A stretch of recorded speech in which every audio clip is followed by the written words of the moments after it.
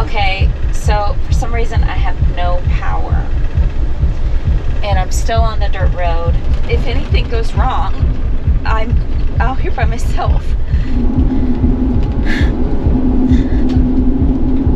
Sorry, it's just, this is scary.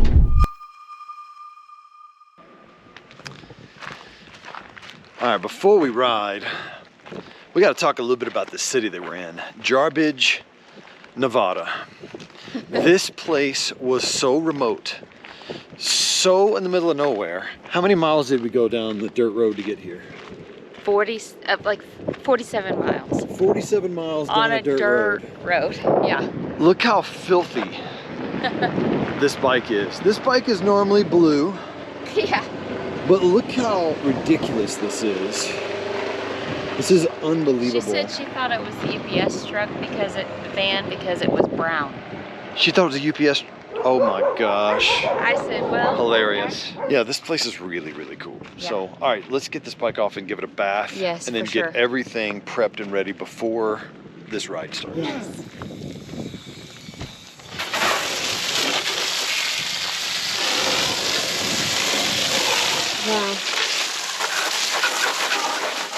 This thing was spotless on our way over here. Hitting me. Rock! He just totally wet me. Got me soaked. It's clean. Ready to ride. Yeah, but we're starting the Idaho BDR. So we're gonna be working our way up north through Clinton's Ferry. We're gonna stop here at about 178 miles in. The whole thing is over 1,200 miles of rugged, very remote backcountry trails with plenty of adventure.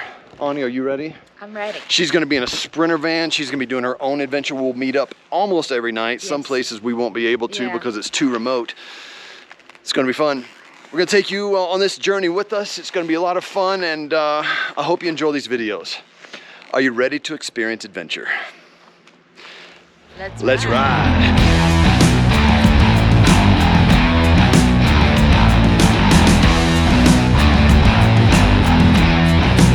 Make sure you're full of gas here because it's gonna be a long time before you see gas again. The rule out here, never pass a gas station. Okay, downtown Jarbidge, I had such a great time. If you come, you gotta see Jane over here at the gift shop. She's oftentimes in this area right here. You gotta see Jane, the English friend. She is awesome. And if you come through here on the BDR, ask for Jane, she's got a gift for you. We are miles and miles from a paved road, but definitely a lot of miles from any sort of civilization. But I love that. I think that's fantastic. Just getting out of Jarbidge here, and there's a river right in the bottom of this canyon, and so I'm just kind of winding my way through this canyon. It's very windy, very beautiful. Kind of a perfect start here to the Idaho BDR. Lots to look at. The road's in good shape. No trouble. It's very well groomed. They tell me that they get mail here 3 times a week, so they have to keep this road open even when it snows so that they can get their mail. I've been seeing the greatest rock formations. Like that one there has a tunnel in it. Hopefully you can see that from here. See if I have that framed up properly. Look at that. It's like these towers with a tunnel right there. And then there's smaller versions of that all over. It's hard to point all of them out, but there's a lot of that. It's really fun to watch. Interesting rocks out here. Again, I continue to go across this river. I'm deep in this canyon. And the rock walls on each side are just so fascinating to me. So normally I ride on the street while Brock rides on the dirt roads, and usually, you know, it takes him all day, whereas several hours, 6-7 hours. But today, and it only takes me like a couple hours on them. But today, I am doing some off-roading because I have to go 20 miles of this dirt road to get before I get to pavement. and it's gonna take me like over 6 hours to get to the location that we're going to Pine, Idaho tonight. So Brock might actually beat me there this time. It's just gonna take me a long time. All right, I'm climbing out of this canyon, hopping up here on the top of the mountain now. I can see down in it. That's what I've been riding in for about, I don't know, maybe 20 miles, I'm not sure. Wow, that's breathtaking. Just a huge canyon, and it goes forever.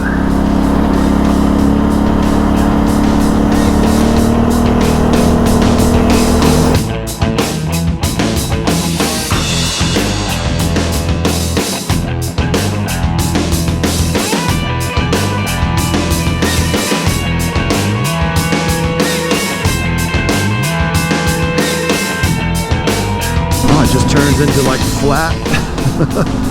Wow, this is not what I expected. It's just completely flat up here. Oh, and we're gonna hit some pavement. That is not what I expected. I expected maybe to crest that and then be another like downhill, maybe another valley, but no, it's just like, and if you look that way, it's just a flat, it's as flat as you can see, but in the middle is that canyon. It's just kind of hidden there. Pretty awesome. Yeah, long, straight, fast dirt road here. You can really relax on this one and just take in the views. It's pretty flat, but, and there's a few cows, and the cows are on both sides of the fence around here. They were out there in the road. It doesn't matter. These cows go wherever they want. I've been running on this road for quite a few miles now, and it's just been like this. Nothing's changed. Just straight, long, narrow road. It's got gravel piled up on each side. Okay, so for some reason I have no power, and I'm still on the dirt road. I don't know if the fuel filter is clogged because of all this dirt road riding, but I mean, I am trying. I can't get up the hill. Okay, there we go. Whew. Because, oh man, we're trying. I can barely make it up. If anything goes wrong, I'm out here by myself, and I have no cell phone service or anything, and I just have no power. I'm praying, and I am playing worship songs, but I don't know if I'm going to be able to make it. I got my foot to the floor, and I don't know if I can make it up this mountain. I don't know what to do. See, okay, it's kicking in now. It's kicking in. I really like this thing here. We did a little customization to make this work. Little blue end cap there to hold these on. But I just lost this one, and I'm not happy about it. I've been looking everywhere over here, and I cannot find it. I feel like it fell off somewhere around here, but... What's up, man? You all right? I'm good. I just lost a bolt, and that's annoying. I'm looking everywhere for it. I don't know where it is. Nah, man. I mean, who knows? Maybe it fell out back there and I didn't notice it till now, but it just started flopping, and I'm like, that's gonna be a long 1,200 miles of that thing flopping. You think so? Maybe. Oh, dude, that'd be so sick if you did.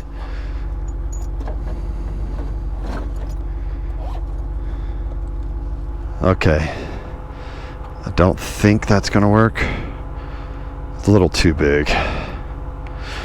It's just a little too thick.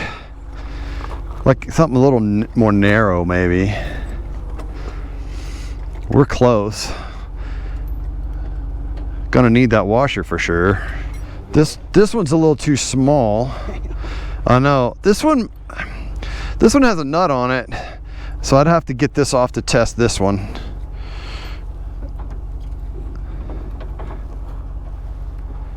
Come on, come on, come on.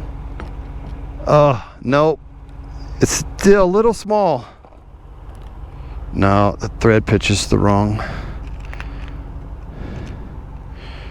Did I try that one yet? Nope. Dang it. Those are so close. The thread, it's like that's the right size, but the thread pitch was wrong, so it wouldn't quite thread. Okay, we'll try these real quick and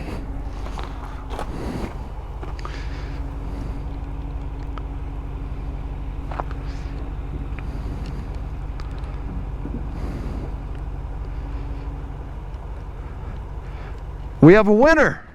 No way.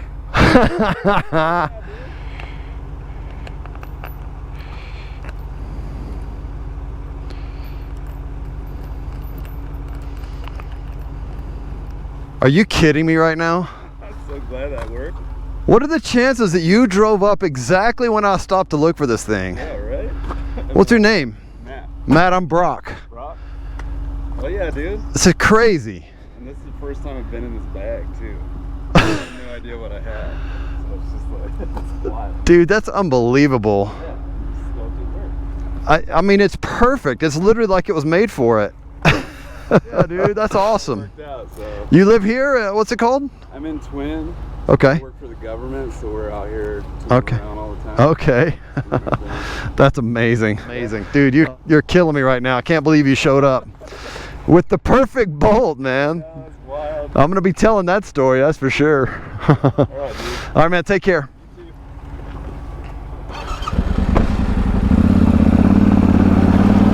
The timing of that was just so excellent. Just fit perfectly. Oh man, every day before we leave, my wife and I get together and we pray for like perfect timing and like, I think we call it like divine encounters, like basically like perfect timing, you know, to meet people. And sometimes it's for them and sometimes it's for us. And if you've seen my other videos, there's lots of examples of that. I'm sure you've seen them. Today it was for me. Today I was really annoyed that I was gonna have a flopping, you know, bark buster over here, just kind of flopping around. That kind of stuff just annoys me. I'm telling you, within 3 minutes, dude shows up and goes, "You need a bolt?" I'm like, what? I guess I shouldn't be shocked, but I still am. Just God's timing on things sometimes is just unbelievable. And it happens so much, it's like we can't, I don't believe that it's coincidence, because the timing of these stories that I'm talking about, like this one, it's just too precise. So thank you, Matt. Dude, that was killer. Must be a river or something here. Oh, there's a bit of a swamp. Wonder if there's any alligators in that swamp. Maybe some crocodiles. Maybe some of those man-eating manatees are up here. If so, maybe they've been chasing away all the alligators. I think I'm 70 miles into this thing, and it just feels like this, so lonely and just isolated out here. But that's not a complaint.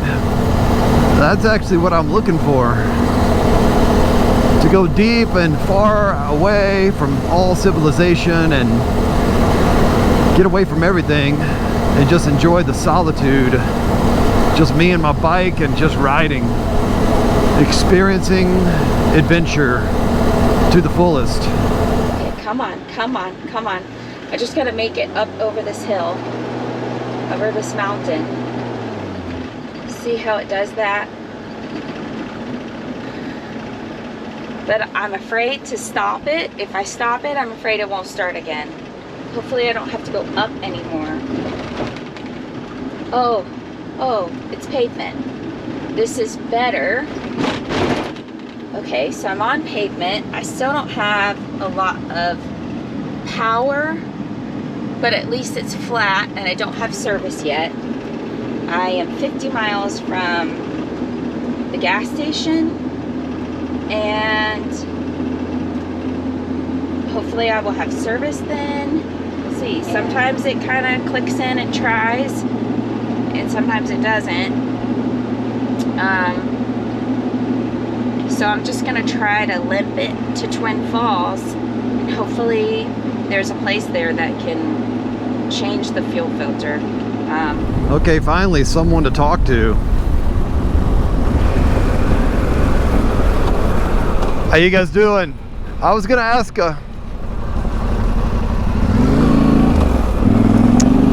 not very friendly. Stay. Good cow. And suddenly the long straight dirt roads now have some curves and some obstacles and some things to look at here.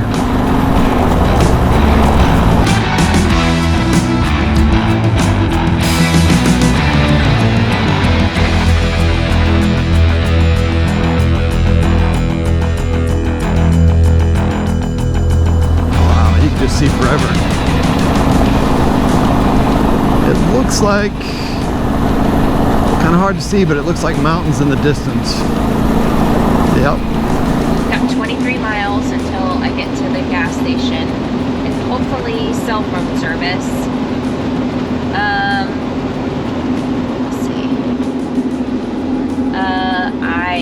Oh wow, I just got cell phone service.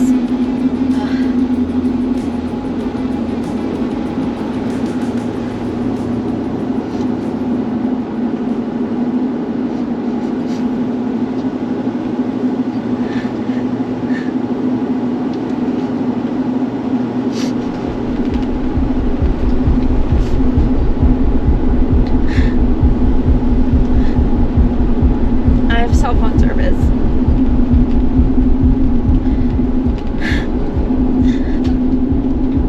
Sorry, it's just, this is scary. I've never been this remote, and to think that it might not make it, the van might not make it, and there's nobody I could call or anything. But now, I actually see another car coming too. I've only seen like one other. So I'm feeling a lot better.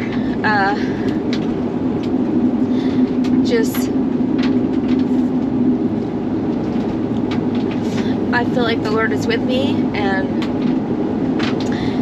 He's helping me get back to civilization. Oh, what do we have here?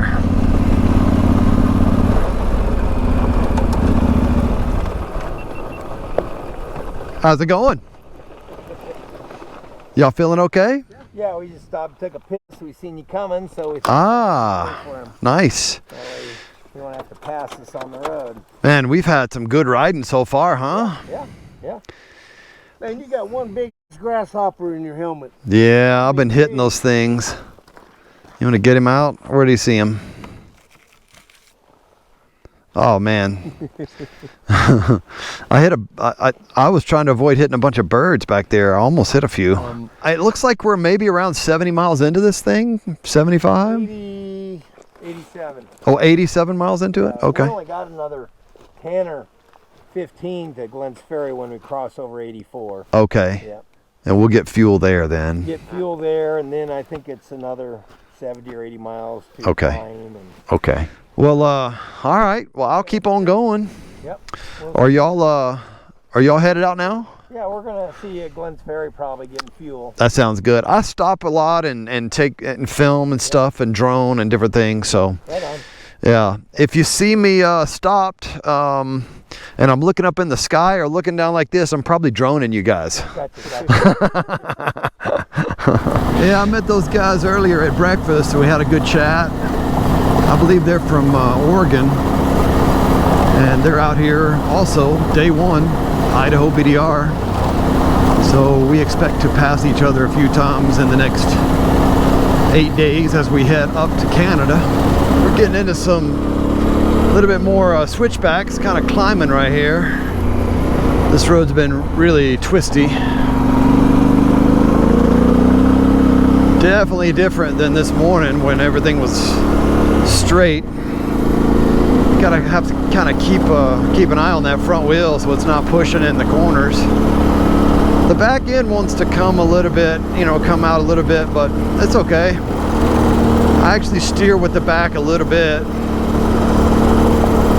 So when the back end starts to come around a little, I'm okay with it.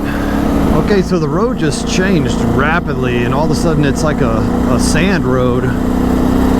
Some of it's hard packed, but some of it's pretty loose. On the edge is really thick actually, so. Oh gosh, so deep right there. And what is this? I'm not gonna complain because look at these views that come with it. This is most excellent. Wow, this huge canyon. Oh man, I'm right on the edge of this huge canyon. This is unbelievable.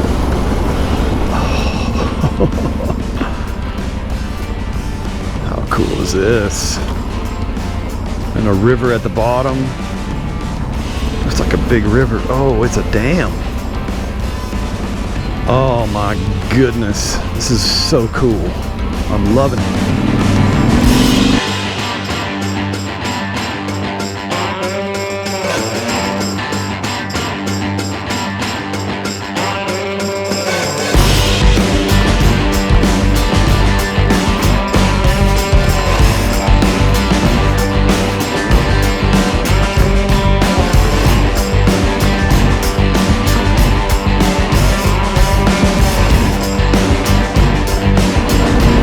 Just hugging the side of this mountain, overlooking this lake.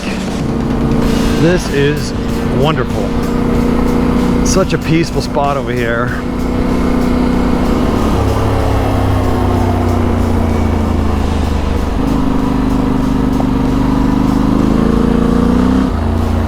It just continues to go on and on. This is incredible. I feel like we're peaking really early on this trip. How can it get much better than this? I mean, this is just top notch. Okay, here's a sign that says Pine, 11 miles. And it looks like I'm about to cross this little creek. I mean, how awesome is that? Hey, a lot of you have been asking us how you can support the channel. You can go buy a new t-shirt. We have a new one that's all about the manatee. Make sure you take a good look, see all the fun stuff that is involved with that project. So yeah, head on over to motomission.com, grab yourself a t-shirt and support the channel. Let's ride.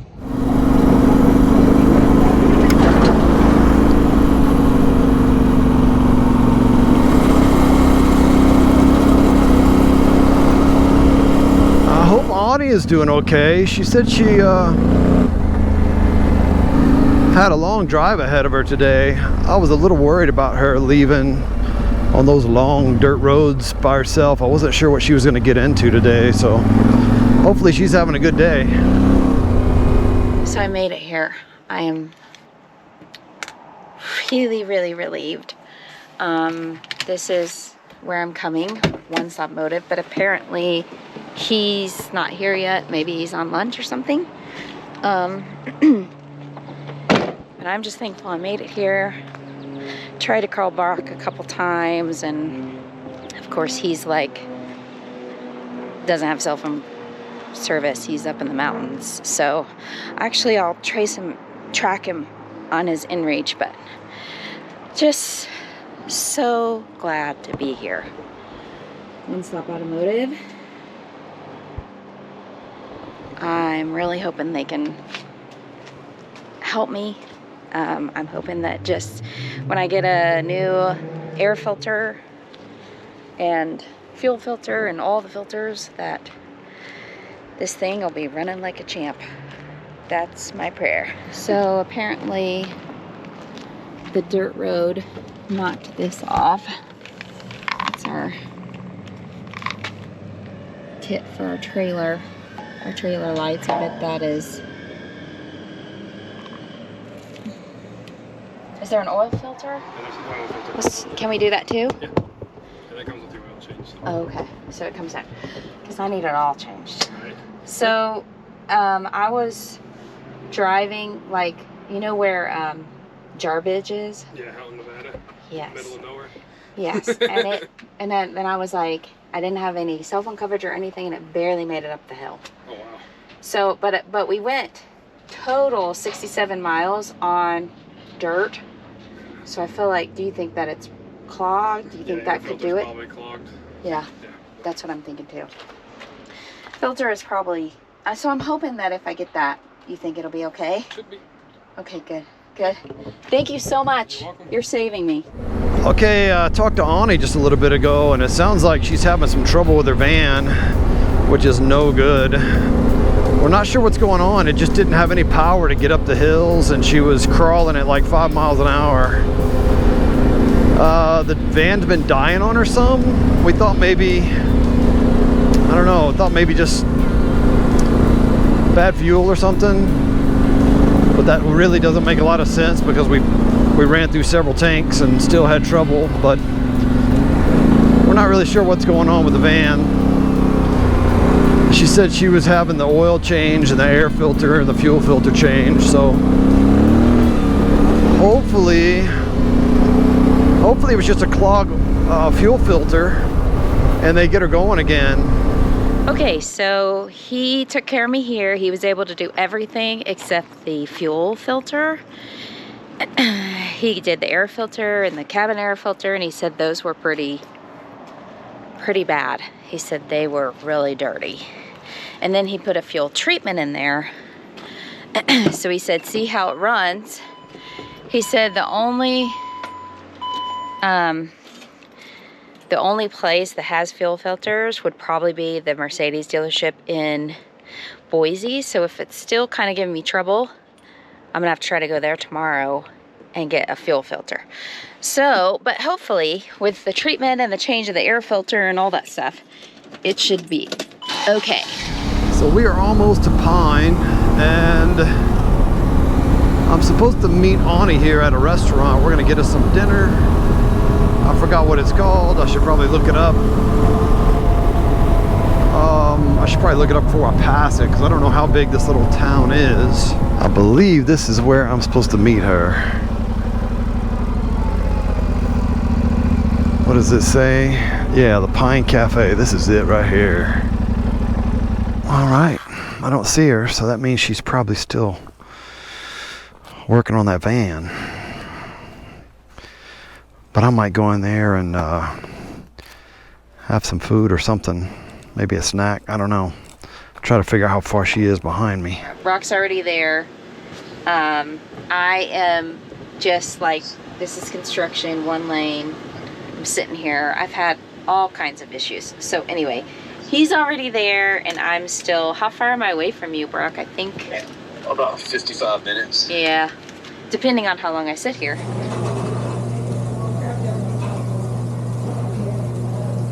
This burger is exactly what I needed after a long day. Okay, so Ani is delayed, but she is on her way. In the meantime, I'm going to sit here and work on a milkshake. Black raspberry milkshake. And it's so good. This place is awesome. The Pine Cafe. I made it. Oh, I have never been so happy to make it somewhere. I made it.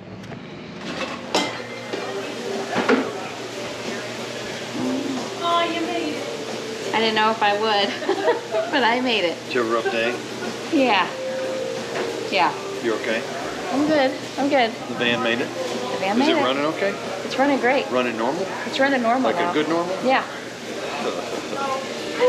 I'm glad she made it. I am ready to sit in hot springs. I'm tense. When is that? Right after this. Oh, it is? Yeah. Oh, let's go then. Yeah, let's go. Okay, crazy day. Van's not working properly. My bike's doing fine, but we're gonna get her into Boise tomorrow and get the van worked on. And I'm gonna try to keep on riding, and then we'll figure out what to do from there. Whether we meet up tomorrow night or not is a mystery, and where I'm gonna sleep tomorrow night is a big question mark, but we'll figure something out. That's why this thing is an adventure. That's right. Even though it was crazy, did you have a good experience or a good memory today? Well, it was beautiful. Okay. I'll say that. It was beautiful. I hope you're liking these videos. If so, please like, please subscribe. There's a lot more adventure coming.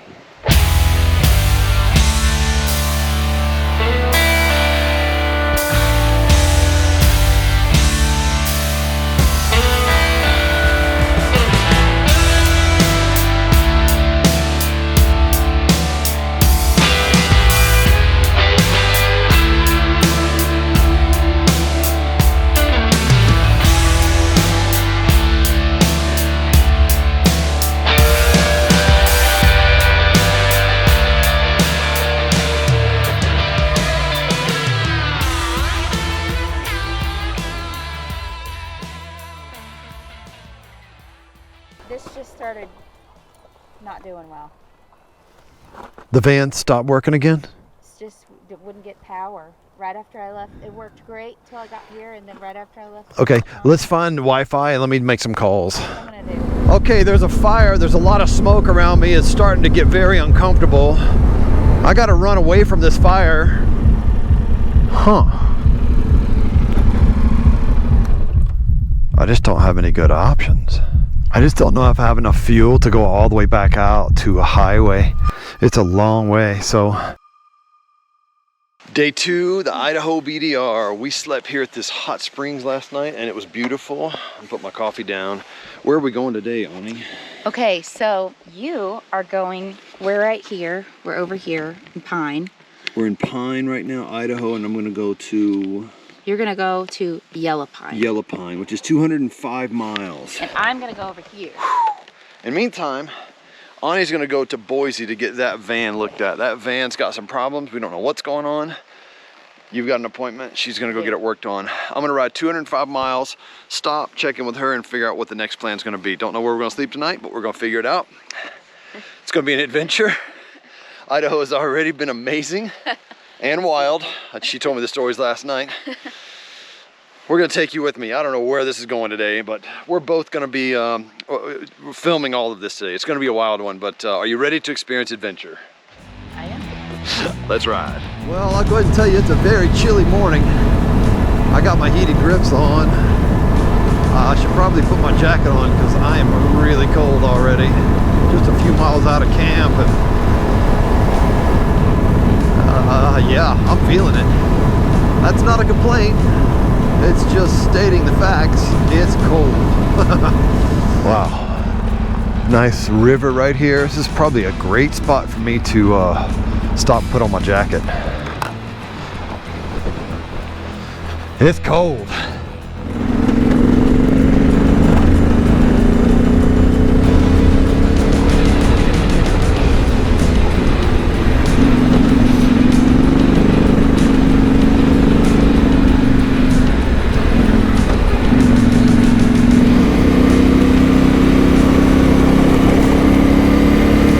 They obviously had a fire through here at some point. Everything's burned up and crispy. But these purple flowers, and then got the yellow and the green, all of this orange, whatever that is over there, so beautiful. Got mountains in the distance, really tall ones over there actually. It's a good ride so far. The road's good, it's smooth, few rocks, few ruts, nothing really, anything to be concerned with. A little sandy in the corners sometimes. You can see it's pretty soft. And so traction is pretty good, but you can slip a little bit here and there, so you gotta kind of be careful, but I love this place. So peaceful. All right. I gotta keep banging out the miles, so here we go. Let's see if this fella will let me by. Oh yeah. That was very kind of him. Thank you, Mr. Stranger from Idaho. Here's a good little sand section. Oh yeah. Not much though. It's just sand for a second and then it's back to hard pack. Some of these corners are getting a little bit more sandy than previous today, so you can't really lose focus out here. Gosh, it's so beautiful. Unbelievable.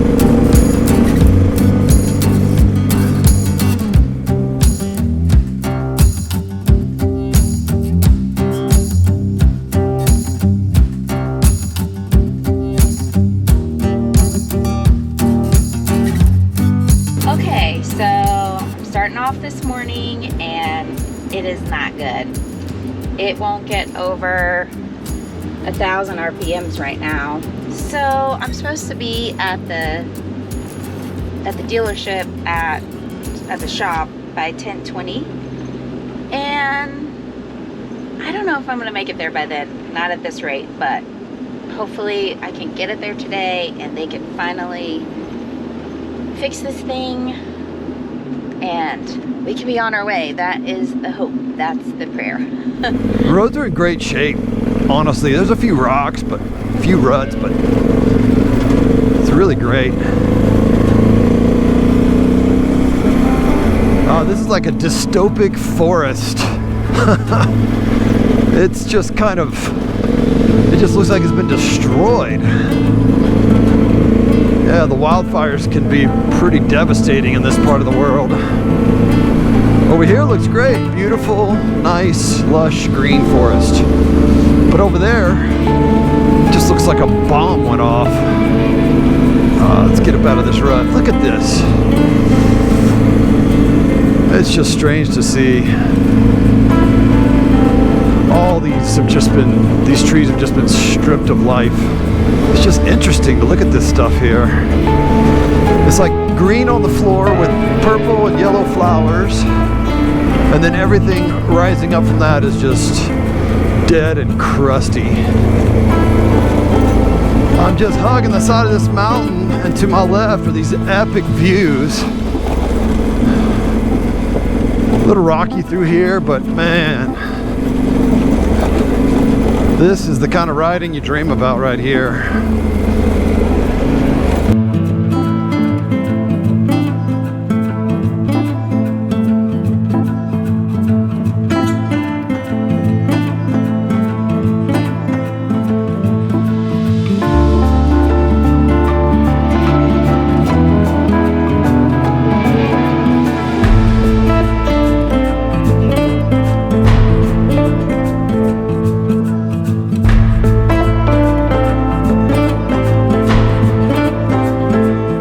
Making a left here. I thought I was going to be hugging that way, but I'm going to split and go to the left. Let's see, where does that go? It looks like it winds up the mountain that way. All right, let's go have some fun. Not too bad right here, but it just starts to really fall down the hill here. We're dropping elevation real fast here. Like a couple of trucks going down and something coming up, maybe. I'm trying to figure out what I see up there. A bunch of lights. What am I looking at? Everything okay?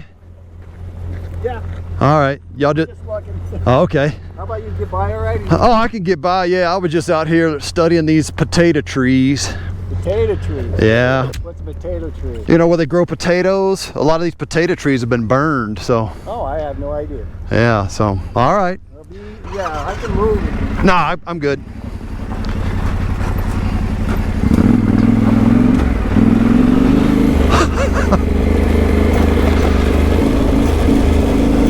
The look on that guy's face.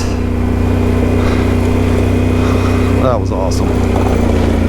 We're just working these switchbacks like a rapid descent here.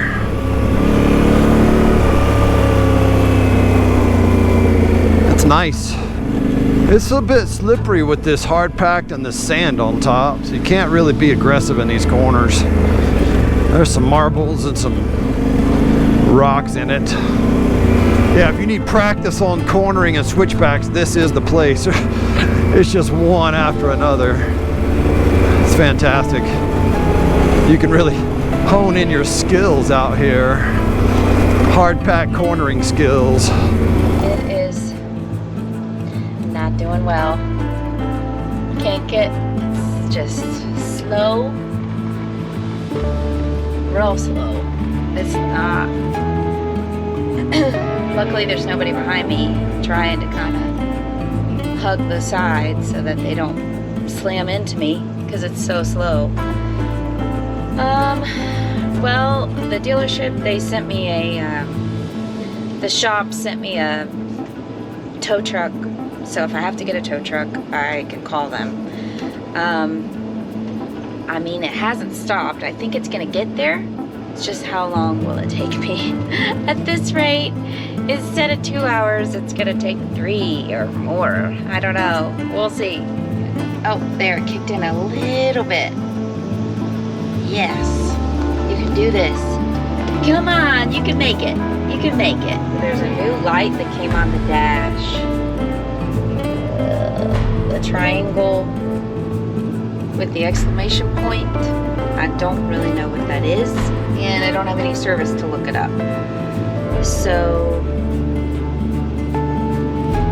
I've dropped down into the bottom of this mountain, deep into this forest where it's just loaded with ponderosas. And it's cooler down in here, lots of shade of course, and the road's a bit sandy, but man, it's beautiful down here. A lot of green. It's like everything's kind of been thinned out over the years, like for fire control. I have a buddy that does that. He'll go in and they'll clean up the forest. They'll remove trees and cut things. And if I understand it right, they do that so that there's less fuel to burn, which creates less heat, which means the fire doesn't have the speed. And what I mean by that is, a lot of times the trees, it'll get so hot that on the other side of the mountain, or like the other side of the valley, it'll be so hot even from that fire over there that it will ignite those trees from 100, 200 yards away, or maybe more. And I didn't realize that's how it worked until I was talking to my buddy who, this is what he does, he does this fire control stuff. He's a fireman in Colorado. But it's just kind of unbelievable. The rivers here are so amazing. How's it going? Very good, you? Man, it's great. How beautiful is this? It is awesome. Unbelievable. Coming from Pine this morning? Yeah. Yeah. Yeah, we went around the other way up into Trinity Lakes and camped there. How was it? Oh, it's awesome. That's what I hear. 3 or 4 really pretty lakes, campgrounds right on the lake. That's fantastic. Yeah, I heard good things. There's a couple buddies that I met a couple days ago that are riding. You may have seen them. They camped there last night. They had a white bike and a red bike. Yeah, they were at the other campground. Yeah. This is just unbelievable. Idaho is pretty fantastic. Yeah. Yeah, for the past 20 years I've been in southern Utah doing stuff, and moved to Idaho last year, and so this is kind of my first off-roading trip up here. Really? Yeah, so it'd be great to have it in my backyard. Yeah. I live in Nashville, so it was a bit of a drive to get out here, but Whoa. it's worth it. Man, look at these rivers. This is not normal. This is paradise. Incredible.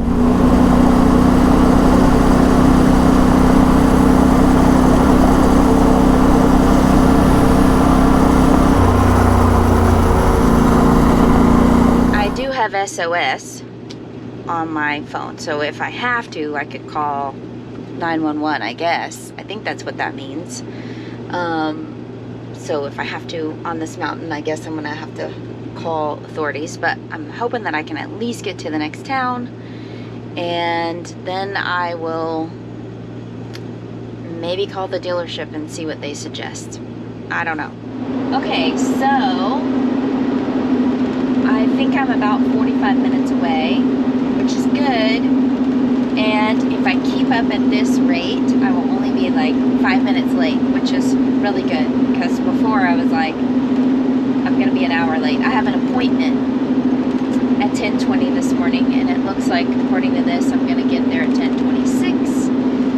Now I'm out of the mountain. It's a little more flat. It's still a little hilly, but what I've discovered is if I manually shift the gears, if I do it manually, it works. And then when I'm in that top gear, if I put on the cruise control, it works better than the gas pedal. So this is all data that I'm going to give them when I get there, you know. That's how I'm getting it there. So I don't think I'm going to have to get a tow truck, which is good.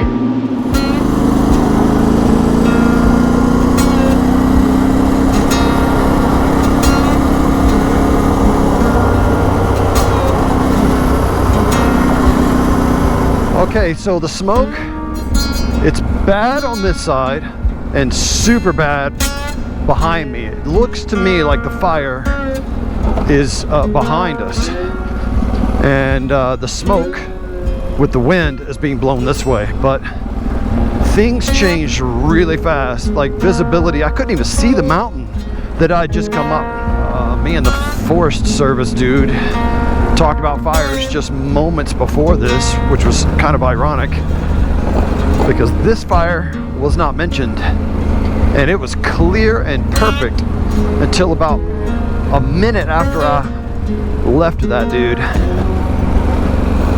So I'm just gonna keep making miles and try to get away from it, and the first town I see, I'm gonna try to get some fire information, because things can happen up here really fast in this part of the world, and wildfires can they can move pretty quick. I don't want to stick around, to be honest. I picked up some hitchhikers a year ago in Washington, I believe. They were from, I forget where, somewhere in Europe, and they were talking about how they were hiking. It was a guy and a girl, and they were hiking up here. Wildfire started. They were watching trees explode next to them as they were running, trying to get away from it. And they said it got dangerous, and they were hiking, so they were inside a part that at that point had been closed, and people didn't know that they were there. And they said it got pretty dangerous, and they were running with their backpacks to try to escape the fire. And at one point, there was fire all around them, like on both sides. And they found a little window that they could run out. So they said it got hot. No burns and no injuries, but I may put my head down and make some fast miles. Although this is a little bit one of those sections you don't want to go too fast on, but see what I'm saying? The front end just hit a rock and washed right out from front of me, from underneath me. But I'm gonna stand up, get on the pegs, and probably put down some faster miles to try to get ahead of this.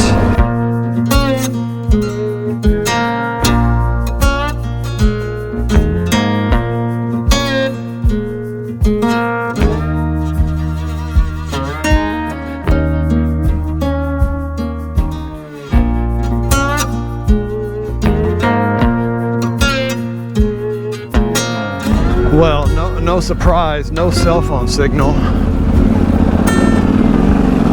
I tried. I'm just gonna keep going, nothing else I can do. That smoke is messing up my day of riding in paradise. I hope Annie's doing okay. I hope that van gets fixed easily today. We have no idea what's going on with that thing. It's losing horsepower on occasion, and then it just kind of snaps back, and it's perfectly normal. But she was worried she wasn't going to get out of those really remote dirt roads yesterday with those big hills, so she was pretty frazzled yesterday, to say the least, and it was not relaxing. And so we found a place in Boise that's going to look at the van today, and it sounded like they were going to treat her well. So hopefully everything is going well, and they get that thing put together, problem solved, and she can get back on the road. She arrived. in right now. And I'm so glad that I made it.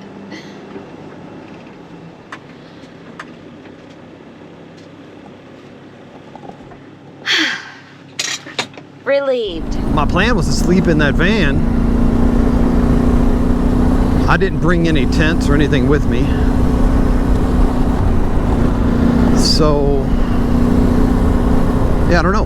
We'll have to figure it out. That's all part of it, is you just have to figure it out as you go. A lot of smoke coming through. You know anything about it? No. Hopefully it hasn't started yet. I came from the other side of that mountain and it was crystal clear. Oh, really? And within 5 minutes, it was so much smoke I could barely breathe up there.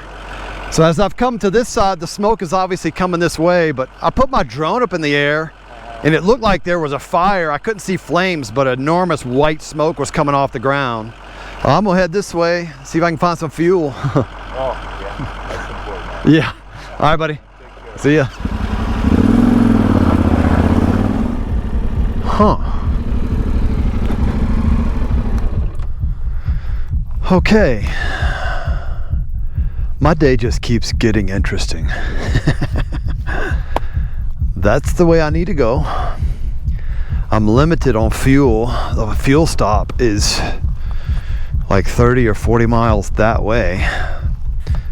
Man, going around?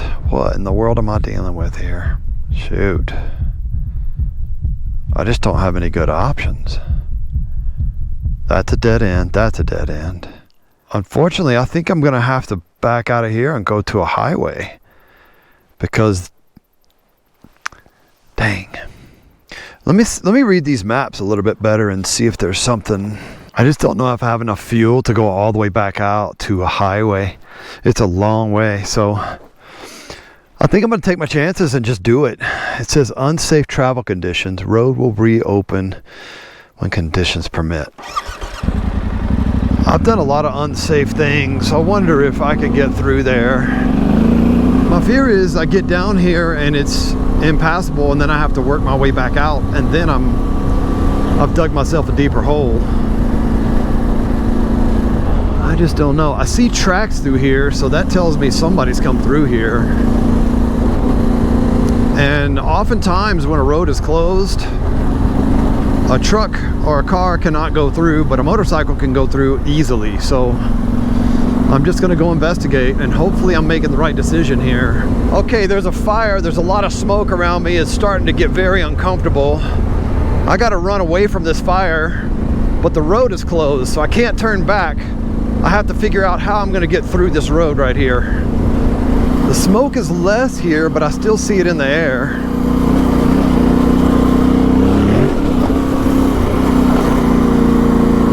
There was a little bit of a pocket where I didn't have much trouble, but it is definitely rolling in. Got a big fire, obviously.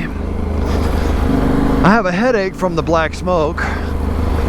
The fire's behind me, the road closed ahead of me. I'm kind of between a rock and a hard place.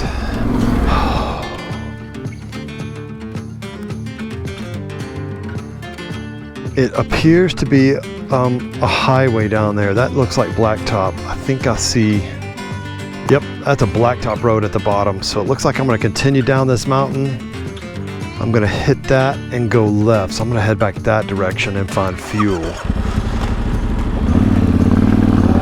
Wanted to take a minute and try to look where I had that good view to see what was coming.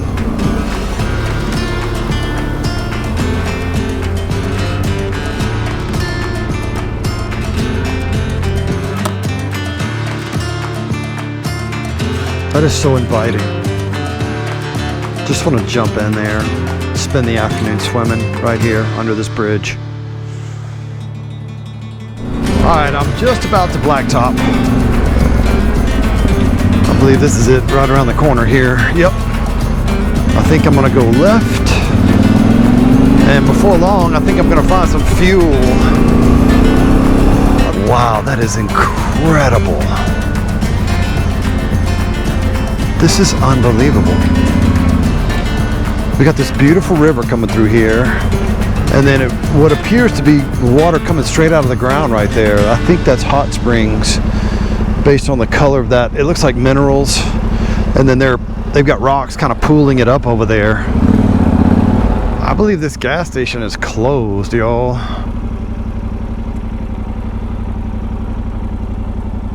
I don't know, man. Although that pump looks like it's turned on. Whoa. This is my only chance to get fuel. That is interesting. I hope that this works. This is bad news. The machine's broke.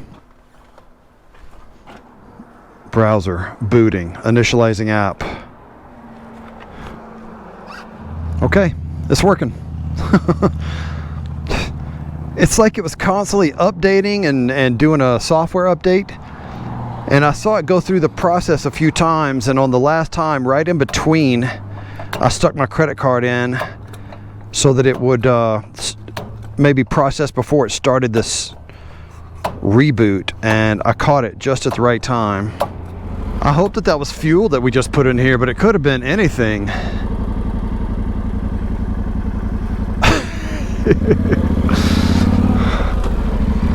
Well, it looks like maybe a restaurant here. I don't see any gas pumps, but it looks like they sell pizza and hot wings.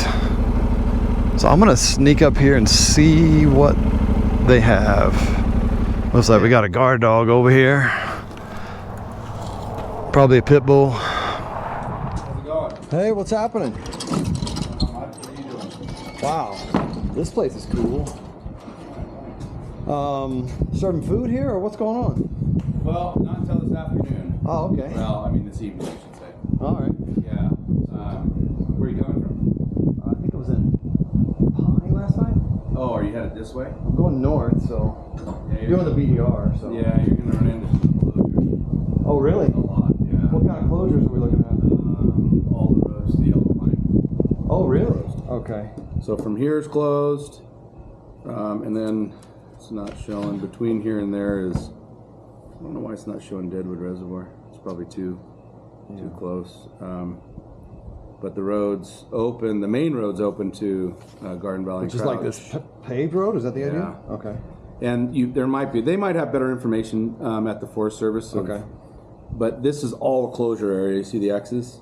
So this is all a closure no way. area. Yeah. So everything. Yep. I was lucky to get to this point then.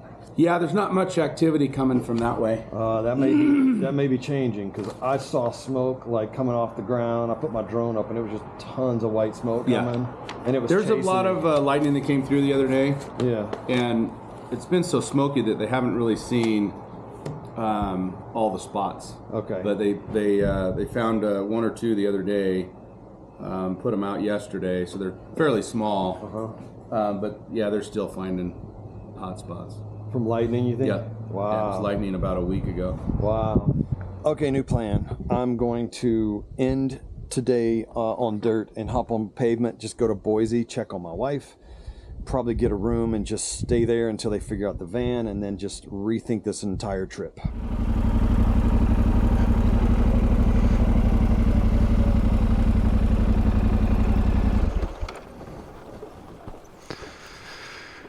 Okay, let's go talk about the fire. Hello, how are you? Good. I'm here to talk about the fire. They said I should stop here and get information because the roads I'm trying to go are closed. Where are you going? Yellow Pine and Yeah, someone else just stopped here, a motorcyclist. And the same thing. You're gonna have to go all the way around. okay. What do you mean all the way around? I'm not from here, Oh, so. I'm sorry. Yeah. Yeah. Okay. So you're probably looking at a couple hours or more. Okay. So here's Deadwood. We're down here. You probably wanted to go this way up to Yellow Pine. Yeah. You can't. On the BDR. I don't know if you know what that is. Yeah, you but- can't. All right, so basically through Cascade and come up the top, and Yes. this is where Yellow Pine is up Right here? here, yeah. Yellow Pine's Yeah. there. What about north of Yellow Pine? Have you heard of anything? I don't know of anything north. Okay. Yeah. You know, as of right now. That's tens of thousands of Yes. acres if you add them all up. Yeah, in just this little area. Well, I mean, Cascade Unbelievable. is about an hour and 35, 40 minutes. Okay. Wow. I feel like I'm getting cheated right now, not being able to see all of the route that we had planned the next couple days. But with 9 wildfires and what they say, I don't know how many tens of thousands of acres that are on fire right now, it's just a no-go.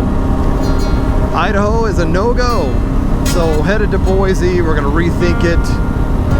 I don't know what we're gonna do. But my trip is in jeopardy. I think I just saw a cobra.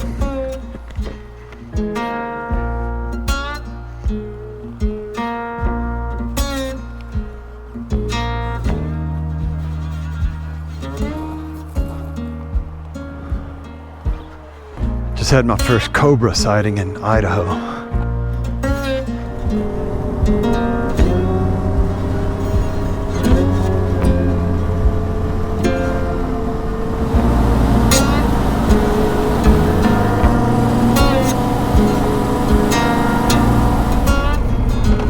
Okay, I think this is the place. Hey, come hang out with us this summer. We're doing an event called Holy Smokies. We're gonna gather around, sit around the fire, have some food, and ride motorcycles. It's gonna be a lot of fun. Go to motomission.com and sign up right away. Right now, it's kind of tough. With the emission system deleted, it's manipulating a lot of codes, but we think we kind of got around all that. After doing all of our diagnosing, we think that either one or more of these are all tied in together. So we need to start with replacing the fuel pressure regulator. There is an internal fault in the fuel pressure regulator valve, and at that point we're going to recommend to replace it and then retest the systems afterwards. And it looks like I do have to order that part. I don't have it in stock. It says it's 3 days out. Okay. And then it would be $3,018.30 to replace that. $3,000 to replace the fuel pressure regulator. Correct. You got 4.8 hours of labor, and then the parts are $2,034.30. Okay.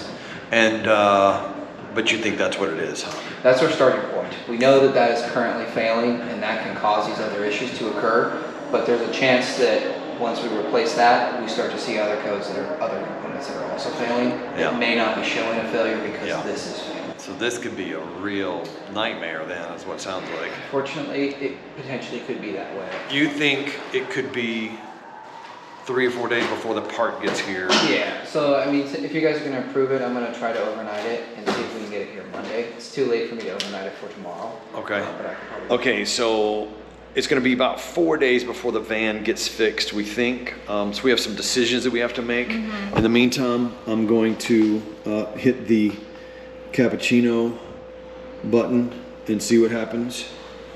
Oh, it turns into a TV screen. Gill. And yeah.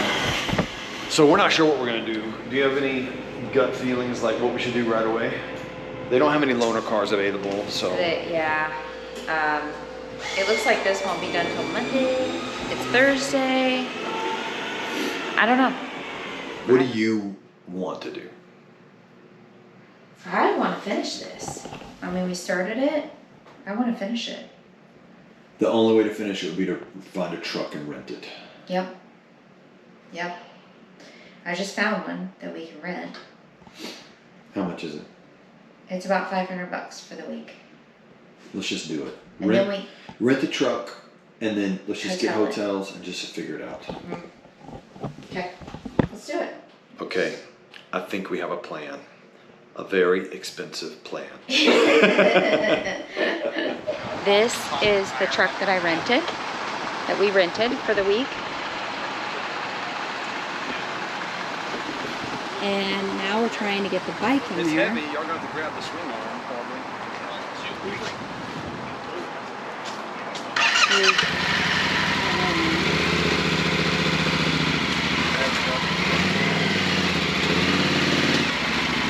Now pick it up just a little and come over towards me.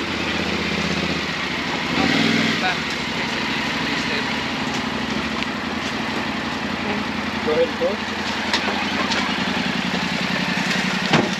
All day. Amen. Wow. Y'all are awesome. Dude just brought us all sorts of snacks, waters, cookies, chips, everything you could ever want. Look at this. Wow. That's unbelievable. They've been great today. Yeah. Really taking care of us. Sweet. Crazy day. We finally made it to a hotel room, rented a truck. The show must go on. It's gonna be wild. We're changing all of our reservations, but whatever. It's gonna be fun. We're gonna try to keep this thing going. Hopefully you're liking these videos, and if so, please like, please subscribe. There's a lot more adventure coming.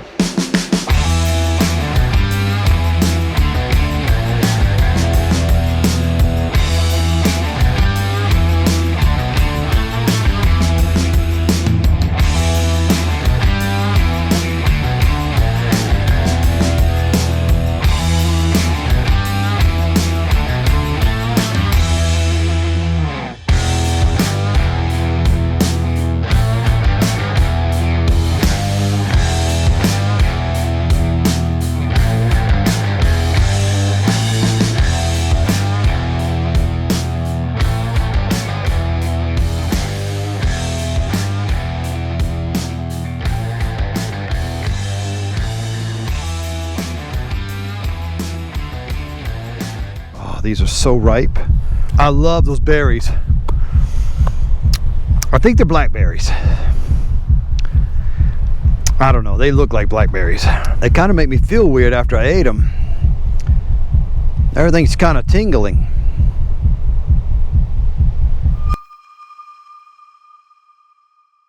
Okay, we are officially on to Plan B as we are on day 3 of the Idaho BDR.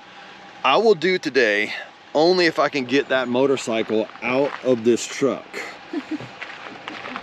We have a plan, I think. Right there. That's good. You're not even gonna have to use the ramp. I think this is gonna work.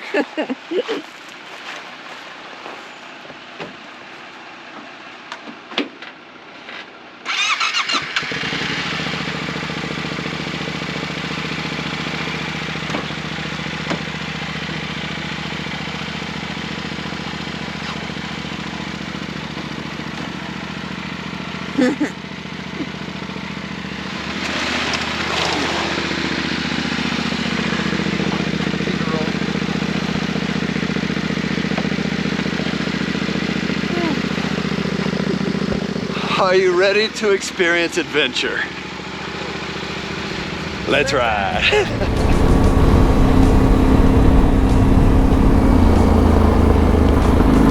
Well, it was a chilly morning. Started out about 45 degrees this morning, but we took a little time and we soaked and kind of warmed up and loosened up, and then it's warmed up a little bit, although it's still a little bit chilly as I ride. I'm getting into some little bit more elevation here where I can see some of the tops of these mountains. I can see, oh man, wait till we get around these trees. It looks like I'm getting glimpses of some real beauty over here. There's a young Yamaha rider right there. Look at that big bike. On the Yamaha too, it's blue. I like it. I like your motorcycle helmet. Okay, on these stickers it has my favorite 2 words, okay? Can you read that? You want me to tell you what it says? It says, let's ride. Here's a couple more. Oh, wow. Yeah. Here, high five. All right. Say thank you. Thank you. Heck yeah. It's day 2. He's getting the hang of the throttle and the brake, so. No kidding. Yeah, it's been fun. Hey, how old are you? I'm 4. You're 4 years old? And you're learning how to ride the PW50, huh? And I can do the brakes. I'm so happy to hear that. What's your name? Charlie.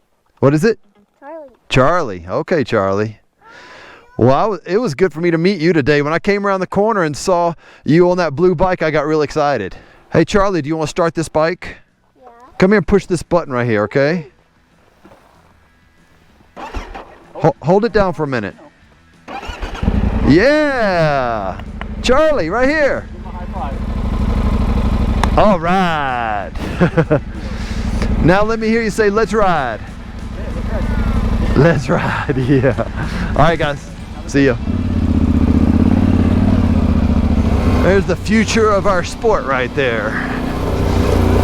We got to invest in those young dudes. We need more young guys riding. And it starts young. You know, at age 4, they can ride bikes. Now with some of the new technology, it's easier than ever to start riding motorcycles. And the earlier, the better. I personally believe that if we had more people experiencing the outdoors and all the adventure that it offers, we'd have a lot less problems in the world, a lot less people staring at screens, getting brainwashed on all the nonsense that's being force-fed to our children and to adults, to be honest. So, parents, take your kids riding. If you live in the city, plan trips, plan vacations. We met somebody earlier today. They live in a big city, but they come out here as often as they can. We need more people doing that. And it's healthy. It's so healthy. It's good for the families to bond. It's good for fathers and sons to bond together, and marriages, and it's just so good. Something that I'm working on. We're developing events for families to come out and hang out and camp with me, ride motorcycles with me. There's a father-son weekend where we camp and ride motorcycles called Like Father, Like Son. If that interests you, come on, sign up, meet us. And then we have other things that are throughout the year and across the country, different states, where we just want to kind of foster some community and get people out, hanging out with each other, experiencing community around two wheels, around a campfire. This is the kind of sign I like to see. Not suitable for passenger cars. That tells me the road's about to get rough. I wonder how many minivans I'll see back here. So today I'm doing a little dirt road, but I'm in the Jeep, so it's all right. I feel a lot more comfortable in this than I did in my van. Woo. Normally when we do these backcountry discovery routes, my longest drive is like 2 hours. My average drive is probably around 2 hours. Well, these drives are so long, I guess because Brock is going over the mountain and I'm going around it. So today I have like a 4-hour drive. Turn right so, onto Wagon Road. Here we go. I'm just gonna plug away. Brock might beat me there. I don't know. It's pretty chilly up here. I just turned on my heated grips because my hands are freezing. I don't know what the temperatures are. I'll have to look at it when I stop, but I think they're still in the 50s. It's pretty cold. I know, you laugh, you go, that's no big deal, but for me, I'm a wimp. I can't handle the cold. I need more layers. And I didn't put any layers on. I just have a t-shirt and my jersey here, so if it gets much colder, I'm gonna stop and put my jacket on. I got this Climb shell over here that's pretty fantastic. So I'm getting close to making the decision to doing that. My nose is cold. This road is almost like concrete. What is the surface of this? It's really hard packed here. Is this sand? Yeah, it's still sand, but for a second it looked like old pavement. It's like hard packed sand. We got some rain, so there's a little bit of rain ruts in it, but nothing to be concerned about. This is great, hopping into this dense forest. This is fun.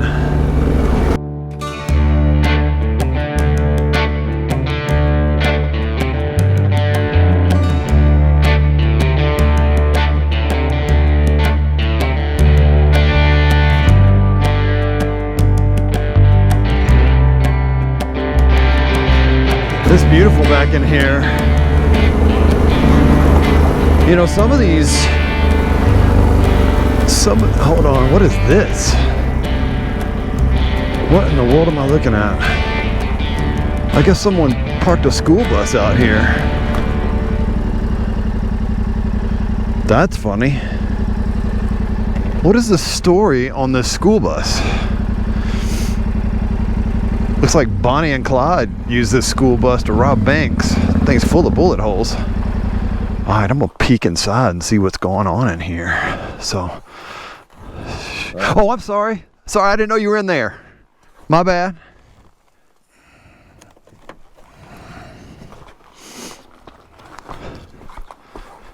Okay, pretty interesting place. Random school bus, and it looks like somebody's been sleeping in there, so. I don't know, man. I don't know the story, but if you know the story, please comment. Leave me a comment. Tell me what's going on. Why is there a mostly green school bus in the middle of Idaho? All right, so if anyone needs a school bus, I know where one is. It's slightly used, needs a little work. It's been sitting for a little while, but you could probably get it running. You just let me know. I'll tell you where to pick it up. So I'm in Riggins, and I'm about to get some food, but I'm going to just show you where Brock is going. So we were at Burgess Hot Springs, right here, and I'm right here. So honestly, Brock it's not too far off the trail. He might actually come here, because he might get hungry too. Maybe. We'll see. But then he's going all the way up to Elk City right here. So that's the end of the day. I'm going to try this place.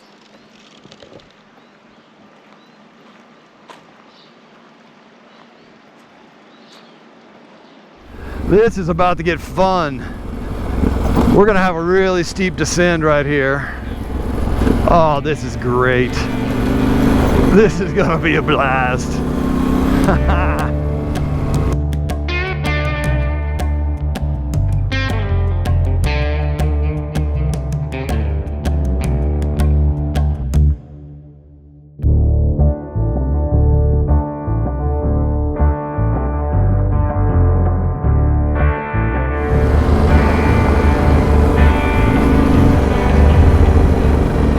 These roads are so twisty, I love it. You gotta see this. Look at this. Look at that, that's incredible. I've been working my way down. It's just back and forth, back and forth, back and forth, all the way down, as far as you can see. This is so beautiful. What a cool place. You're like in the trees, and then you're out of the trees, and then you're back in, and then you're back out. Goodness, this is so incredible.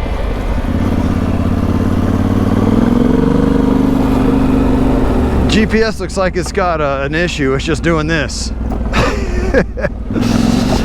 Hilarious. Thank you. Yummy.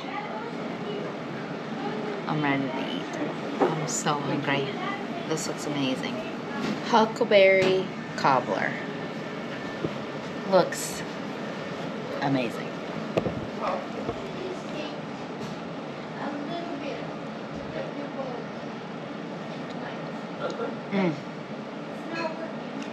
I think I see a river to my left.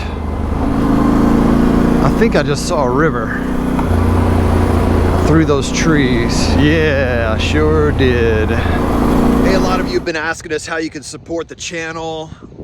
You can go buy a new t-shirt. We have a new one that's all about the manatee. Make sure you take a good look, see all the fun stuff that is involved with that project.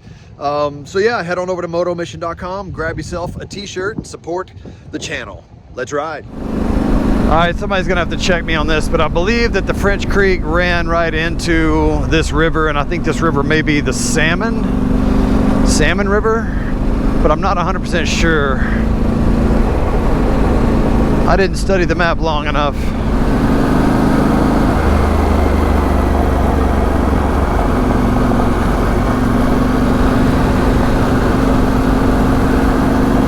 All right, I'm gonna hop off the normal trail. What is this?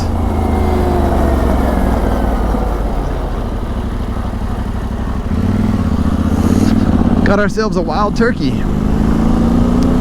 All right, I'm gonna be hopping off the trail right now. I'm gonna head into town. I'm gonna try to get some food in Riggins. And I'm hoping, I don't know if we've timed it right, but I think Ani was gonna go through there too. So hopefully I can meet her about the same time and have lunch together. That looks fun. Little kayaking and whitewater rafting. Looks like maybe a group. Alright, I'm about to roll into Riggins. Gonna grab some gas and some food, and then I'm gonna hit the trail and get back at it because I still have a pretty good ways to go and I'm having so much fun. So they're having fun too. Look at that. They're having fun too. Look at that. That's the place we were told we should eat at. So it's called Cattleman's. Cattleman's Family Dining. We're gonna give this a try. Oh, look at this. Look what I found. You're here? I'm here. I just finished. You just had dinner? Yeah. It was good. I just finished because she doesn't really like you to talk on the phone in there. Oh, that's funny. He's not here, was talking on the phone. That's really funny. One of the burgers then. How about the pepper burger? You like that? What would you have? I had the mushroom burger. It was really good. Everything's very fresh. Really? Yeah. Let's do mushroom burger then. And I'll take a cappuccino if you have any left. No, we don't have that. Sold out. This isn't a coffee shop. This is Okay. we have coffee, but we don't have no cappuccino with it. Ah, okay. and I hear you have some kind of cobbler. Is that true? Yeah, Huckleberry cobbler. You have Huckleberry cobbler? Man, I would order it if it had ice cream. It probably doesn't come with ice cream. Yes, it does. It does? Homemade ice cream. Homemade ice cream? Yeah. You know how happy you just made me? I'm so excited. You good at making hamburgers. I can tell you right now. Look how good this looks. Not bad for a vegetarian, huh?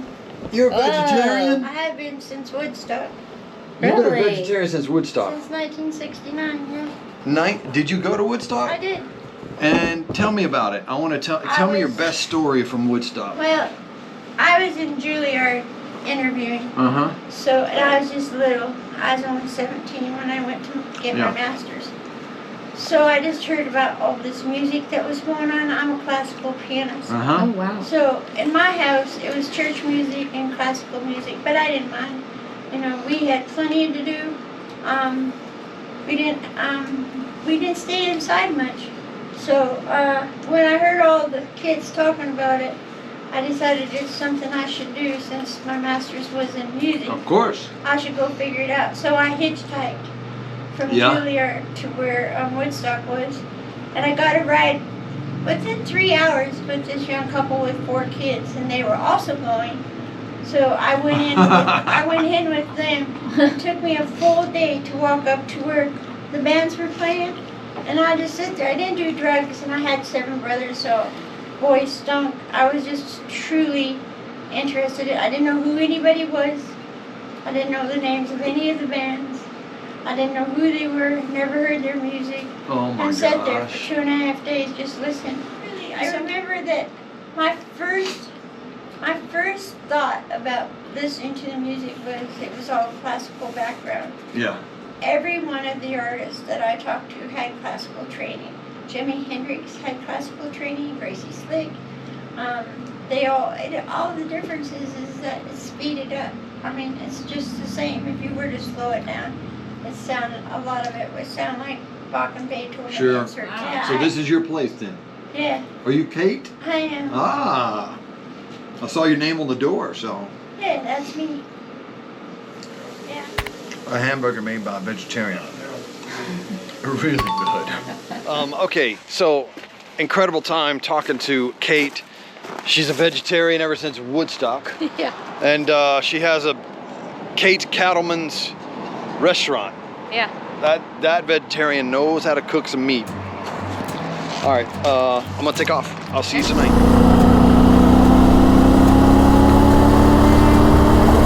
All right, I kind of rode into town about 20 minutes, and now I'm back in this, back on the dirt roads, back on the original trail here, the Idaho BDR Section 4. It's actually day 3, but on my GPX files, this is Section 4. Y'all know I have to do this.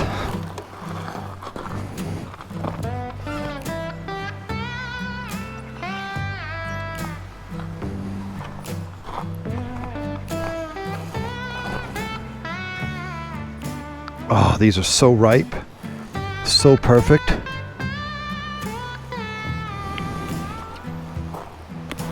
I love those berries. I think they're blackberries. I don't know, they look like blackberries. They kind of make me feel weird after I ate them. Everything's kind of tingling. Some great views up here. It's been burned on that side. On this side, it's still like new. Road gets a little bit more narrow through here. A lot of blind corners, so I'm taking my time and looking around them before I commit. Kind of staying to the right, you know. Let's see, I'm gonna have to go over this and go around.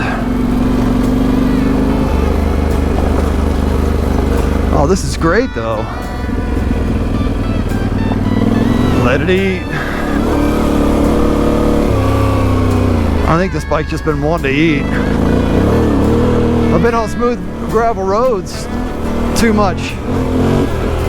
This bike's ready to bark.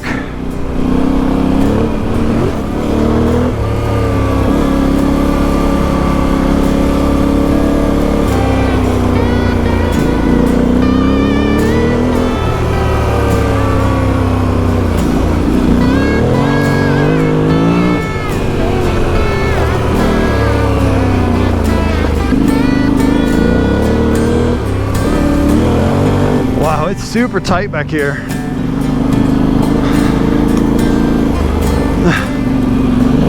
Oh yeah.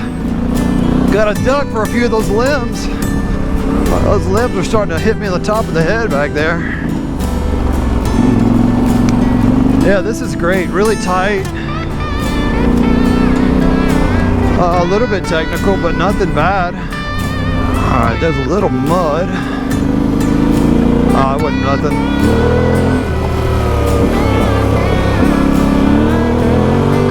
I'd say for a lot of this, if a Jeep tried to come through here, he would get a lot of new pinstripes.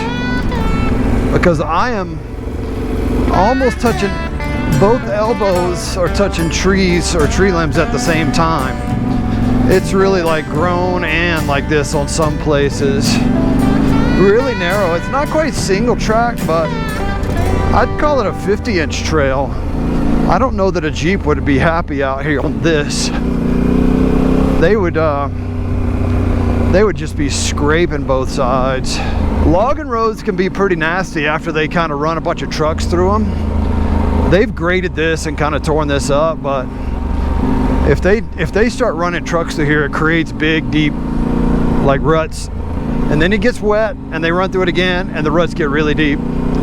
I was in Utah, of all places, Utah, not far from Moab, and it looked a lot like this. I know that's hard to believe, but on the east side of Moab, I was on a logging road, and I think it might have said road closed, I don't remember, but we went through it anyway. And we got in the sloppiest, nastiest mud. Oh my gosh. We thought those bikes were gonna be buried forever back there. Part of it's really hard packed and nice, and then it gets really soft. So it's kind of schizophrenic right now. You don't see that? The front end wanted to tuck right there. So you don't know which way to go. Do you relax because it's hard packed, or do you get aggressive and stay focused because it's soft? You're kind of going back and forth. And so I haven't decided. I'm doing a little bit of both. Oh, nice downhill. We'll blast it.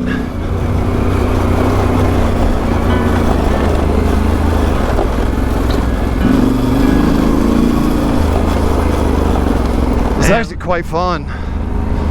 It's got some really good flow to it.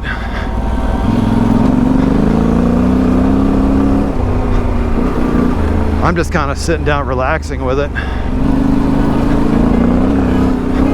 But I'm careful to still be shifting my weight so that I got my weight on the outside. It's kind of a different technique, but it's the same concept of weighting the outside peg. How's it going? We got fires over here? No.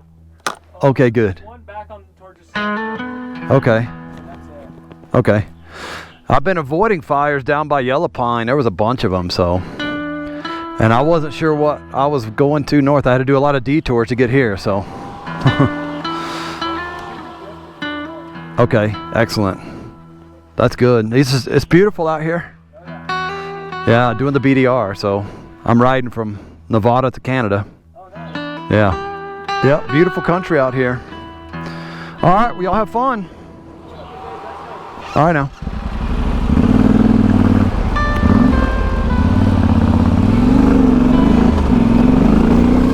I'm wondering if I missed a split or something back there. I certainly didn't see it.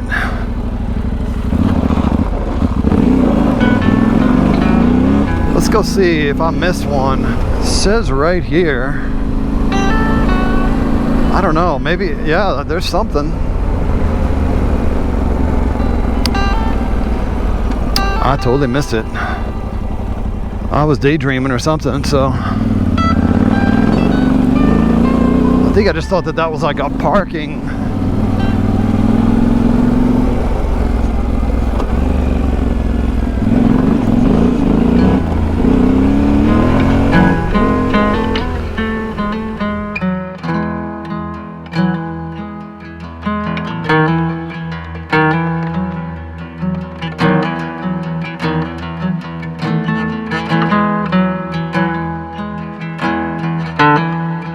I've been riding through this like lush green valley, almost like a wet bottom. Everything is, it's kind of wet down there, almost like a, not a swamp, but kind of marshy.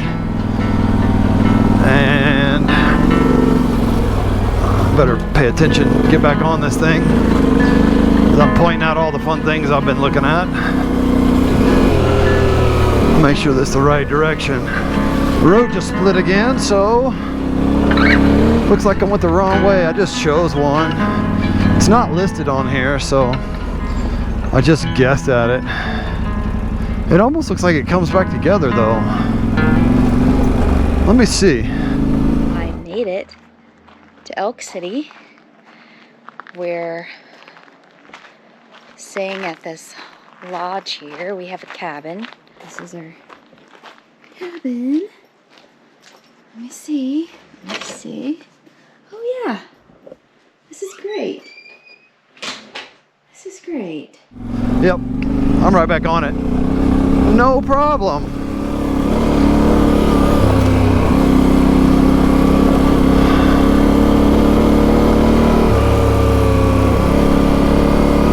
So the country has changed quite a bit.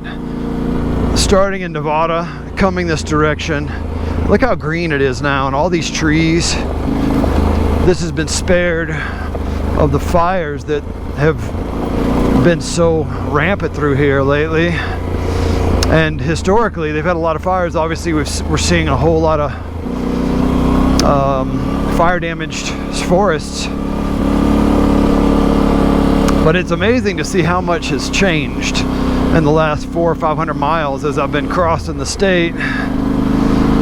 It's actually cool right now. Like, I don't know what exactly, I'm not looking at the gauge, but it's really cool in the air. It's so remote. I mean, you just feel all alone out here.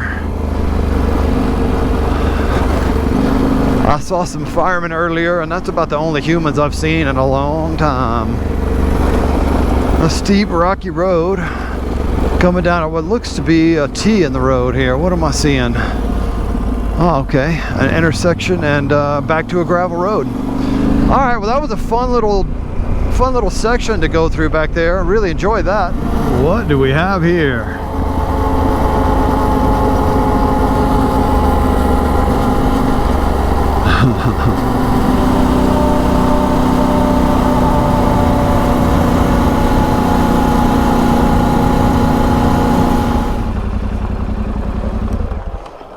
I'm so glad you're here. When I was tracking you, it kept freezing up and you were in one spot and I was about to go try to look for you so I guess it was the Wi-Fi or something. So it's a lot farther than I thought. Yeah. And when I was getting close to Elk City, I was like, I better put in the address, but no cell phone coverage. Well, somehow, I guess it did it without it. And as soon as I put it in, it showed South Fork Junction like I'm approaching. I literally just hit the brakes and pulled in. Wow. Like right there. Otherwise, I'd have gone all the way to Elk City. Oh, yeah.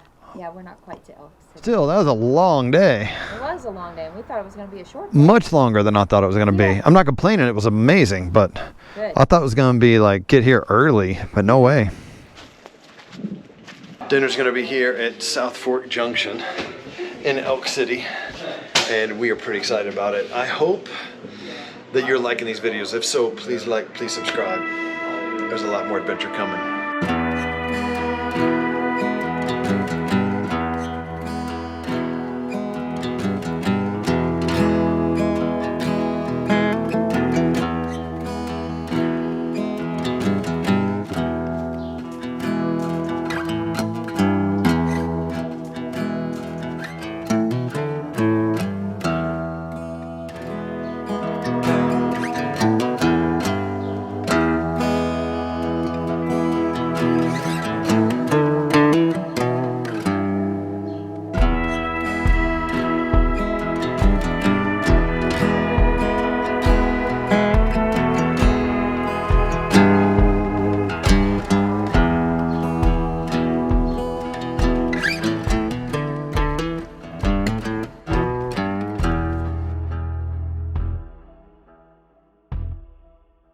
It does really well, actually. Yeah. You want to ride it? Here. You take off. Here you go. Here. Pretty big climb going on here. Looks like there's a big, steep, tall hill climb at the end over here. Come on, come on, come on.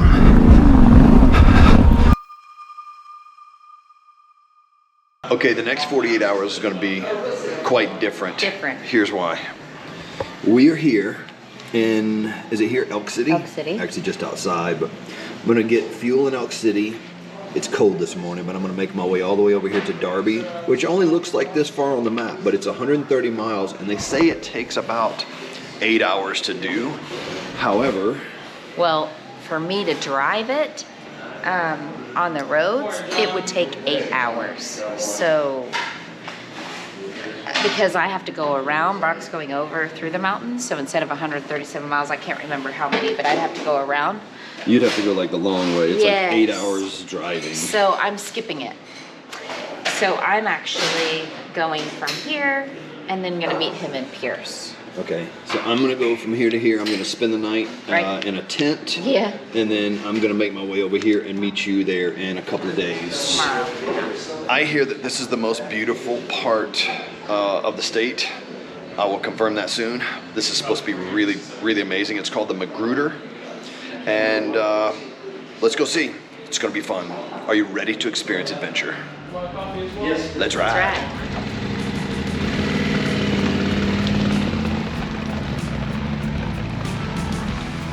Well, it is a very chilly morning. Beautiful ride along this little creek. And in the shade, it has a cold bite. I'm ready for some sun. It was 41 degrees this morning. And I'm feeling it. I got my heated grips on. I got my layers on.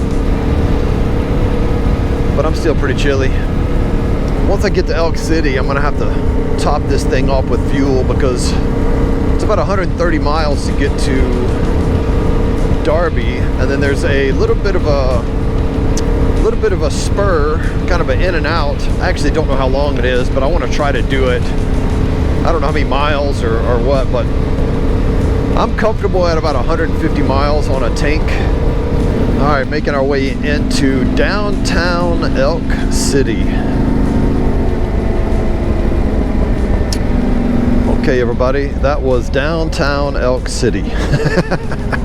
This is a Sinclair, but I don't see any pumps out front. There's no gas pumps. Sinclair is a gas station, but there are no gas pumps. I thought that was a gas stop. What is this? It says now open. Oh yeah, I think that's a gas pump right there. Diesel and 87 octane. That is all that's here, folks. Okay, that's topped off pretty good.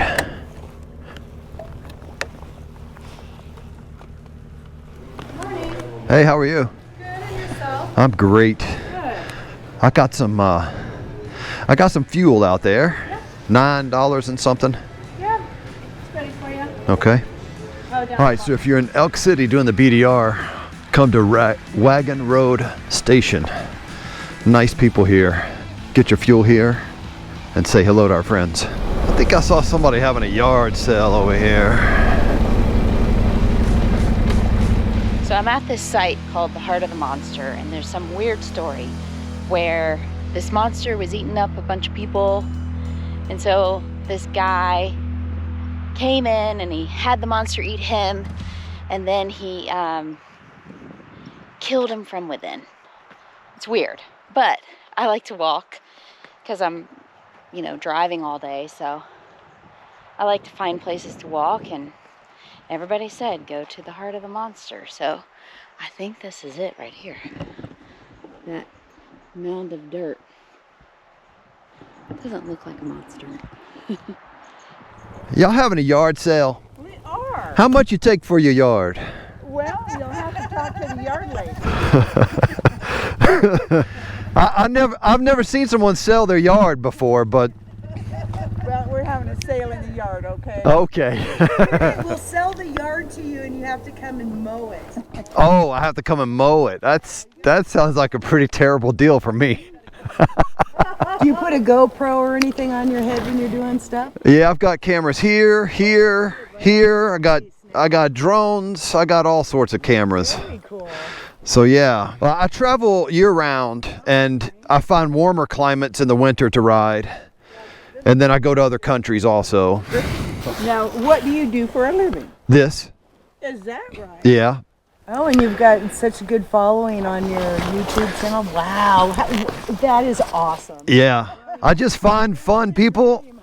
I find fun stories, and I find interesting people to talk to, kind of like this, and just make motorcycle videos, and people like it.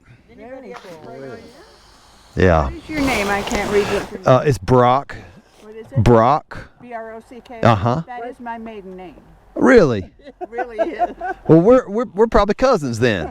We could. My dad was born and bred in Bainbridge, Georgia. Oh, really? Really. And I was raised in Pensacola. I love Pensacola.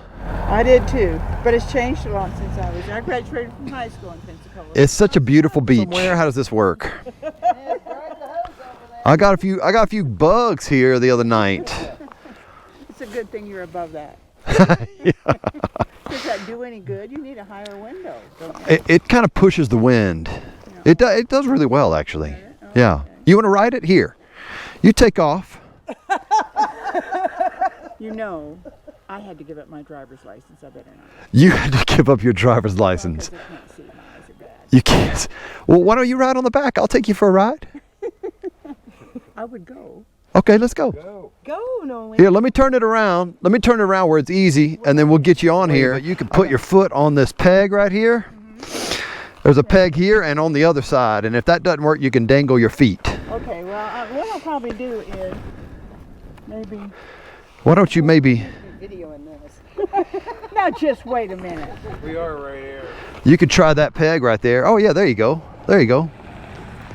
Here. Well, wait a minute. Wait. Am I going to get off this thing? If you can get on it, you can get off it. We'll help you. And now slide back as far as you can. What you get for messing with old people. I know. All right. Put it back okay, hon, and Can she use this pen? Yeah. No, we'll be back in a few hours.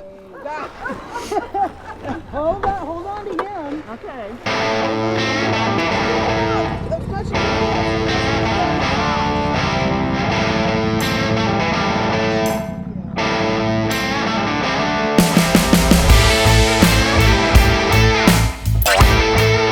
Whenever we start riding wheelies, you just close your eyes.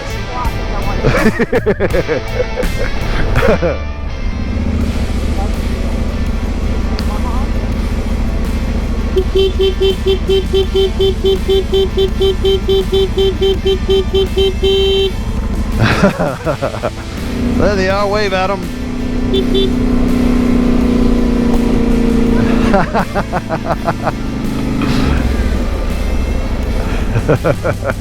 All right, wave at them.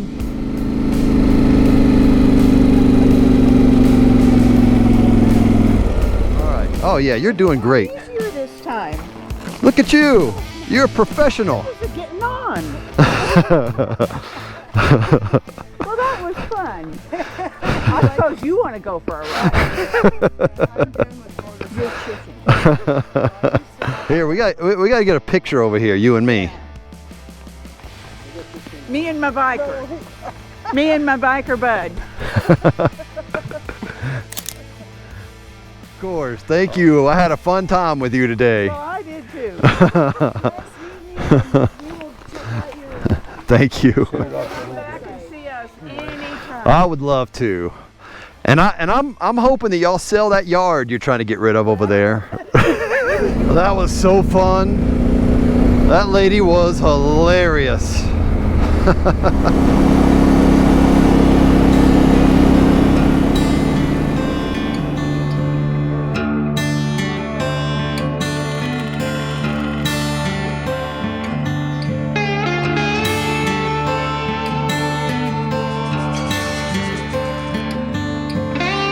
Okay, this is what's called the Magruder Corridor.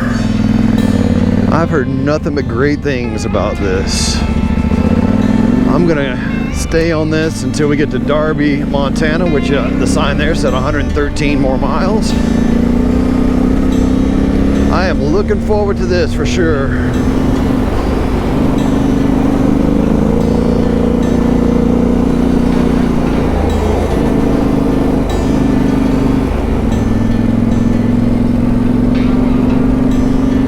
These trees are really interesting to me.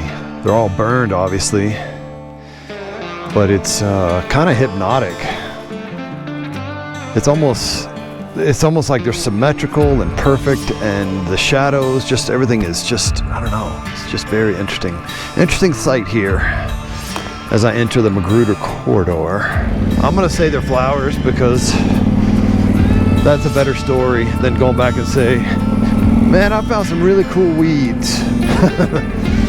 No, these are great. Look how beautiful. I'm gonna call them flowers, so don't correct me on this one. That's amazing. Wow, these views are fantastic. Got some big mountains in the distance. I wonder if I'm headed that way, if I'm gonna be crossing any of those. I just saw a little bit of dust, so I knew there was a vehicle ahead. Looks like I'm coming up behind a truck here. Let's see if he lets me go by.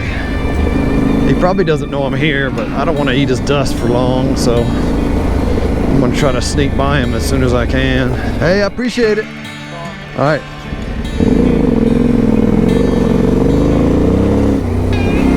Oh yeah, he was super cool, saw me, pulled right over.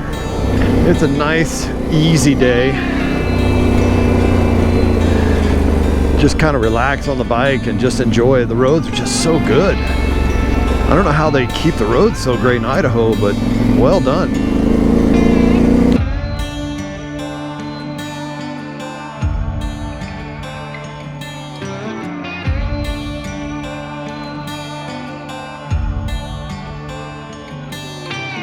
Well, I'm descending now. There's a few tight switchbacks and corners. It's pretty steep, so you got to go easy on your brakes because it's a little bit slippery. There's a few washouts developing, but nothing too nasty. All of a sudden got hot.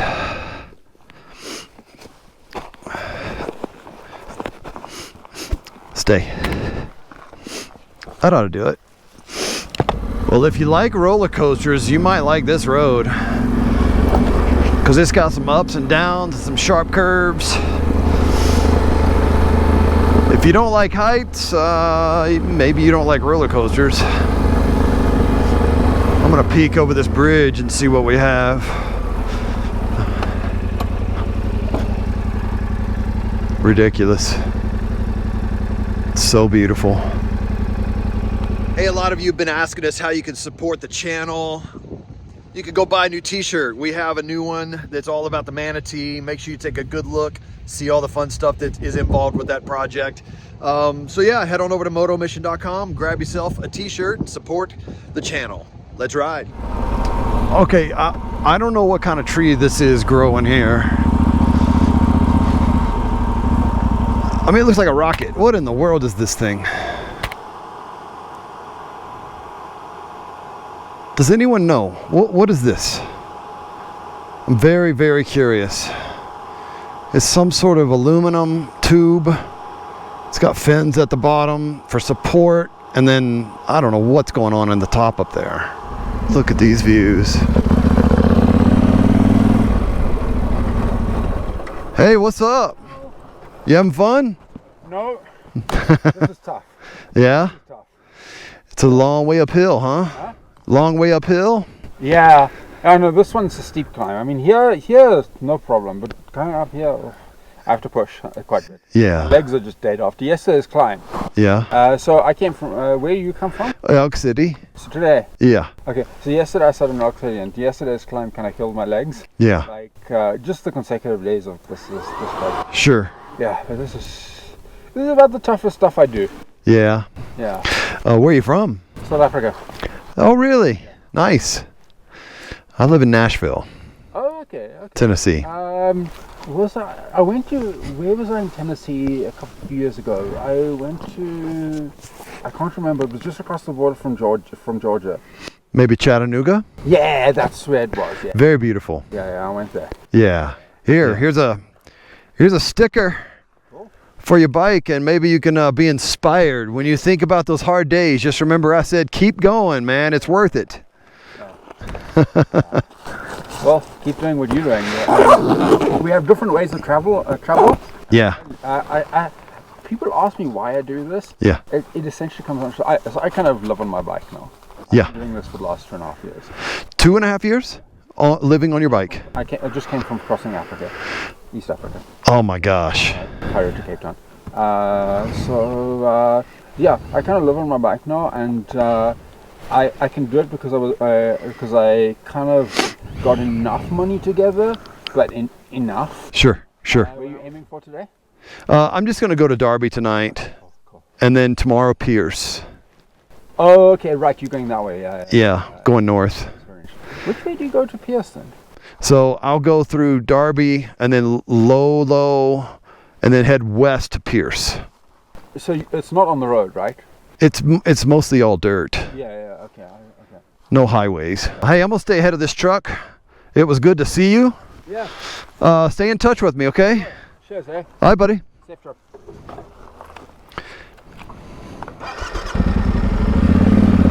Okay, I just passed something, I think. Oh yeah, Burnt Knob. This is the thing that I was told to go see. Apparently there's some really good lookouts up here, so I'm gonna climb up here and take a look. I don't know how far it is though. Hearthstone Bakery and Tea House. I'll try this one. Because this is something that Brock wouldn't do with me. A tea house, not his cup of tea. Okay, so this is meatloaf sandwich. On their like artisan bread that they make. It's good. Pretty big climb going on here. Some of these rocks are kind of sharp, so I'm gonna be careful on it. I'm trying not to get a flat out here today.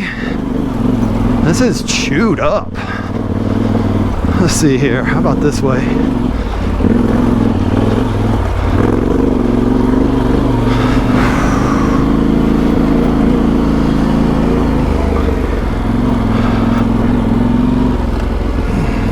Sit down and rest while I can.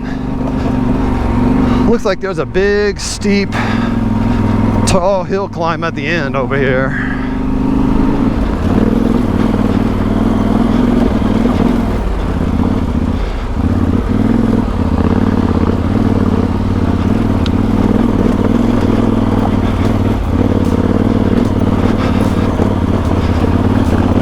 Oh yeah, I'm going to the top. Oh, I can see there's like a hut up there at the top. All right, we're getting there. Headed to the top of Burnt Knob.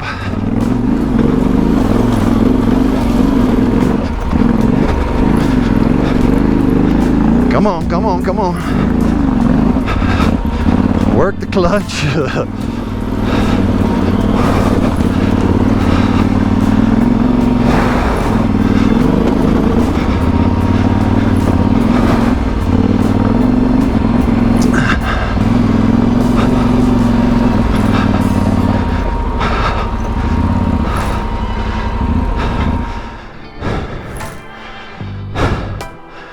What an amazing view. Worth every bit. How's a challenging climb? I would say that's expert section. I don't know if they listed it that, but I would call that expert. Beautiful up here.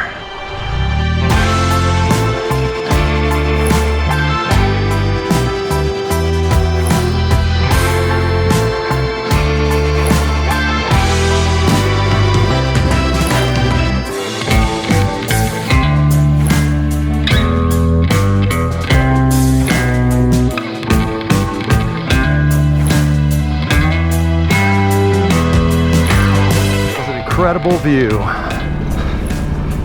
Now let's get down from here. I always prefer going up these big hills, but a lot of people say they would rather go down them. I think the worst part is behind me. I think the worst part is like right there at the top, but pretty much this whole way is tough rock, so got to really pick your line. Don't get in a hurry and end up in a boulder or a situation you can't get out of. What's up? Are you lost? I don't think so. I just didn't have the balls to drive my truck up here. I don't know if your truck will make it when you get up there. Well, and then there was a spot back there where there were some boulders in the way. I was like, yeah, I don't think I could have made it. It gets much worse up there. Yeah, near the top, the last half mile is brutal. I doubt the truck would do it. I started up it a little bit and I was like, you know what? I could use a hike. Yeah. Now I'm glad I decided to hike. Yeah, you're not far. Yeah. But around the corner, and then I think maybe the sign's wrong, but I think it said 0.5. Okay, yeah, down there I think it said 1.5. It was kind of faded, so okay. I should be saying I'm about a mile. So yeah, it's not. I doubt it's a mile. I mean, it's around the corner, and then you're gonna it's not that far. Cool.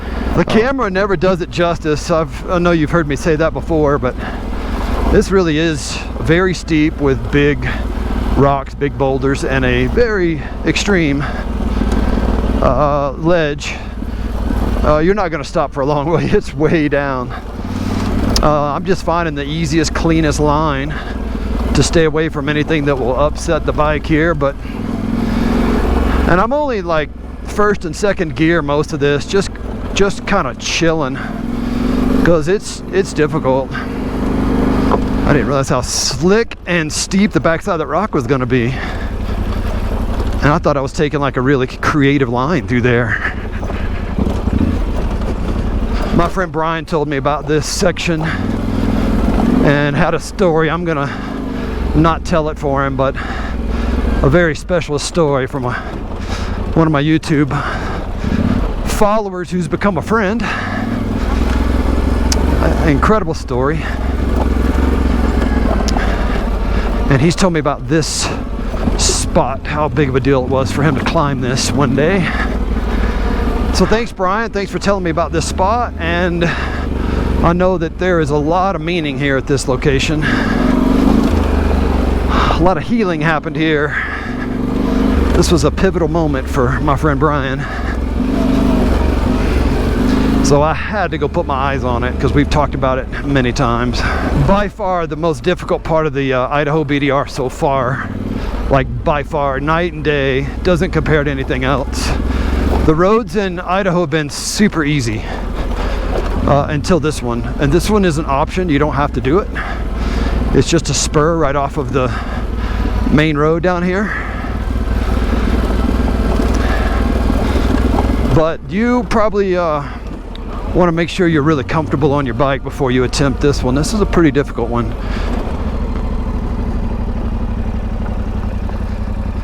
Y'all look like y'all are having fun. You too. Yeah, dude, this is awesome. I'm just up here observing all the potato trees. Where are y'all from? Okay. You? Nashville. Oh, no shit. Yeah. Yeah, it's beautiful. This is my first time over this, though. This is unbelievable. Oh yeah, super cool. You need some lunch? We got lots of extra. What's that? So you need some lunch? We got lots of extra. Are you serious? Because I'm not getting lunch today. There's no restaurants up here. We got more food than we eat. I'll take a small bite. How's that? Because you might be hungry later. You have what? We have more food for like 5 days. You have 5 days worth of food? Yeah, we're going down today. Okay. Do this year round or? Yeah. Yeah, we'll go home and take breaks, but we film 12 months, yeah. Dude, you guys are so cool to give me lunch and to give me fuel. This is worries, unbelievable. man. Yeah, I mean, Last thing I read was you won't see anyone for the next 130 miles. I'm like, oh shoot. there's a lot of folks on the road. We came over Thursday, Friday. Yeah, today's Saturday. Keep an eye on it. May not self-stop. Thanks for lunch. Yeah, you're welcome. Thanks for the hang. Keep her wheel side down. That's right. We'll see y'all later. Oh, they were fun to hang out with. And they fed me some lunch. What a surprise. You know, the restaurant up here on top of this mountain is pretty excellent. The food's good, but the view is even better. All right, we got a few baby head rocks over here to deal with. It's getting a little bit rougher on this side.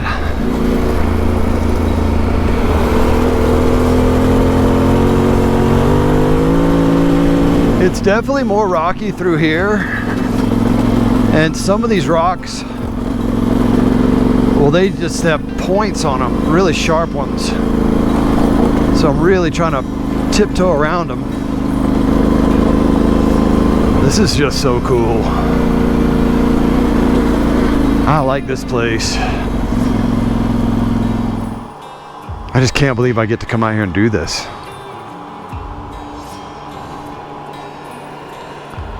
Hey, butterfly. The butterflies are so confused, and so are the bees. They think this is a honeycomb. Hey, how's it going? What do we have here? Hello.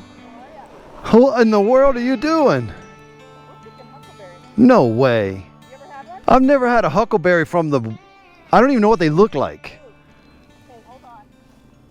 What? Okay, I'm pulling over. Okay, so you're finding them in the bushes? There's huckleberry bushes, not just, but so these little. Okay, hold it down. Okay, oh my gosh. This is a lot of. This is my love to you, okay? Okay, let me take my helmet off so I can get to my mouth easier here. Okay, here we go. Take a couple at a time? No, well, depends. That is so good. Isn't that so good? Like, I've had it like ice cream flavor, you know. No. This is fantastic. Yep. And they're just on the ground up here? So they're on these little bushes. These are it. Huckleberries. Okay, look. See that bush right there? Which one? You can see the little purple Oh, berries. no way. I see it. Okay. Yeah, pick those. So pick these. Eat them. Okay, just think about these experiences that I've had today. My interactions with people have been so rich. I was able to talk to somebody who gave me lunch, somebody else who gave me fuel, and then these people just gave me huckleberries and a mountain bouquet. The adventure community is awesome. You got to get out and meet people. Some people just put their helmet on and just go and ignore everybody along the way. Man, you're missing it. It's just so rich to be able to kind of experience the community aspect of the people out here. And just, man, I'm bumping into strangers and becoming friends with people all the time. And it's just, man, it truly is what makes life rich. It's more about people than it is possessions or anything else. And I don't know, today has just been one of those days where it's just been one after another. Awesome experiences, conversations. The Idaho BDR has treated me really well. On a day that I thought I would see almost no one, this has been probably the most interactions that I've had. Has been today on the Magruder Corridor, which is this, you know, long road from one place to the next with nothing in between but people. They said you wouldn't find any food and you wouldn't find any fuel. Well, I found both.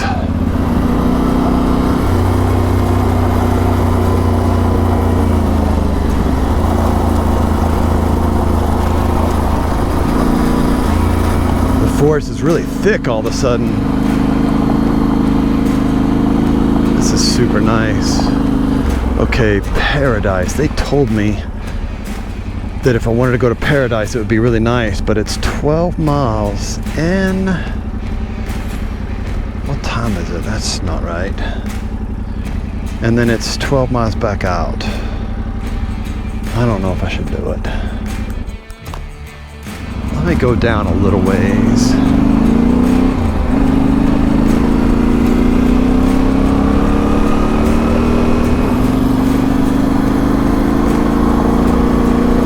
Oh wow, heck yeah. Welcome to Paradise. Okay, well, I've decided to go ahead and go all the way down here and see Paradise. They said it's worth a go. I've got the time, I've got the fuel. I'm just gonna do it. I'm gonna run down here 12 miles and see what's at the end of this road. It's supposed to be a nice spot. Well, I hope Ani's having a good day, a good relaxing day. I think she had a short drive today and was gonna go kind of explore the city of, I think it's Pierce? I think it's where she was going. And hopefully she found something fun to do in Pierce. So I'm in Camaraderie, Idaho. This is my home for the night. Let's see. Pretty nice. They were able to change my reservation at the KOA here from a campsite to a room. So that's good. So while Brock is in Montana, I'm in Idaho. I wonder how he's sleeping in a tent tonight. It's supposed to be like a good tent, like a nice, kind of like a glamping camping. So, but I don't know, he gets cold. So hopefully he sleeps well tonight, wherever he is, in his tent in Darby. If I hadn't have met the people on the top of Magruder Corridor, I would have never gotten fuel. And without the fuel, I would have never been able to come all the way out here to Paradise. I wouldn't have known about Paradise if it hadn't have been for me stopping and talking to the lady who's picking berries. And she told me I needed to come and see this place. And if I hadn't have listened to her, I wouldn't be able to get this epic drone shot. Check it out.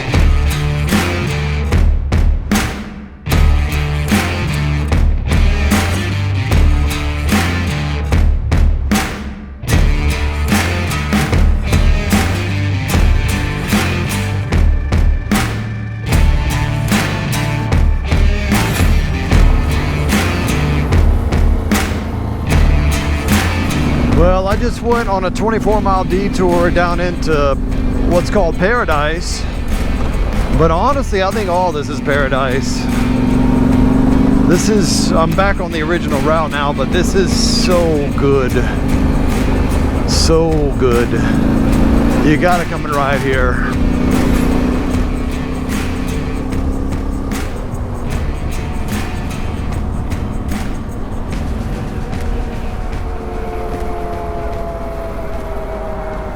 Okay. This is gonna be awesome. This is my tent that I'm gonna sleep in tonight. How cool is this? How do I get in here? Oh, I gotta unzip.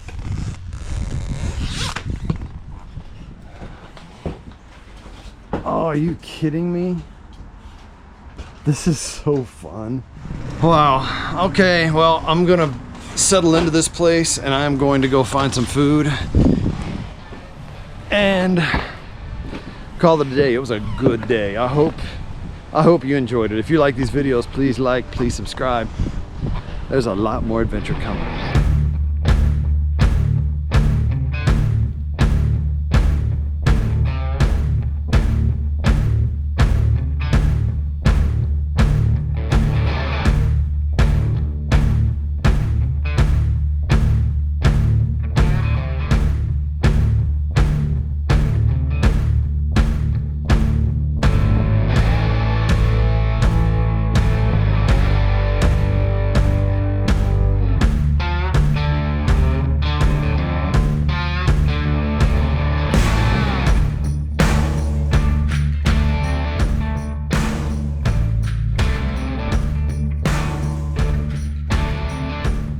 Dude, they're pretty serious about this road closure. They're like, not a chance. Nobody getting through here. I have to check my air pressure because I'm beating this front wheel on some rocks. Man, I am low on fuel too. I hope I've got enough to get there. I thought I had plenty.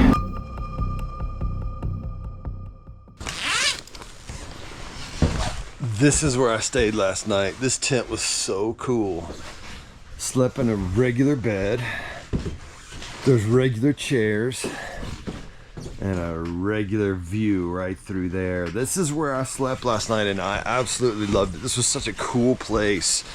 I'm here in Idaho. Actually, I'm in Montana. I'm in Darby, Montana today. But I'm doing the Idaho BDR. It goes through Montana a little bit, which was a little bit surprising. Today I'm gonna head north and then west. I'm gonna go over to a place called Pierce, Idaho, and gonna meet up with Ani there. And look at this place.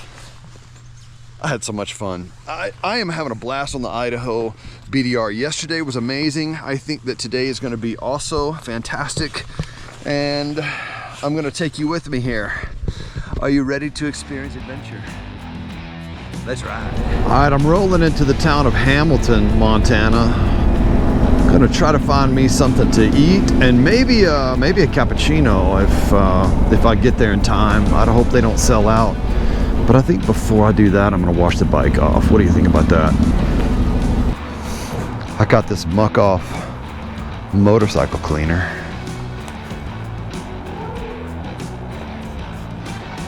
And I'm gonna use that to knock off some of these bugs.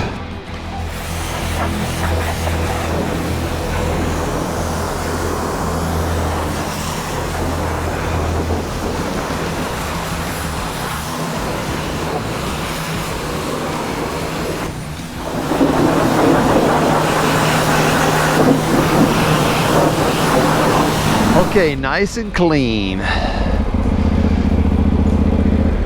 Now the bike will run faster because it's clean and happy.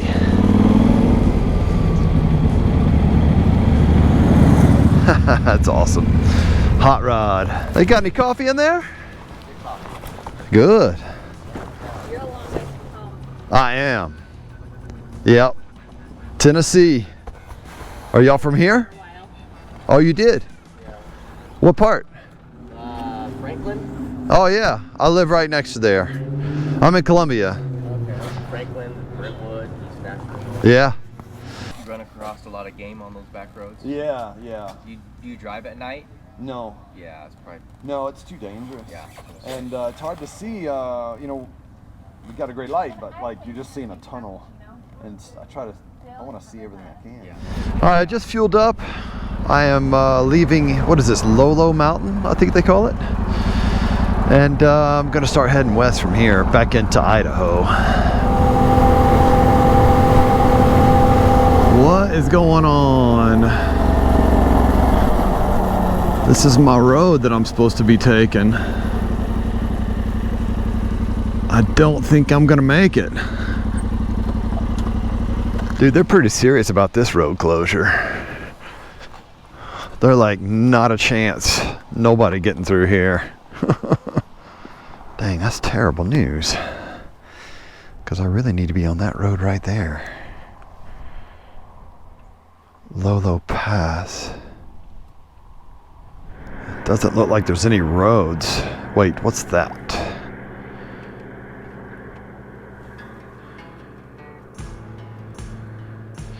There's a road that goes along that river there. I wonder if that would get me back to it. I can go down what appears to be, I'm just gonna guess, 20 miles. There's the Lolo Hot Springs, which sounds interesting. And then the Lolo Pass, I would be going right across. I'm gonna miss a big portion today because of this goofy road closure. But you know what? I'm gonna find some adventure another way. See, I can see the other side of the road right there where it's closed. If I could just get to that right there, I'd be good. That gate's closed.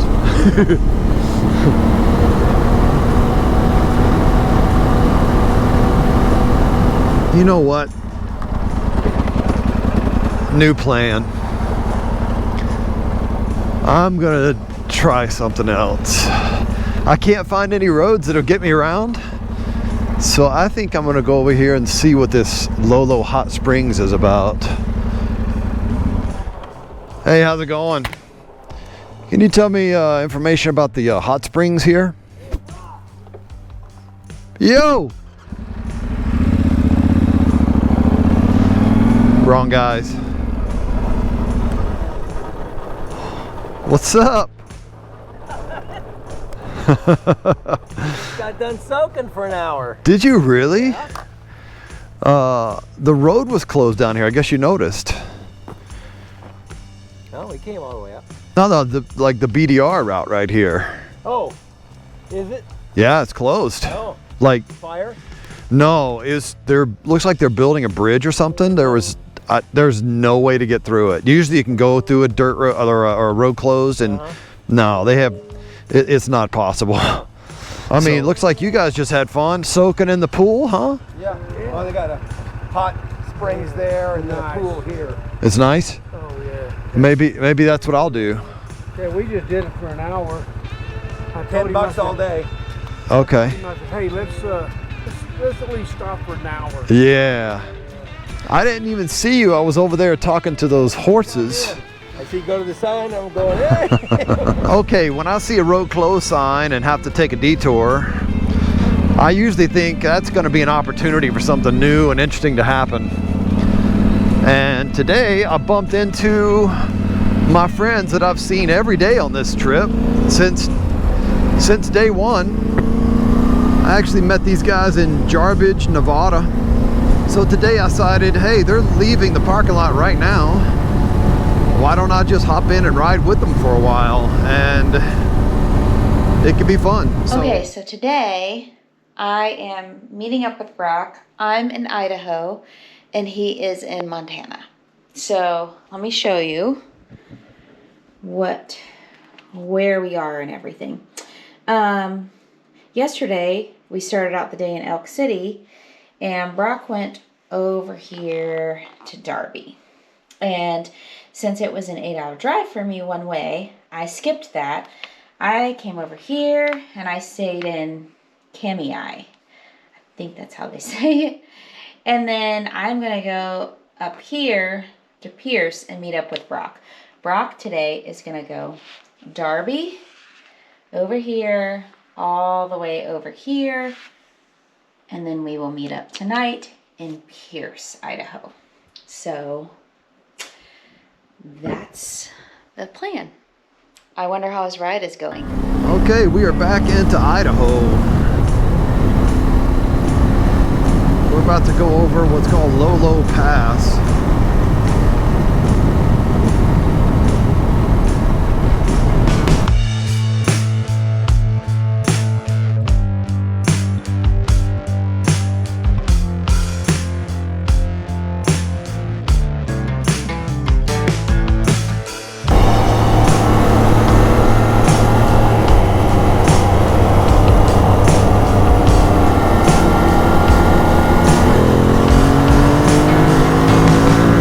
This little spot on this highway is where the route comes back together. So we're now back on the BDR. This is a paved section running right along this river right here. Super nice. All right, well that was good. A good paved ride. Now back to the dirt, huh? Go ahead and take off, you know, if you want. I'll be behind you for a little bit to get a little footage, and then I'll maybe hop in front of you, and I may at some point stop and have you stop so I can drone. Okay. Yeah. Sounds good. Some of the biggest trees I've ever seen in my life are up there in Washington. What was that called? Olympic National Park? Something like that. What I'm noticing about Ken on this Honda Rally 300 is that rear spring is really bouncy. Probably needs to get a better set of suspension on the rear.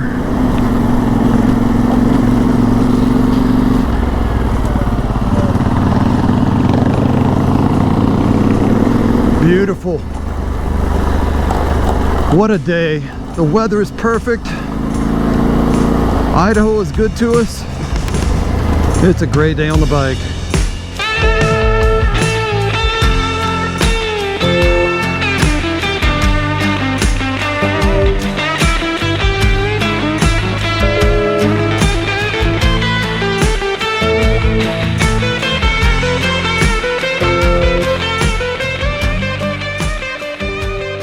Okay, the sign says we're about to discover the Lolo Trail. The historic Lolo Trail corridor. I've been hearing about this one. Yeah, this will be fun. Yeah.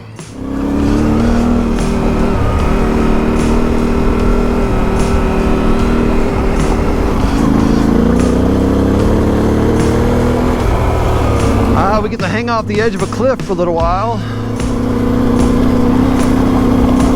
The road's a little bit rocky. It's changed from before. A few holes and a few rocks that are growing up out of the ground. But man, what a ride. The Lolo Trail. It's so beautiful. Look at this. I decided to go to the rodeo today because they had one near Pierce where we're gonna be tonight. Let's see.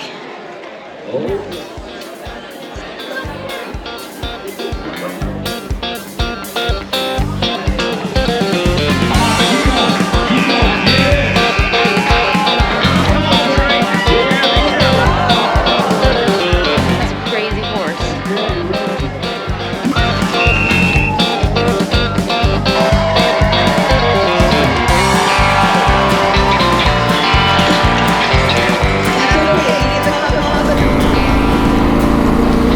We're going in and out of the forest. Some of it's lush and green, and then we get to a burned out spot. and then we'll hop back in. Oh, there's some pretty sharp rocks right there, so let's slow it down. Alrighty. Seeing a little bit of smoke still coming up from those fires that we were dealing with a few days back. It's pretty hazy up there, but I don't smell smoke in the air, so hey, that's a lot better than it was 3 or 4 days ago. Yeah, back into the forest again. If you don't like it, don't worry. We'll be out of this and back into some burned forest here shortly. And if you don't like that, don't worry. Back to the green. I wouldn't call this super technical, but there's definitely more. You have to pay more attention to your lines because there's ruts and some sharp rocks along the way, and of course the slippery surface that we've been dealing with every day, where it's hard packed and kind of marble gravel on top. Sometimes it makes it slippery in the corners, hard to brake, hard to get traction.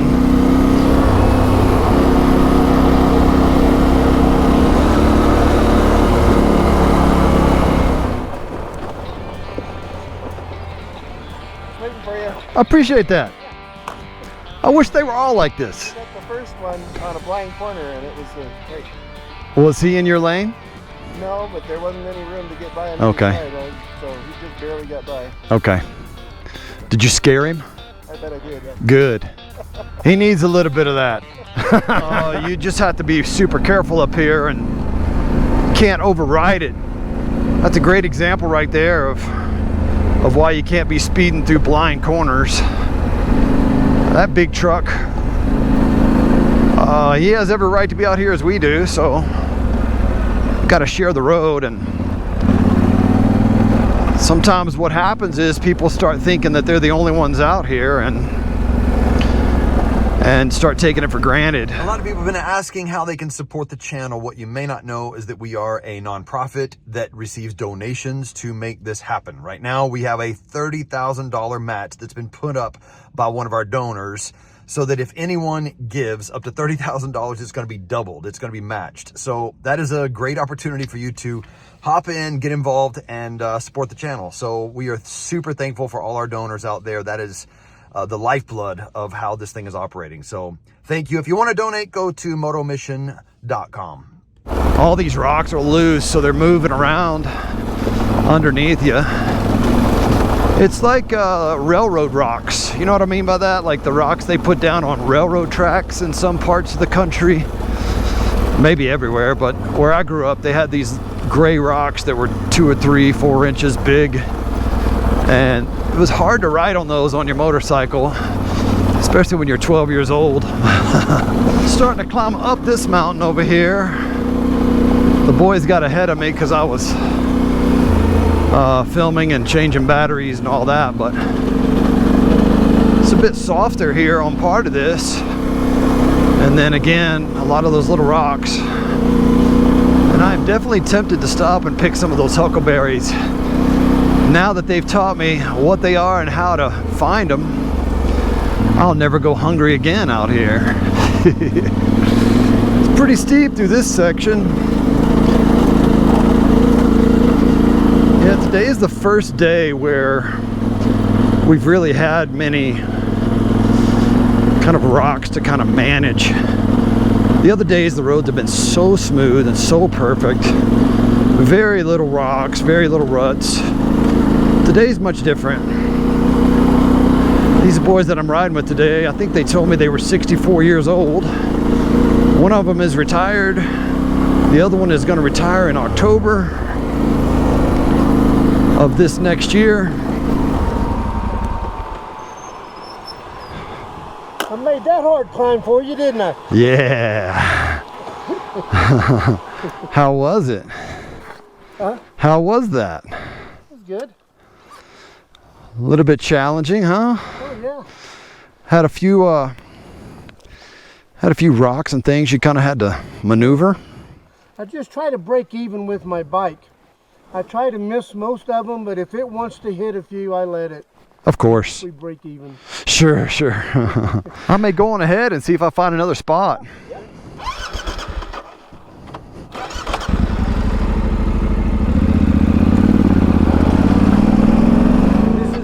Indian post office. So the wagon trains that came over, or the Indians, I'm not for sure, you have to read it, but they set rocks out here in these piles, and they told the next people coming that, you know. So this is the spot. So if I need to mail a postcard, I need to do it right now? Well, I think they got to come up here to get it. Okay. Yeah. How many stamps should I put on there? As I head up this rocky, steep incline here, I notice a lot of smoke coming from my left.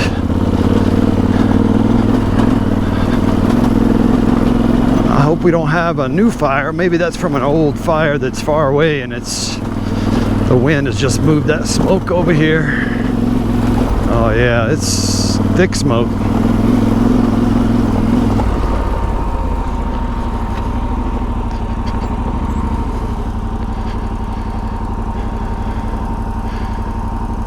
There's just so much of it I can't tell where it's coming from.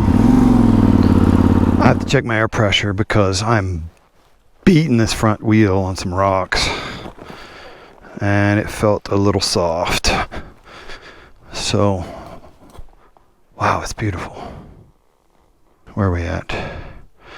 28, that's about what I like to run. So I'm not gonna fool with it, but I think I got a little nervous there, so just wanted to check it and make sure. Wonder if I should check the back. Why not, since I'm out here? Let's see. If you'll notice, these nuts are not tight. You don't want that. A lot of people think you're supposed to crank those down. You really shouldn't. And 30, that's right where I want it. So between 28 and 30 pounds is what I run these things at. But you can see, man, I am beating this tire to pieces on this. Even yesterday, it didn't look near this way, but I'm hitting rocks right now in third gear, moving pretty good, and it's just chewing through that tire. I should probably slow down sometimes, but I'm just having so much fun. So I think I hear them coming, so I'm gonna stay ahead of them and go.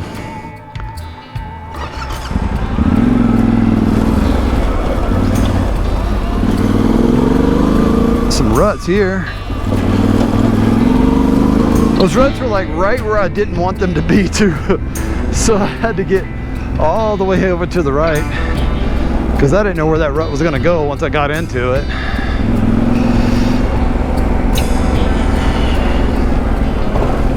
Oh, this is so fun. A little more challenging, but I like it. This is what it's all about right here. Okay, most of the rocks are gone, and now it's just a hard packed road, and it's just, you can just flow. It feels really good. You can kind of add a little speed here and just kind of enjoy it. This feels really good just to kind of relax, to be honest, and take a look at everything without having to pick apart the road so much. Look, oh man, this is so gorgeous. Man, I really love this place.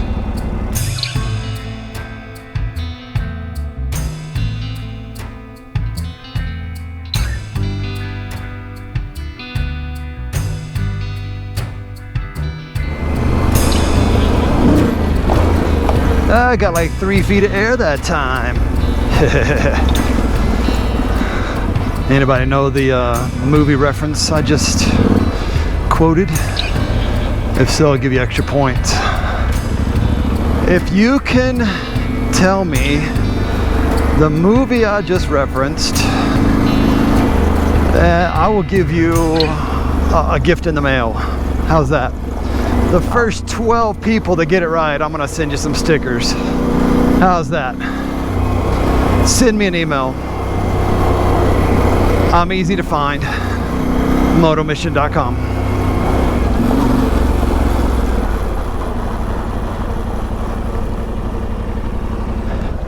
Well, I see their bikes, but I don't see them. We got missing riders. Put the drone back up. How y'all doing? So some pepperoni? I'm fine. Well, Thank you, though. Oh, that was a fun section. I got like 3 feet of air on that jump. I'll tell you what, a couple of the corners down here on the bottom, Slippery. they had that dust. Yeah.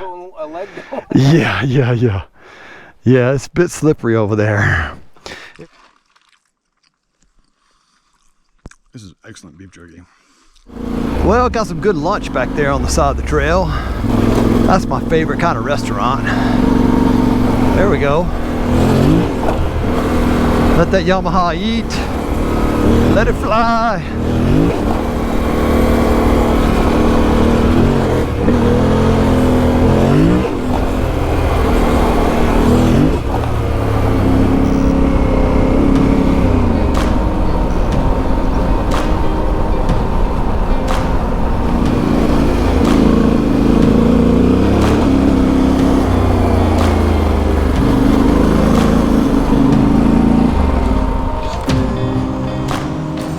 Hey, how's it going?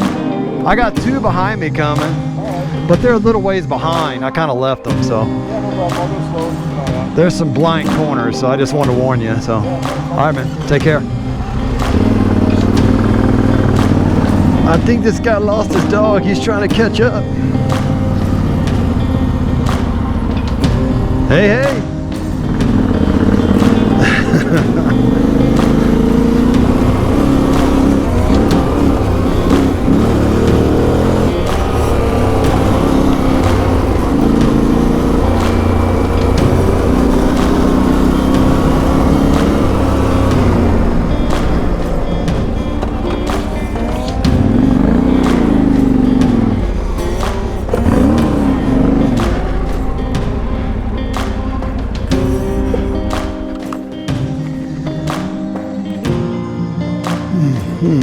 Fantastic.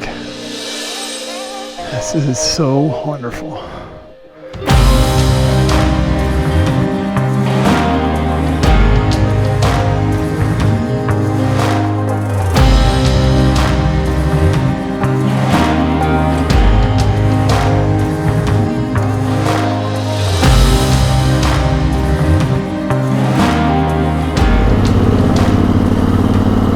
This forest is awesome. Very shaded back here. At times it's almost completely dark. The whole road is covered in shade at times. This is so fun to see. It appears that most of the rocks are behind me. Man, we hit some rocky sections today that were pretty ugly. And some steep ups and some steep downs and all sorts of rocks in between, boulders and sharp rocks and baby heads and gravel and everything else. Honestly, it was kind of a nice change because the roads have been so smooth that, I don't know, I like to test my skills and kind of have to think, you know, which way are we going here? Just kind of, maybe it's this way. Let me make sure. Oh yeah, it kind of confused me there. Well, I guess it's the wrong way. I thought this was the right way, but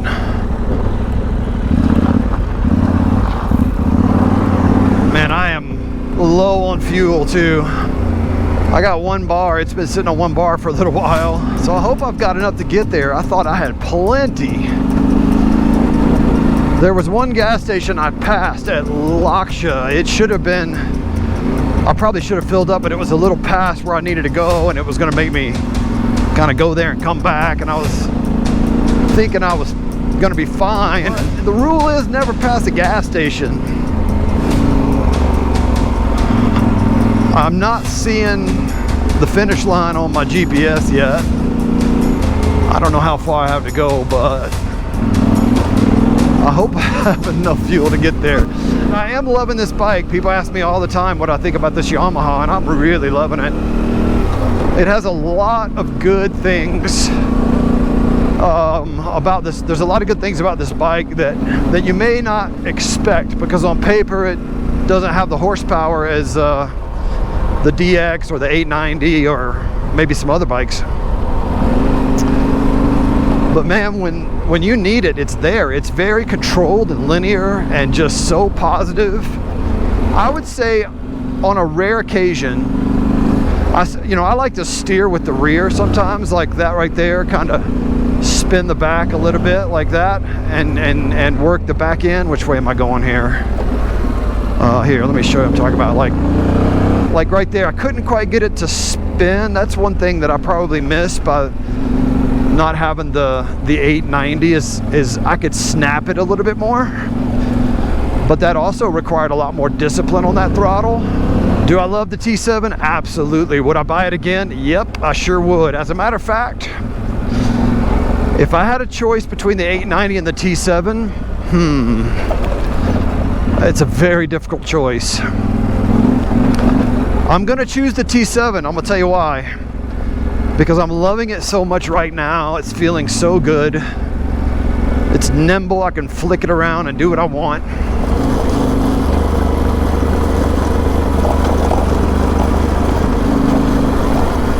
Alright, I just found some blacktop. That tells me we're probably getting close to Pierce, which is my final destination. Well, once we get down here, I'm gonna fuel up and then figure out where Ani is, and I'm gonna go kind of get reunited with her. Hopefully she's been having a good time and enjoying herself without me. She's been exploring by herself for the last couple of days. This is where we're planning on staying tonight, Timber Inn. It was built in 1926. So I feel like I'm living in a Western. It's an experience. Let's try it. The queen size, and then you guys already know that it's a shared bathroom. Yes. I hear it was from 1926. Is that when they built it? Yeah. Wow. And then this is. Somebody leave that. I don't know. There's a shower. Okay. You got towels in here. Okay. All right, I found Pierce, population 508. The booming town of Pierce. I'm gonna pull in here and get some fuel. Man, look at this cool town. Old buildings. Old saloon. The gold rush. Old hardware store. This town's got everything you want, except fuel. Where's the gas station? Is this gas station open for business? It is? I'm glad to hear it. Are you the owner? I'm just one of the grunts. All right. I'm gonna fill it up then. Okay, thank you.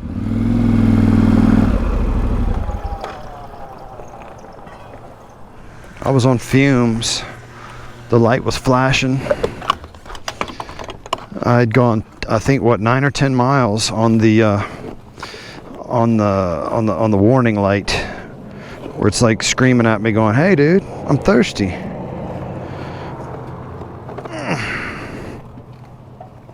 That'll be $1,195. All right, $11.95. $1,000. That sounds like it's worth it.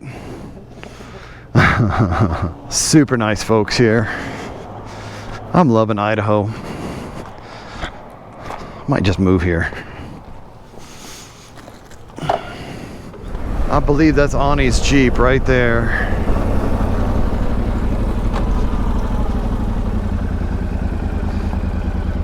Sure is.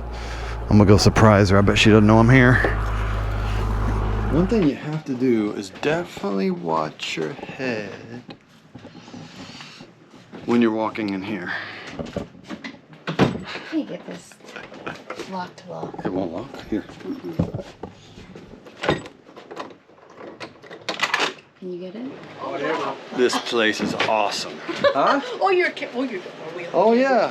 What do you think? I gotta go. You gotta go. Where are you from? Here. I actually was from Reunited. Right here. This is your place? No, this is. I was in Reunited today. I live across town. I went to my the damn rodeo. glasses. I can't find my glasses. You need some glasses? I used to go. Yeah. What do you got? I'm filming right here. This right here is a camera. Yeah. Look right here in this hole right there. Yeah. And that's where all the audience is watching you right now. What audience? It's a YouTube audience. Say I don't hello want to nobody them. watching me. Oh, well, don't look in there then. Otherwise, they'll see you. This right here is it's a tripod. Let me show you how it works. Oh, okay. You can do like this. Yeah, I got you. All right, I'll see. Like that. So that way you Wow. can stand right there and make faces in front of it all day long. Yeah. You know? I Do your seen best you over face. to the rodeo. Yes. The reason I know is because you've been in Canada. Yeah. That's I on was my at the bucket rodeo list. today. Is it? Yeah, what's up there? We're about to go down there and grab some food at the saloon. Is that a good idea? Yeah. I got food here. Who's got the best food in town? I eat here instead of there, but that's my choice. They got good food both places. Yeah. Depending on what you eat here, but yeah, you want a cheese timber burger? Temper burger. I can't eat one. Is it too big? Mm-hmm. Yeah, I probably don't need anything that big. But the regular cheeseburger, Yeah, pretty good. it's about the same thing. It just don't have as much meat on it. I'm gonna go down there and just see what they have, and if I don't like it, I'll come back over here. No, I they just got want to good walk food. a little bit. It's all right. They got Yeah. good food. Let me get a little bit of this, these gold nuggets over here.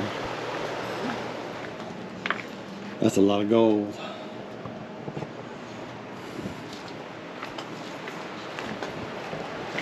What you got? Baked spaghetti. And I got a twisted chicken Caesar salad. I think you have pasta. So I am really happy about Idaho. We have had a blast so far. Ani, I love your hat. Where can they get it? They can get it on motomission.com. Hope you're liking these videos. If so, please like, please subscribe. There's a lot more adventure coming.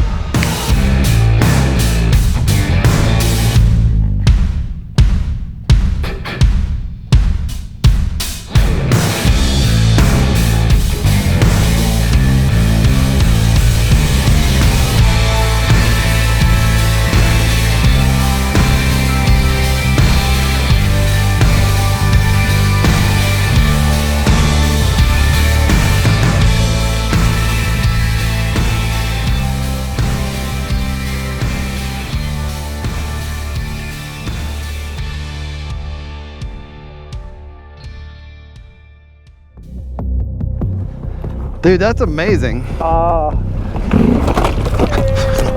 This video might get me canceled, but I don't even care.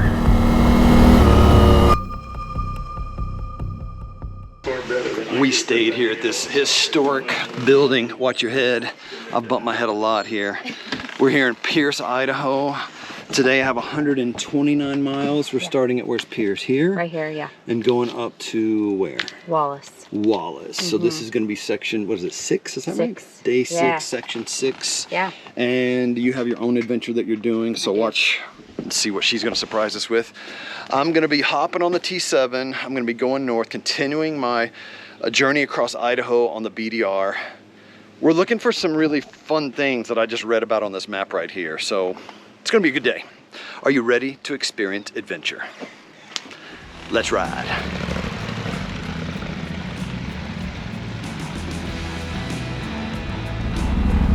Which direction should I go? How about that way? Great little city, Pierce, Idaho. Oh, we met some great people here. Hanging out at the coffee shop this morning. Last night at dinner, just different people we've been talking to. Just everyone's super welcoming here. Really great time. We stayed in that really old hotel. It was like from the 20s, 1920s, and it reminded you of like an old cowboy movie where there would be like a saloon under on the first floor with the swinging doors, and then upstairs people would have their rooms, where they would sleep, and then there was just one bathroom, like a community bathroom for the whole like upstairs, so whoever was there. So very, very old building, very interesting. I'll remember that place for sure. starting out this morning on some blacktop, obviously. And I'm looking for a couple of sites along the way. One of them is this blue house. I forgot what they called it, the blue cabin or something. Hey, little deer.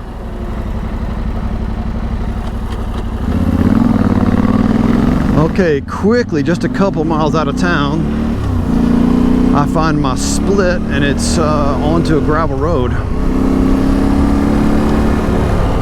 I don't mind the pavement. I just much prefer riding the dirt, the backcountry. That's what this is all about, is riding the backcountry. So get me in the remote places away from everybody and everything, and get me away from traffic and put me on dirt, and I'm very happy.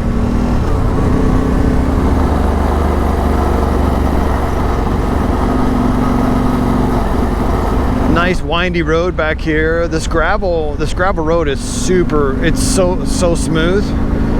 It's kind of perfect. You could drive a minivan back here with all the kids in the back and they wouldn't complain. This is pretty sweet. It's an active logging trail. That's why the roads are so well maintained. They've been working on these roads for these log trucks. And these guys are out here cutting logs, which is great. What I love about that, I actually hear some bad information on this sometimes. I hear people say that the loggers are just destroying everything. The truth is, these loggers are out here cutting trees that they planted 40, 50 years ago. And after they cut them, they plant more and they'll come back and cut them again. So the best way to protect or conserve the forest is let the loggers do their thing. It's actually a really good system that they have going on here.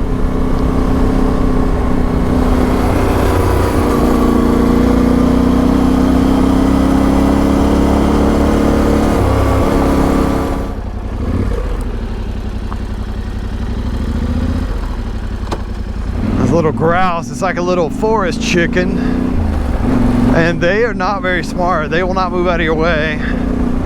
Earlier on this trip, I had one that I thought was going to stay put, and no, he decided he was going to just lawn dart himself into my front spokes. So now when I see one, I'm trying to be gentle so I don't crush one, because they are not bright. They don't always do that. Yeah, when I hit that one a couple of days ago, it looked like somebody took a shotgun and shot a feathered pillow. Feathers went everywhere. Yeah, the front spokes of this Yamaha was not kind to that grouse. One of the things that makes Idaho BDR so special is this. A lot of beautiful water. Lakes, rivers. Of course the mountains are always beautiful. But I'm getting a lot of this on this trip and I just really, really like it.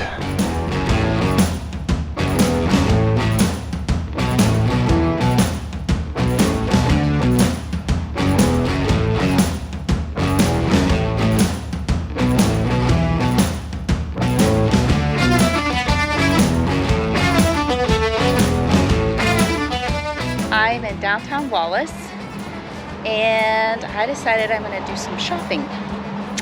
I like to collect t-shirts from where I've been at. This is from the rodeo yesterday.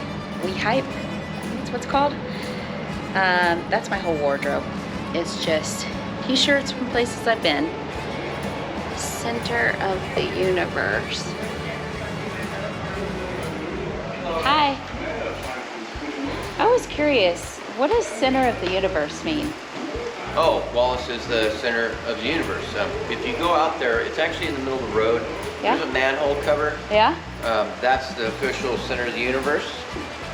And if you Google it, yeah, it'll pop up Wallace. So it's just the center of the universe. Okay. Yep. Awesome. I'll have to check that out. Taking their pictures, laying Yeah. down the road. Yeah. Yeah. Might just want to hang around here for part of the day. This is so great.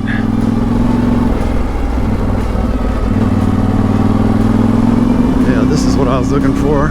Or I actually just missed it. I wasn't looking at all. I was just staring off into space, apparently. Alright, this new road probably is going to be a little bit better for me because maybe less log trucks. I'm really loving these Motel's Rowls tires that I got from slavensracing.com. These things have been really good. You know, I used a lot of these for the these tires for the 890. Put a bunch of miles on them. Learned to trust them in a lot of situations. I think I wanted to compare them with these Motel's. So far the traction seems to be about the same. I don't really see much difference. And road noise, honestly, I'm not seeing the road noise or hearing it out of these tires as I did when I was on the 890 with these tires. There was much more of a roar, but I don't feel like it's as loud. It's either that or maybe my hearing is gone, but that was my one small complaint of those tires on the 890 is they were just a little bit louder. But there are differences in these tires. Once you put them on different bikes, it seems that they perform differently. But anyway, just want to give you a little bit of a report, a tire report. Out here on the Idaho BDR, these Motel's Rowls are doing really, really well. See a truck in the road up there just past the one. Okay. Off to the side of the road. All right, sounds good. Appreciate it.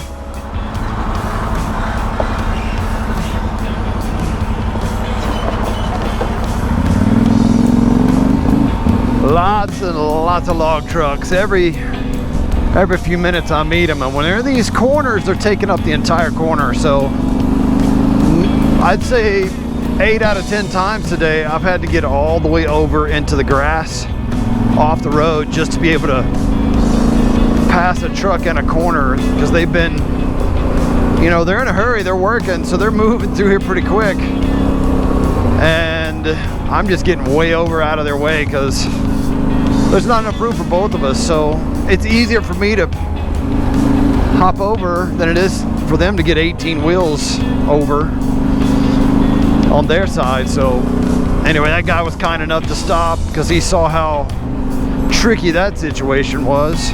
Looks like a vehicle with tracks is chewed up the road a little bit. Oh yeah. Alright, I'm gonna hop up on my pegs as I go through this because it's getting a little bit soft.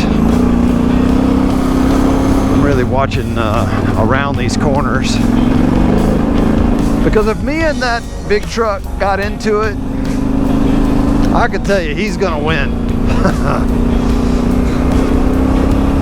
Okay, now the road has changed. It's no longer an active logging road. At least it doesn't look like it. I guess I shouldn't assume, but where I was going with that is this road is a whole lot different. There's a coolness in the air right now. The road's getting a lot more rocky.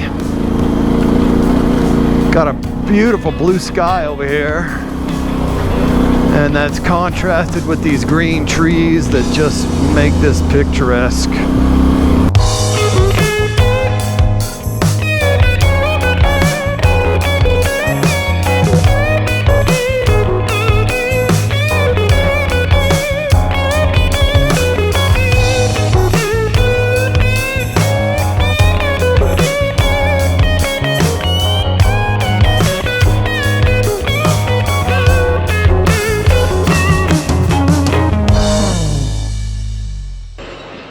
Bakery. I could go for a cookie. I love cookies. Let's see what they got. Ooh, they have cakes too. A couple of pit bulls. So they're really awesome here. She just gave me a cookie. She was just like, I own the bakery part, just take one. So nice here. At the moment, what is this? Some random blue. Wait a minute, is that the... I wonder if that's the place. Hold on, let me look at my map. Blue something, Blue Haven Cabin. That's it. Okay, I've heard about this place. Let's go take a peek. All right, here's what I understand about this place right here. It is a random blue cabin out here in the middle of the woods. And you can stay here for free. It's a first come, first serve, but you have to like clean the place up. Who does that? What in the world? What kind of place is this? I'm gonna go in and take a look.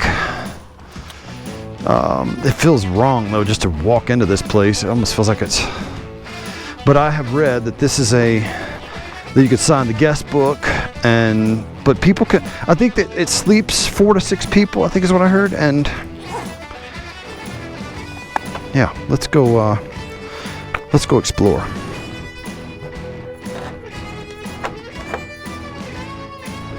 Privately owned, not for public use. Sign the guest book, take pictures, and move along to the next checkpoint on your route. Please respect the privacy and do not take anything in or around the cabin. Enjoy the beauty of it. So I understand that you can, yeah, okay. I understand that you can sleep here, but oh, watch your head. This is crazy. What is this? Is this a shower? No? What is behind this door? That is curious. I guess there's an actual shower. That's crazy.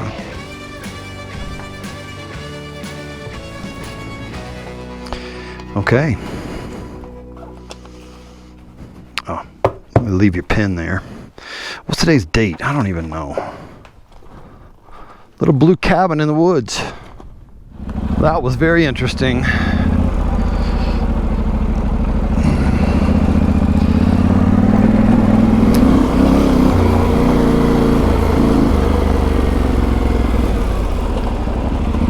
That's deep.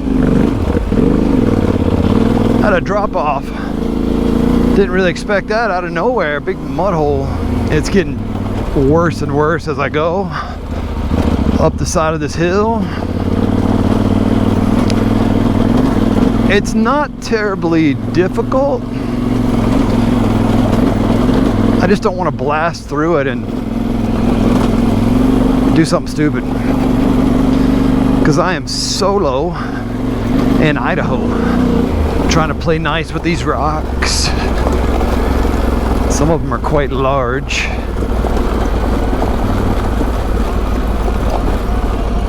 Just coasting. I'm getting really good fuel economy right now.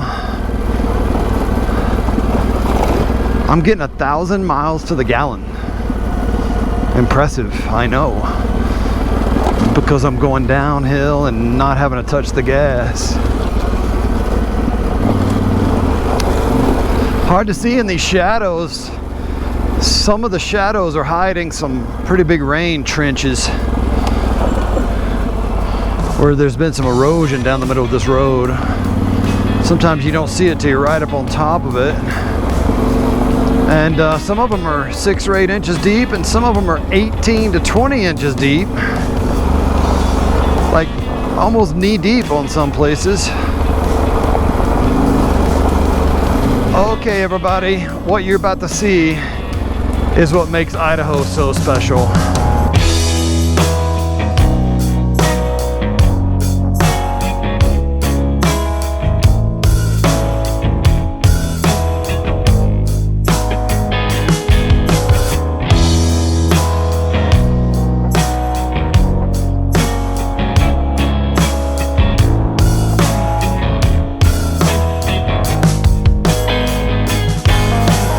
What do we have here?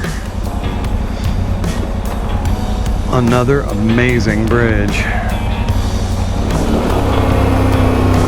What do we have here?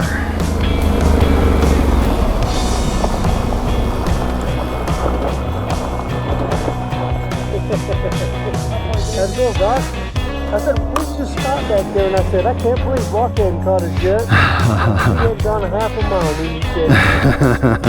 I saw a little bit of dust back then. I thought, I'm getting close. I did. I stopped there, and those people were nice enough to make me dinner, and I took a nap, and I got my laundry done. There was a lot this way, but the road's like way wide. This like is single lane. Yeah. We passed a couple of guys on 700 Teniers. Yeah. And we told them to watch out for these log trucks coming up in about 10 miles. What that guy goes, what's a log truck? Yeah.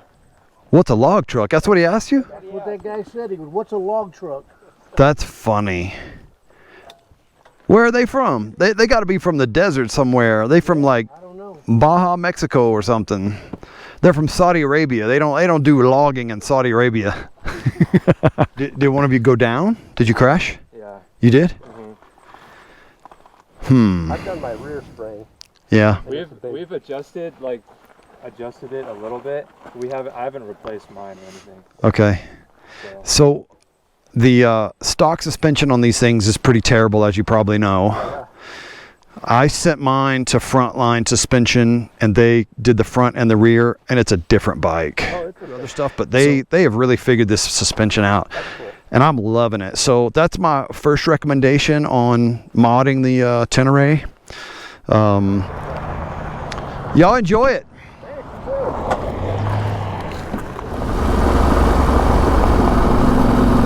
Alright, we're winding right next to this creek right here.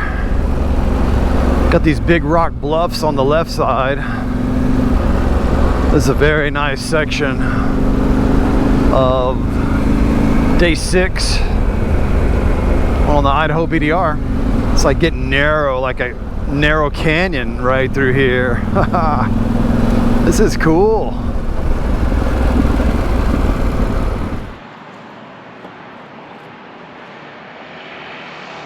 So this is where we're staying tonight, the Stardust Motel.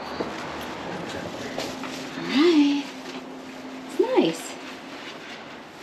This is our home for the night at Stardust Motel. This is an interesting place. I like it.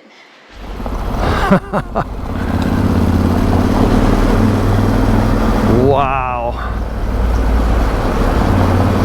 Oh, my eyes didn't adjust. It's just all black. Now I see light at the end of the tunnel. That was awesome. What a cool place.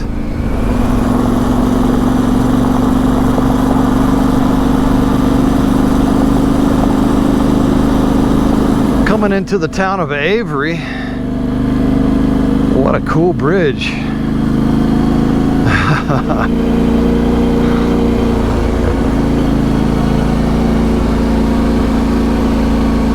Oh yeah. I'm hoping to find some food, and I would love to find some fuel. I'm pretty sure they have both.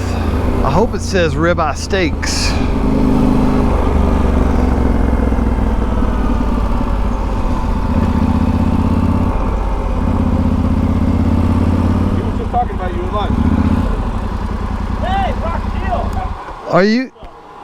Are you kidding me? I said it's meant to be, brother. Let's go. It's time. I can't believe you're here. Dude, that's amazing. No, it's. I'm Brock. Dan. Dan, how are you?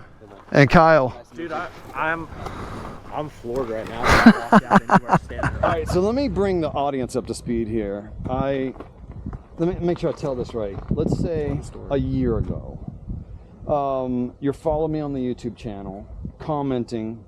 You had some interesting comments. I was like, dude, email me. I was like, I need to know who this guy is. So we started interacting through email. And then I was like, give me your phone number. And I called you. Something like that, right? Yeah, it wasn't creepy. And so we... Just kidding. Okay. So then we kind of like got to know each other on the phone and Zoom and different things like that. And, absolutely. And then we had some pretty like intense conversations about your story, your life, your journey, faith journey, and all of that. And you told me a story about Burnt Knob. Now, we didn't plan this at all, but yesterday I rode Burnt Knob, and I told you about a friend that I was thinking about as I was going up Burnt Knob. I'm getting goosebumps right now. And I didn't know I was going to bump into him the next day, because you're in California. He's in Southern California, right? But we've never met until right now. We've been wanting to meet because, I don't know, we just connect. And so, dude, this is awesome. And here we are. This is amazing. More importantly, what are we going to do, though? It's going to happen. It's got to happen. It's your call. It's happening now. Are we inviting? Yeah. And then there was one more. The Wolfpack gained No, one. I mentioned to you what it was that me and Brock were talking about doing. Yeah. Do it here. Yeah, the river's right here, I'm telling you, dude. this is what's going to happen. All right, let's go. So this is what's going to happen right now. Let's do it. We're doing this now. We must seize the moment. I walked out from getting gas, and you stroll in. I mean, the last thing I would ever expect to see today. Okay, I'm gonna tell you guys a story here. Unbelievable. Are you freaking kidding me right now? What? I just said I had no idea. What? I just said we should have a baptismal. He turns to me and he goes, dude, he's gonna baptize him in the river right now. Why did you think that? Why did you think that? No idea, other than that you guys were talking about his faith journey. I told him only, and Kevin knew, but dude, we're doing this. It has to happen now. We are doing this. I'm in. My plan was, we've been trying to get dates, but I was going to come to California. We were going to do this, but no, it's happening right now. Every morning, what we do is we pray that God would give us divine encounters and miraculous moments, and then we set off. Sometimes those moments are for other people, and sometimes they're for me. But we do this every day, and nearly every day we have these interactions with people where we go, God was all over that. This is obviously today's moment, right? Yeah. Because I could have slowed down and sped up. I could have droned 18 less times and zipped past and we could have here. bypassed the fuel right now and just said, let's go to the tunnel.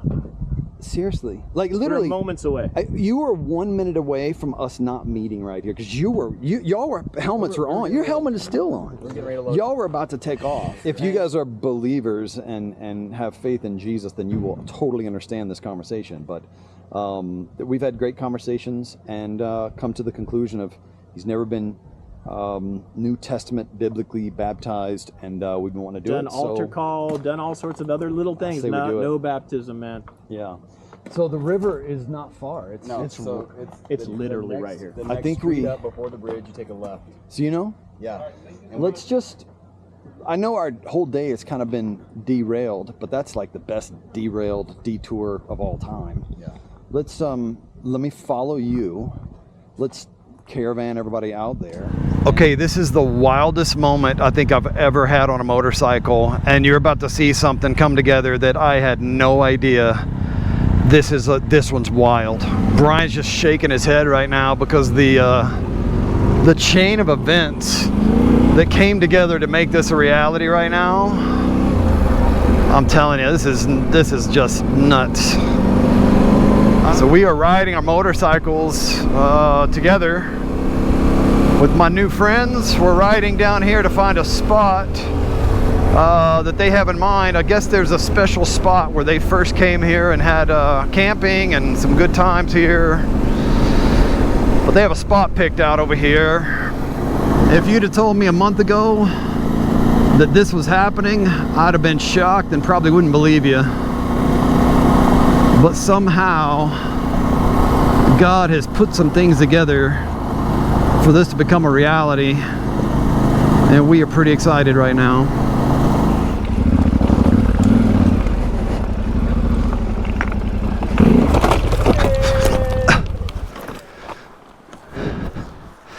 One of them got me.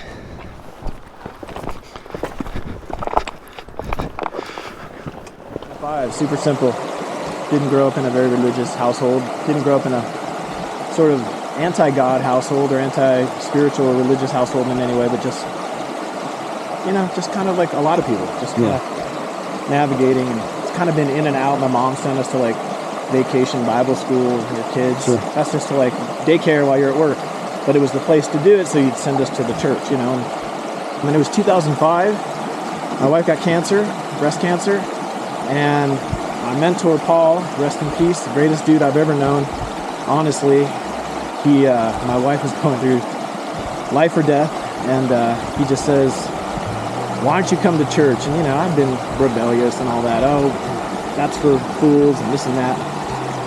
And at that point, when I was looking at the prospect of maybe losing her potentially, I think it was a moment that made me say, I remember I used to call him Pablo, and I was like, Pablo, I'll try anything. And I went with him to church. And then I just went again. And I went again. It was a non-denominational church, and the music was really good, and that's something that I'm into. So the music was kind of the hook, and it kind of kept me there. And he was there as just a great example, man. I can't say enough good things about Paul Humphreys, man. Like, he was the foundation, the initial. And then I think as time kind of went on, I sort of, you know, you drift. You go through that like drift and shift phases of your life where things are changing. And I wasn't anti, I just wasn't plugged in. And the one thing you probably know, most people would know watching this, is that like the further you get away, the easier it is to stay away. Yeah? And then you always come at that point where you tell yourself, well, I'm not into that. I don't like the business of this church, or I don't like this, you know, whatever those aspects are for you. That's what it was for me. I'll just walk my walk. And I feel like I was walking a walk, you know, the way I treat people, the way I just live my life. I feel like, you know, it has some godly traits and characteristics in there. So there's always these little nudges along the way. Back to your point on your sort of intro when we were back over there at the gas station, is we meet, you know, I know what you're about. We just start having a conversation. And I remember saying, I've been in and out of this. And you were just like, well, why don't you do this? And you told me, do you want to get on this prayer group? And then through some other meetings and some other random things, man, like God has been there. Like I sent you that video of a gentleman walking through my neighborhood who I've never seen. He said he'd been living there 2 years. And he just stops me when I'm about to get on the motorcycle across the street. And I was like, waves me down. I'm like, what? He's like, God loves you. And I just want to pray for you that as you go to and fro, that no harm befall you. And I just was like, and I sent you that video. Right. I remember. That was like the beginning of like, I'm like, okay, man, he's here. He's showing up. He's telling me something to do and be more. I just started sharing my experience. Sure. Whatever that is, right or wrong, I always seem to give a disclaimer that I'm not preaching at you or telling you what to believe. What I'm saying is this is what I'm doing. This is how it's bettering me. I know that what we're doing right now is going to end up being another one of those things, so where someone may feel it and say, hey, you know. Yeah, in our conversations, I saw like your eyes begin to open, like the realization of it's Jesus only. Like we can't work for it. We can't earn it. And it was like a nothing else matters kind of realization. And I think the word illuminates that truth to us. And the fact that you are at this point now, it's been a messy journey, as you've described, very messy and up and down, but you've come to a point where you go, I'm nothing without him. He paid it all. Forgiveness is only in him, and your faith is 100% in him. Like, that's what God is asking for us, is literally just surrender. And that's the word we've been talking about, just surrender. I can't, you can, and you've already done it. He's already paid the price for our sin. And just accepting that and understand that you are worthy and that you are loved and you are his son and you don't have to earn that love, that's powerful.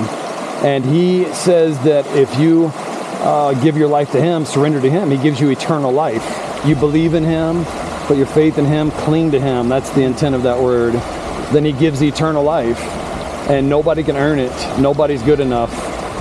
It comes salvation. It's a gift, and it comes through grace by faith. Grace means you can't earn it, you can't work for it. Faith is you surrendering, going, I commit to you. And we're never going to be perfect, but we are forgiven, and that's the part that people have to understand. God, I told you, God had a plan for your life many times in the last year. 2 days ago when we were texting, I said, he has his eye on you. He has a plan for you. Here we are. He crafted this moment because you and I mentioned, man, if we could ever get in the same state, let's get baptized. We did not plan this. We didn't plan this. We had no idea we were going to cross paths today. I certainly had no clue. Here we are. Let's do this thing, man. Yeah. Love you, man.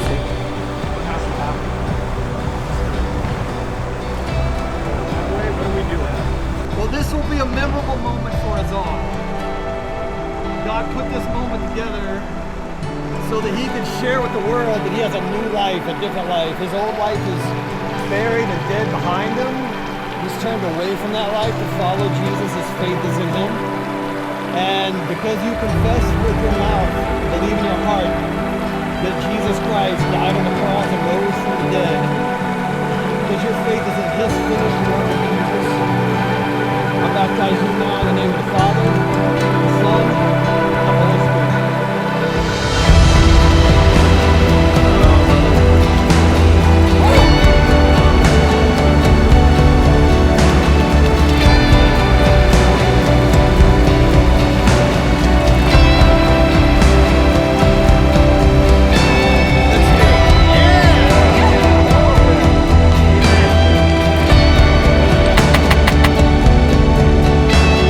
This video might get me canceled, but I don't even care. Wow, these guys are setting up camp. They're gonna sleep here tonight. This is pretty amazing, actually. Huh. Yeah, so it's late in the day. I had to say goodbye to those fellas and take off and go meet Ani, but we spent the better part of the afternoon. Man, those are some good dudes, all new friends, and it just got real. Shared some stories and things got really interesting today. So anyway, this video might have been a crazy one for some of you, but some of you might get offended. Some of you might think I'm a weirdo. That's totally okay. You can watch my videos and ignore this part, or you can say goodbye and never come back to the channel again, and I would understand that as well. But I'm telling you, there's something to this thing. I'll tell you what I told Brian, and that is, God has his eye on you. He has a plan for you, and you are loved, and you don't have to earn it. And I think that there's a lot of people that probably need to hear that message. This has been one of the greatest days ever, one of the most interesting days ever, one of the craziest days I've ever had on a motorcycle. I will never forget today. I wonder if this is the town of Wallace. Let me pull out here. Yeah, I think this might be it. Oh yeah, real close. Alright, I'm looking for the Stardust. Interesting name for a hotel, the Stardust Hotel. I wonder if that's it, the blue one. I bet it is. Because if I named the hotel Stardust, I would probably paint it really loud, like that blue right there. Yeah. Look at that sign. And we pray every morning for divine encounters, miraculous moments. Some days it's for me, some days it's for them, you know, for someone else. Today, that was clearly what that moment was. Yeah, that's awesome. That is so cool. Let's go get dinner. Yeah, let's do it. Okay. You guys want to sit? Fire's great. I was looking for the s'mores party. Oh, well, I think we're in, but nobody ordered s'mores. Or did you guys order? This may be the coolest hotel I've ever been to. The lady working here just came out and made us a fire. And what else is she doing? She gave me stuff to make s'mores. So I'm making a s'more. She's very happy. Hey, I hope you're liking these videos. If so, please like, please subscribe. There's a lot more adventure coming.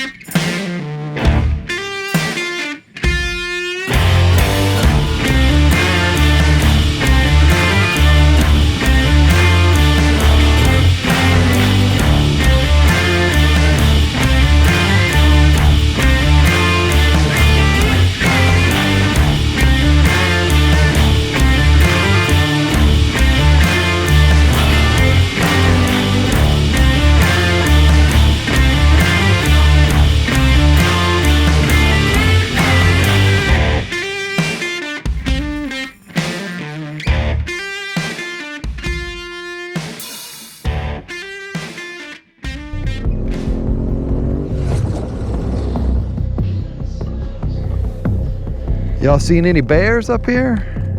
Don't mention that word. All right. Have y'all seen any kangaroos up here? Just started out with a cappuccino over here this morning. Had to get here early before they sold out. Where are we? We're in Wallace, Idaho. We're in on Wallace. the BDR. Mm-hmm. Where are we going? Clark Fork. Clark Fork. How many miles? 106. 106. Yeah. And this will be the next to last day. This is gonna be great. I'm having a blast meeting a lot of people out here, meeting a lot of other riders. It's been a really, really good trip so far. You having fun? Yeah, it's great. You have an adventure plan today? I do.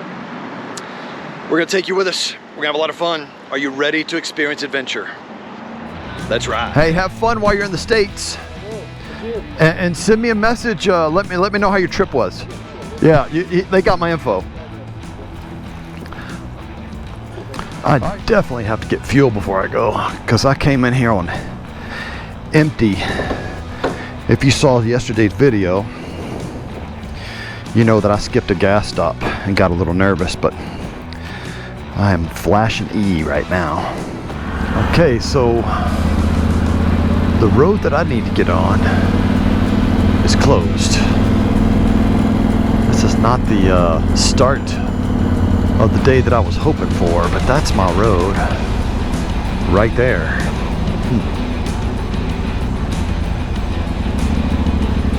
Okay, let's see here. What is this here? This could be it. It also has a sign. Interesting start to the day. Hey, I loved Wallace. This is a very cool little place.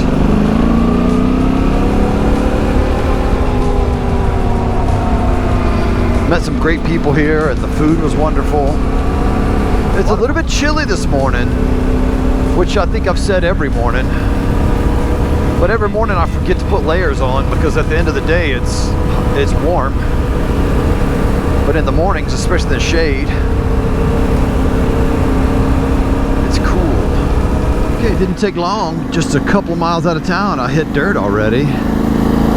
Actually, much quicker than I expected. Nice surprise. I thought I might be on highway for a while, but nope. Just barely out of town. It veered to the left, and I'm on nice little dirt path. This is a fun trail.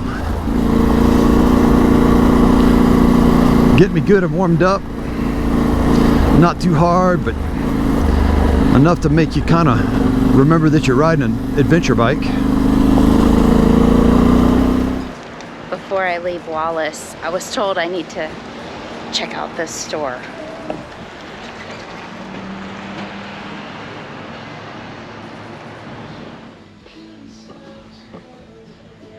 Not a very pretty one. I heard y'all had Sasquatch teeth too. Is that here? Very front case when you first walk in. Front case. I gotta see this. Oh, here we go. I guess that's teeth. Super narrow. It's about probably 2 bikes could pass here, but if you meet anyone else in that spot, you're gonna have to pull over and squeeze. Okay, the road splits. I got 3 options. I got that one, I got that one, I got that one. I came from over there. I'm gonna guess it's this one. That one looks fun though. Let's make sure. Okay, that's the wrong way. I'm gonna start down this road and see. Yeah, that looks right now. Okay. Good morning, Idaho. Idaho never disappoints.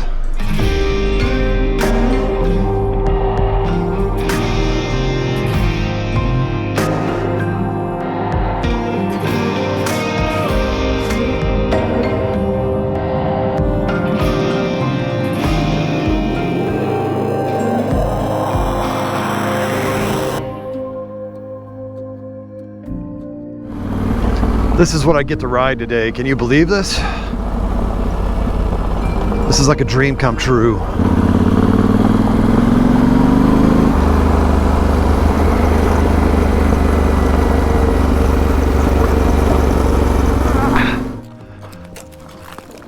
Okay. All right, that ought to do it. I just had to stop and move that log out of the way because couldn't get through. Well, it's clear today. The skies are blue. There's no smoke in the air, which is nice. If you've seen the previous videos, you've seen we've had some wildfires to deal with and a lot of smoke.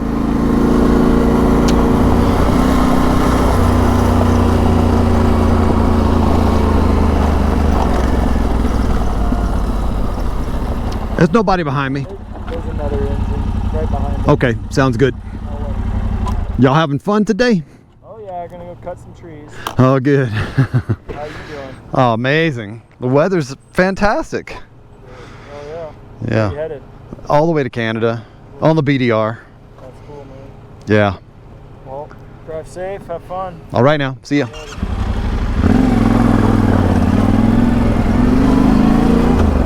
That's the forestry service up here cutting trees, managing the forest. Okay, real quick, you gotta see this. This just showed up in the mail. Looky, looky. I'm officially part of the Moto Mission Vicious Manatee Response Team, and you can be a member also. The back is really cool, by the way. You gotta check it out. There's so much funny stuff in here. Go get you one of these Manatee Response Team t-shirts. It's important to spread the news about the dangers of manatees, and we only have a few left, so go get one now. motomission.com.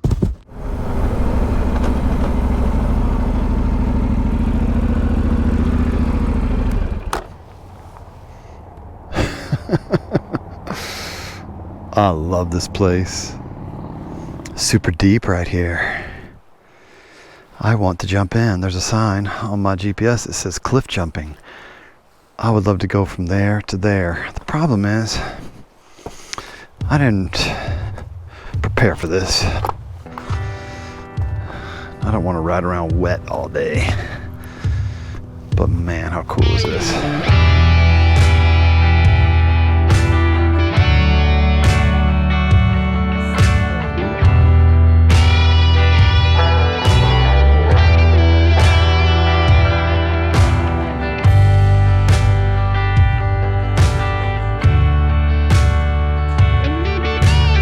How can Idaho be this perfect? This place is like paradise. Most of the day I've just been kind of chilling also, just because I'm enjoying it. It's not a long day and I'm just enjoying the beautiful weather here in Idaho. When it's cold at home and raining or snow on the ground and you can't go outside, you can't ride, it's days like these that I like to dream about, that I like to think back on. It's days like these and videos like these that helps me kind of be inspired and dream forward for new and next adventures. Did someone lose a tire? If so, I know exactly where it is. What kind of tire is that? I don't know what that is. Maybe it's a side-by-side or something. Looks like it was mounted on the back like as a spare or something. Don't know. I wonder what Ani is doing today. I hope she's having a good one. I love to soak, whether it's hot springs or hot tub or bath. So I decided to come to the spa here in Coeur d'Alene, and I'm going to do a soak. They offer a soak, so I'm excited. It'll be fun. So I got good news. The van, which has been in the shop in Boise for a little while I've been doing the Idaho BDR, it sounds like it's fixed. It was a fuel pressure regulator, which, to be honest, I've never heard of. I don't even know if that's a real thing. And So they had one installed yesterday, and they say that it's running fine. So at the end of this BDR, we're gonna load up the rental, put the bike in the back. We're gonna head to Boise and pick up that Sprinter van and go to the next place. All right, the roads are super smooth now. Speeds are obviously a little bit faster. It's really easier to see, wide enough to pass someone if necessary. And it's been a lot of switchbacks lately. Really fun. Yeah, this is day 7 for me, and Idaho's been good to us. So good to finally do it. I think one of the things I love is just the solitude. I think I could probably say that about any of the BDRs. But being out in nature and just kind of being alone, there's something to it, man. So doing Idaho solo, it's been therapeutic. A lot of things to think about, a lot of decisions I'm making, and you know, the world we live in, there's a lot going on. It's a crazy world. And I think coming out here and just giving myself a break from looking at all the stuff in big cities and the news and social media and everything else, I get clarity, and I sometimes forget how bad I need that and how often I need that. So I guess that would be my advice to anybody out there watching, is just, man, take time and get yourself some solitude. Find something that will give you a sense of solitude where you can truly unplug. What do we have here? Uh-oh, I think we have a pit bull.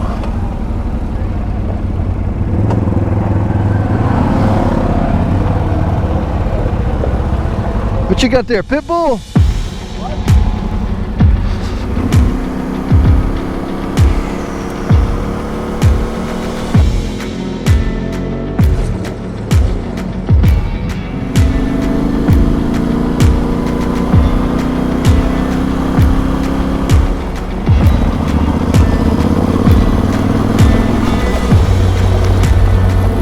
One-lane roads with turnouts, it says. How y'all doing? Good. How you doing? Oh, we're doing great. I'm just out here riding this road. Yeah. Y'all out here picking potatoes off the trees? Beautiful country. It's so beautiful. Forest, green trees. Oh. There's nothing like it. Are y'all from here in this area? Pardon me? Are y'all from here? Well, I was born in Coeur d'Alene. Okay. But we live in other side of Spokane. I see. Okay. Yeah. I'm not an Idaho person. You're in Washington? Okay. I live in Nashville, Tennessee. Oh, really? Yeah. Oh. And so I'm out here doing this backcountry discovery route. You know, I started in Nevada, going all the way to Canada on this dirt road. Y'all seen any bears up here? Don't mention that word. All right. Have y'all seen any kangaroos up here? We've seen a bear in past years. Yeah. In a while. Yeah. But they're like zip across the road and down. Yeah, that's what yeah. Yeah, y'all enjoy your lunch, and I'll hope to see y'all again sometime. I'm glad you stopped. Yeah, of course. I love seeing y'all doing this. This is great. I have some nice folks to talk to. Said they'd been married almost 64 years, and they've been coming out here ever since they met. That is incredible. This is like their backyard. This is where they come to play. And man, had a good conversation with those folks. I wish I could have spent more time with them and kind of hear their story and learn from them.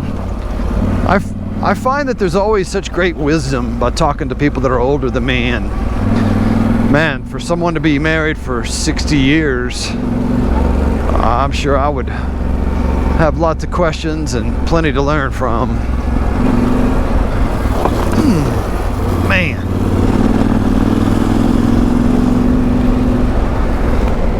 That hole was deep. My front end fell right in there. I was kind of already committed to a turn.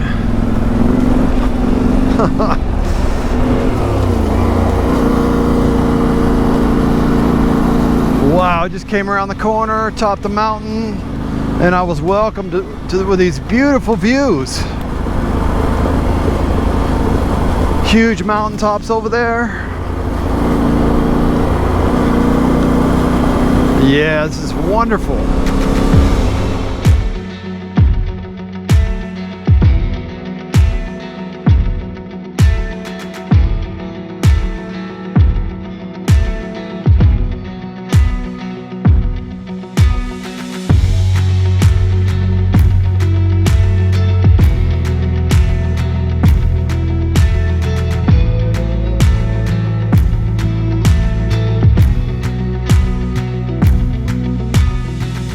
I'm getting close to whatever this place is called, Clark Fork, something like that.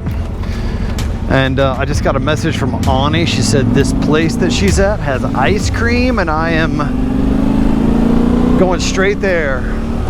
I never pulled over for lunch. Well, I had some snacks in my bag. I was gonna make lunch out of it, but you know what? I just kept going, and now that I see there's ice cream 10 minutes ahead, let's go. I ride for ice cream.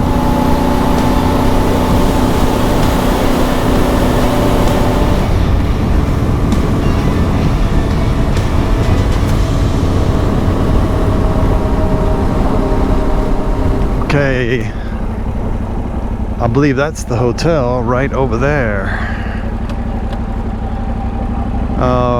Since that road's closed, I'm gonna find this alley right here, and I'm gonna go through. I think this is the back side of the place.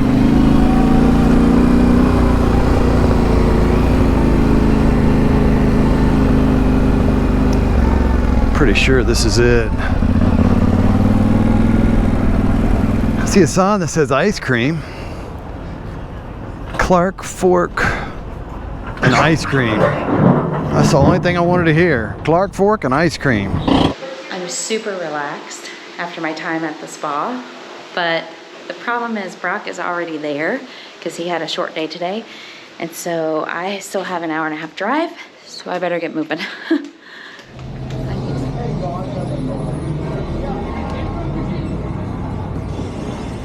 What's good? What's the best thing to get here? I like our sandwiches. Yeah?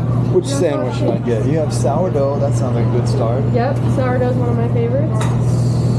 What, salami pepper jack? That sounds like a good idea. Yep, it's one of our most popular. Is it really? Yep. All of that on top of some sourdough. You made me a sandwich. Wrapped it up real good here.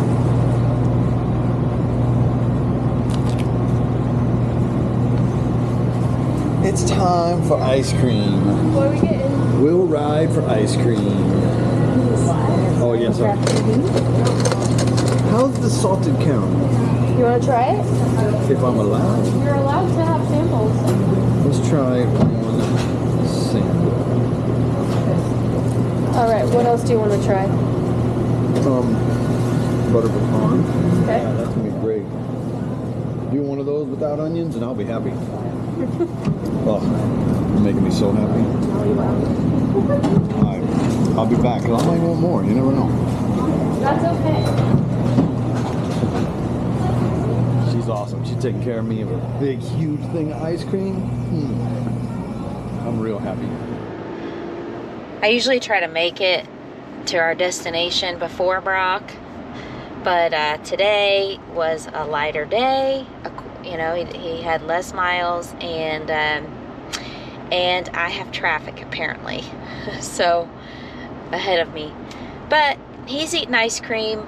He's happy. Salted caramel espresso.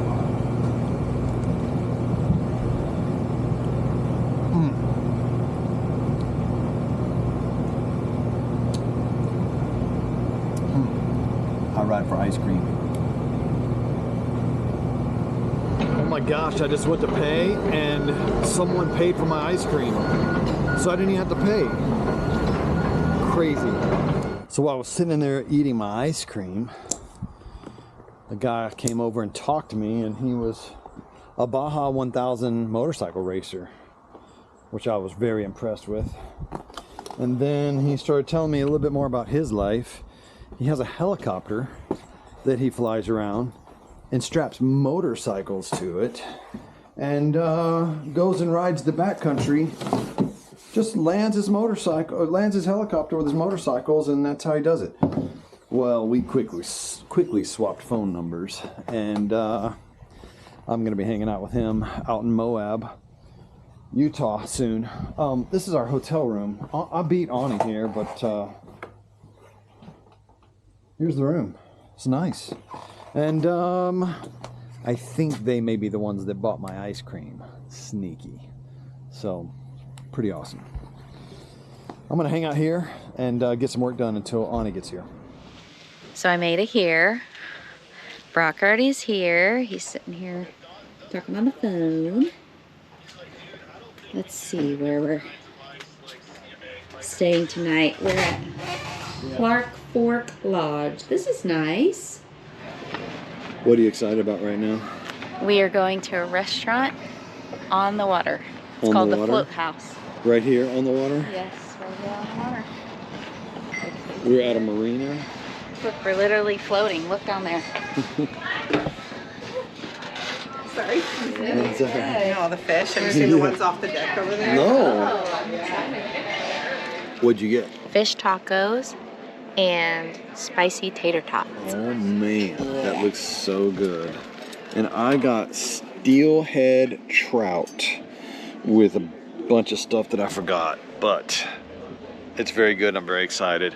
I hope you're liking these videos. If so, please like, please subscribe. There's a lot more adventure coming.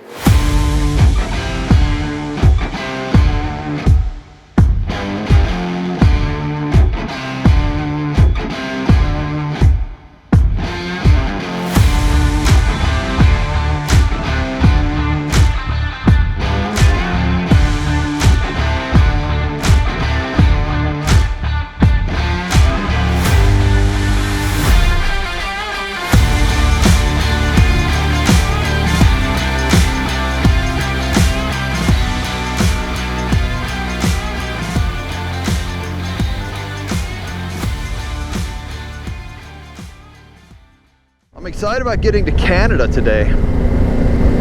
My goal is to get to Canada, slap some high fives with Canadians, and then turn around and head south. Bad news. There's no way I'm gonna get to Canada.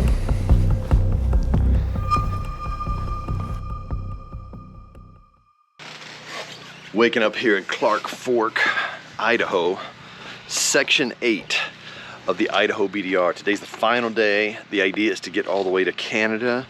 We're starting right here in Clark Fork. I'm gonna work my way up until you get to the Canadian border right there. I'm gonna slap high five with the Canadians. And then we're gonna meet Ani back here in, what's it called? Bonners Ferry. Bonners Ferry. Yeah, and I'll be there. We're gonna load up. You're gonna take your rental car back to Boise. Hopefully pick up our van, hopefully it's fixed. And then we're gonna head off to the next adventure. Are you ready to experience adventure? Let's ride. What's up, man? Sorry we were so noisy last night. Oh, I didn't hear you. Oh, good. Good. You sat out there, we got some beer back for you, and then we met this other guy. Turns out we're in the same business. We started talking to him. Oh, no way. We're out there till like midnight. Yeah. I never heard you. We were working on things, and next thing you know, I woke up this morning. So, well, I'm gonna head out. Yeah, it's not supposed to rain, but it kind of looks nasty. Doesn't it go right up here? Yeah, like right over here. Yeah. Yeah, we'll probably see up there because you'll be getting set for shots. Yeah. If I see you, I'll film you and drone and all that. So we'll connect in a little bit. All right. So I met those guys last night. One of them is from Northern California, and so he's invited me to come up and ride with him on some of his special tracks that he has put together. So I'll be doing that at some point. Cool dudes. One of them now lives in one of my favorite parts of Colorado. Ridgeway. Just getting out of Clark Fork. Hit the dirt pretty quick. These dirt roads they have lots of potholes in them, so I'm having to stand up because it is really bumpy. The first one took me by surprise. You see what I'm saying? The first one took me by surprise. I didn't see it. I was sitting down and it about buckled my wrist. The clouds are beginning to get dark. We checked the weather. It said 3% chance of rain, but that 3% looks like it's gathered right above my head right now. So I may stop, put the rain suit on soon. I'm actually quite cold, so it might be good to go ahead and put my my climb shell on. What am I looking at? Oh, it's a group of deer on the road here. They're tucking into the woods right here.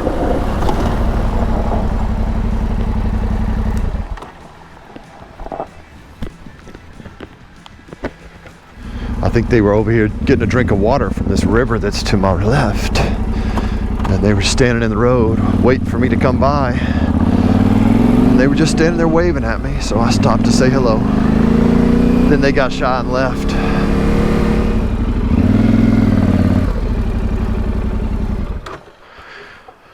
What a peaceful little spot here in the woods. So I made it to Bonner's Ferry, and this was the place. We like to have a celebratory meal after we complete a ride, and this was the place we were going to have that celebratory meal. But for some reason, even though online it says they're open, they are closed. They're closed today, so in the middle of the week, which is kind of weird. So I have to find a new location, which is okay, because this town is really, I've just glimpsed at it, and it's really cute. So I'm sure I can find another place to have our celebratory meal. Oh, there's a bookstore. I love to read.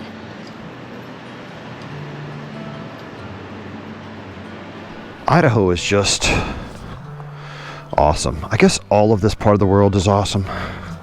Hey, what's this?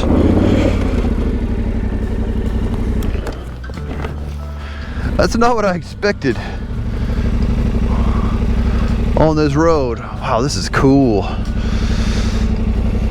I grabbed a handful of brakes because I was like, what is this?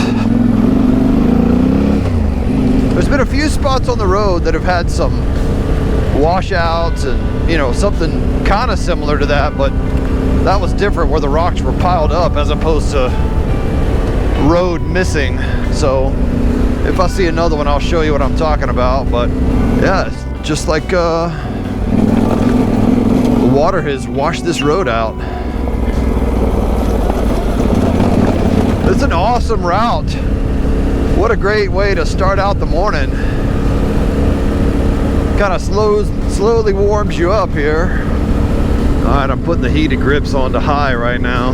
Don't tell anybody. But my hands are cold.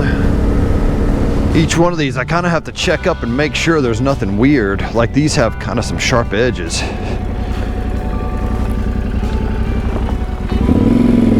Yeah, just checking.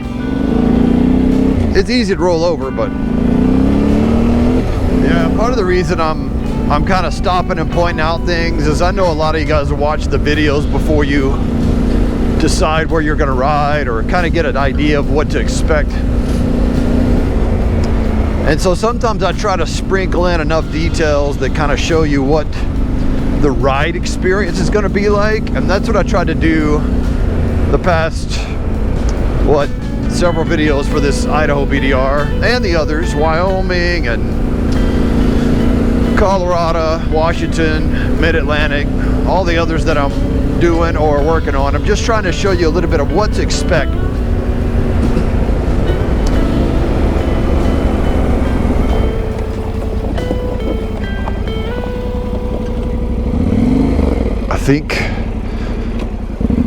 I think we got to get a picture here, don't we? I think it's a rule. We have to take pictures right here by this river. Oh my gosh, this is amazing.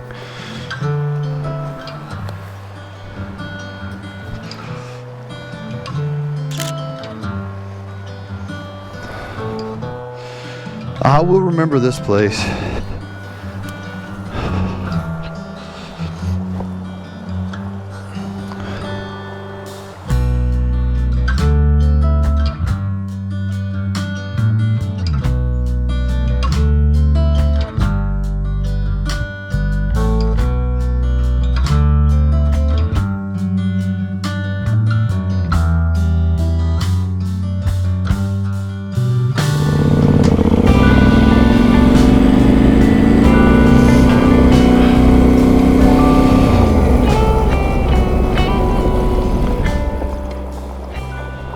How goes it? What do you think about this place? Beautiful, isn't it? It's insane. Yeah. Yeah, it just is, yeah. I mean, it's like paradise. Yeah. That thing's huge. Yeah, that's a good size one. What do you see? Huh? You see over there? Look. Where are you pointing? Right there. Right in front of you. What's that? What am I looking for? There's a tree. Just a big tree. I'm looking for a bear. Okay, Ed and Casey here with us. We met them last night at I guess it was at the hotel. Yeah. Casey's riding the very coveted Ducati Desert X. Very great bike. I've spent a decent amount of time on this bike and adore it. And then back here, Ed is on a KTM 1190 with, I think he said 50-something thousand miles on it. What? Yep. That thing is solid. Those are wonderful bikes. I tell you what we'll do. I'll follow you to the lookout or the waterfall, whatever's first. Waterfall, yeah. And then we can split and go. Yeah, let's do that. Yeah, cool. Right on. Follow him. Yeah, okay. All right.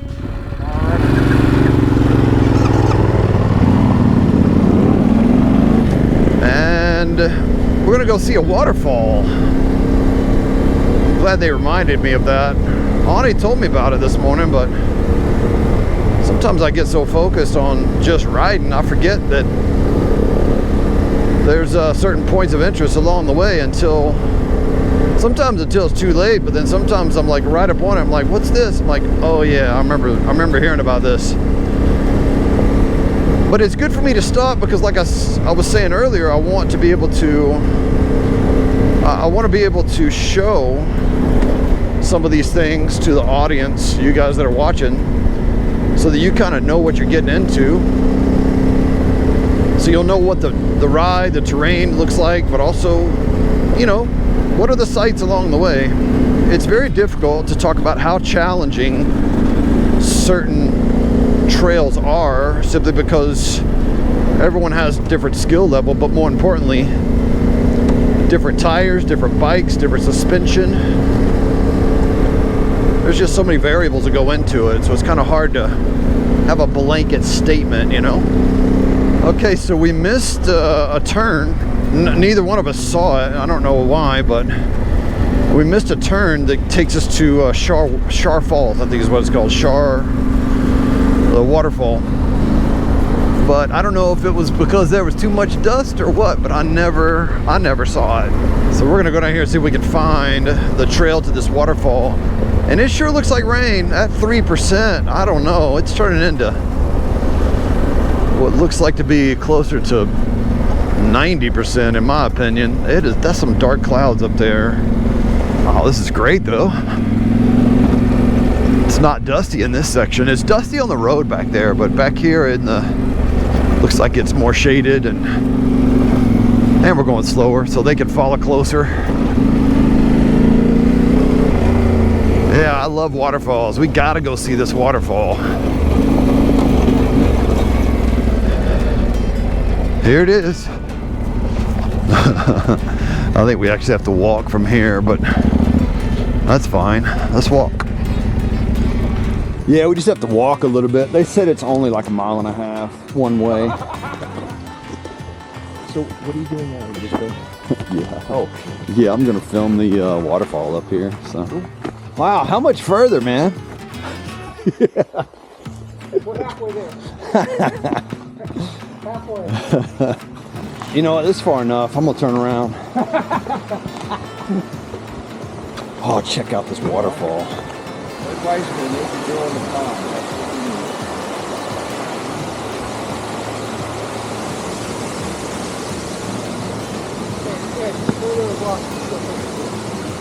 We're walking over here to this side to see if we can get a better view of the bigger falls. At the same time, we're trying to avoid getting eaten by the bears, because all of us just realized we didn't bring our bear spray or our bear medicine. You know what I mean?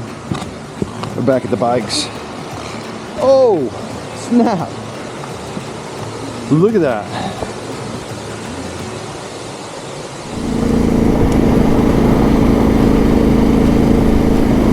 Wow. Beautiful views.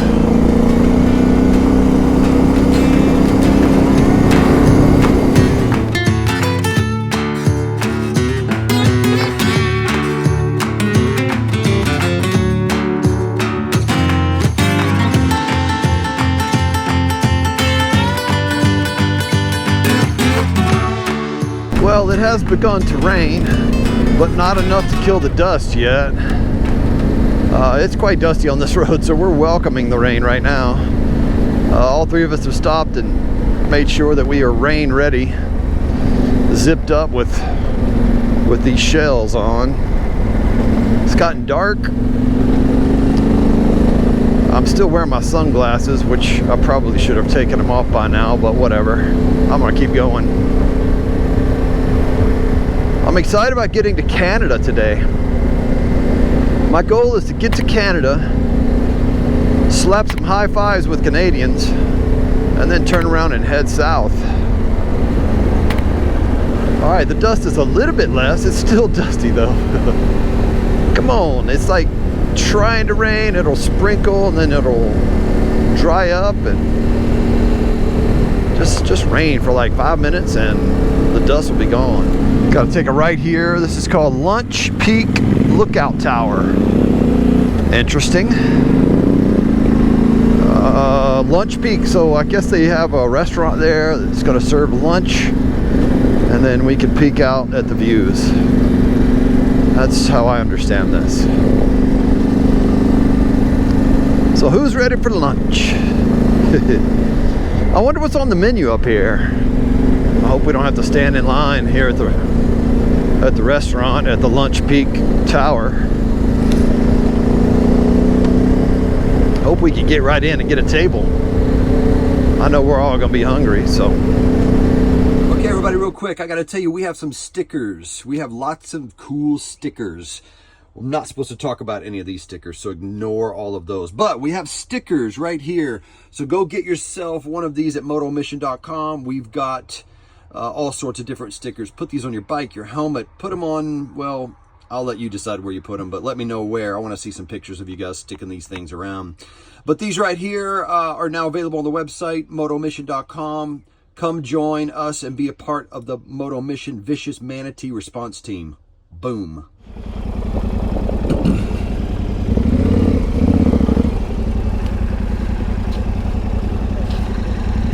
We're excited because we're going up here to Lunch Peak to get some lunch. Yeah, exactly. We didn't make any reservations, but you think we can get up here? You think they'll serve us lunch up here? You know what? I think we can find this.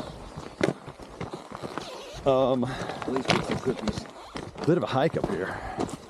Steep. We're coming this far, we gotta go all the way. Exactly. Views here.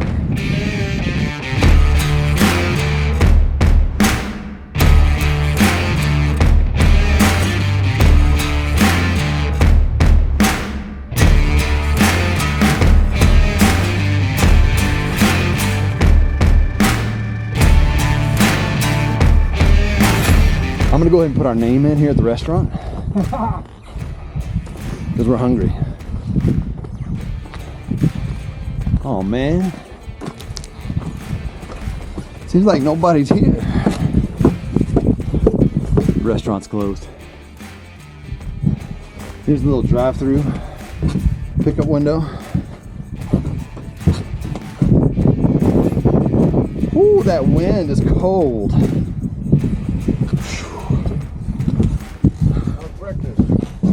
You got the order at the window on the other side. My hands are freezing. That wind is cold.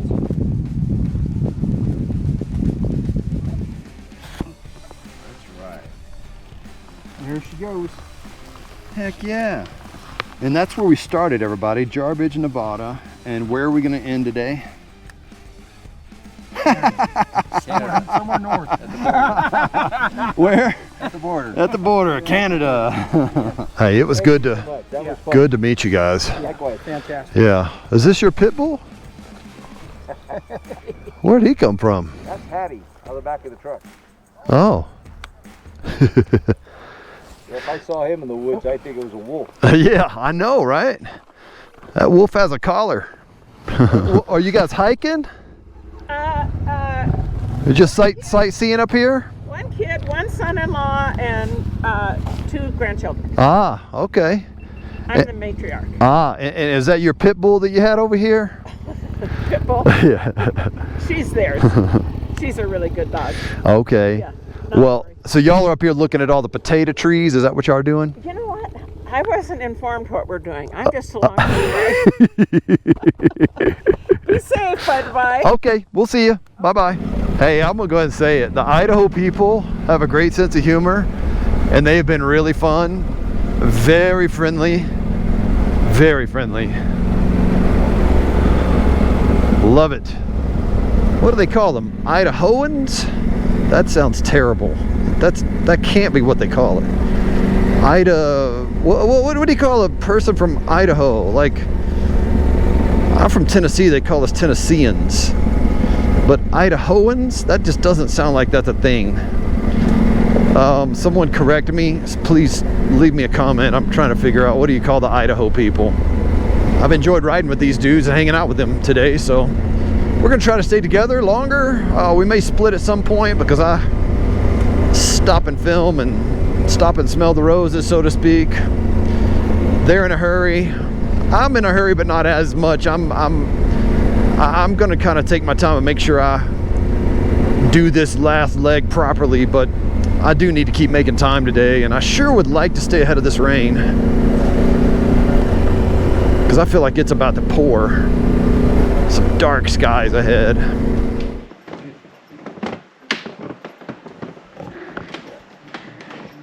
All kind of stories in here. I don't know why people say that reading is nerdy. You get to go on adventures. You know, when you read, you get to take, you know, you're taken to different places and do exciting things.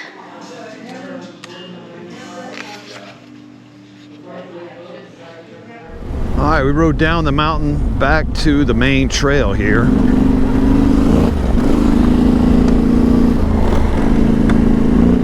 Beautiful hillside here. Got some purple flowers. Just a great view of the mountain. Road's in pretty good shape. A little bit of gravel. In the corners a little slippery, but nothing major.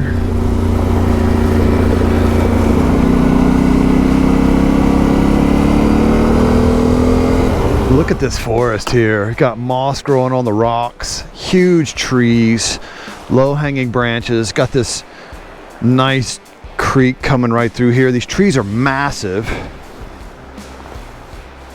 This is really awesome. Really, really cool. I'm pretty sure we're close to a highway. I'm gonna hit the highway and go around the big lake over here, and then continue on north until we get to the Canadian border.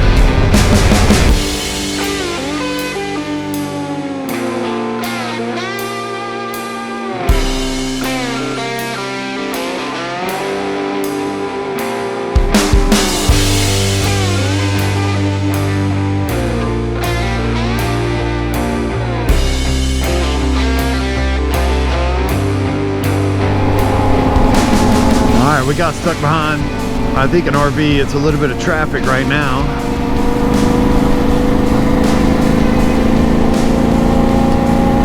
Kind of slow going, not too bad though. And then it gives me just enough time to kind of slow down and look at some of these sites. Are y'all lost? Oh, we're good. I'm trying to find Canada. What are you trying to find? I'm trying to find Canada. You're almost there. So we were just gonna do that. He's got a place up here. We were just gonna run to the border on it. Yeah. We got some gas, and somebody said, "Oh, it's like a monsoon up there." Oh, really? Yeah, that cloud up there apparently just washed, like dumped all over. So we just like, we'll do this section. Ah. So we turned around. Gotcha. Yeah. Well, I don't like riding in the rain, but I have to. I gotta get to Canada. I gotta high five a Canadian today. Well, you'll make it. Oh, you're there. You're not that far. Okay. Well, all right now. See you guys. Yeah. Yeah, so those guys said that it was a monsoon rainstorm ahead up here, and that I was probably about to hit it. They said maybe it'll be done by the time I get there, but they said it's bad. So they said they turned around because they didn't want to get too wet. But they said you're going straight for it. So, oh well, I've come this far. I gotta finish. Okay, the rain just came through here. It just stopped. The road's still wet. The air is much cooler. But guess what? I am dry. And I'm gonna keep on heading north until I find my way into Canada. Okay, this is my road, but I guess it's open. That part's closed, but I guess this is open. All right, I guess we're good to go.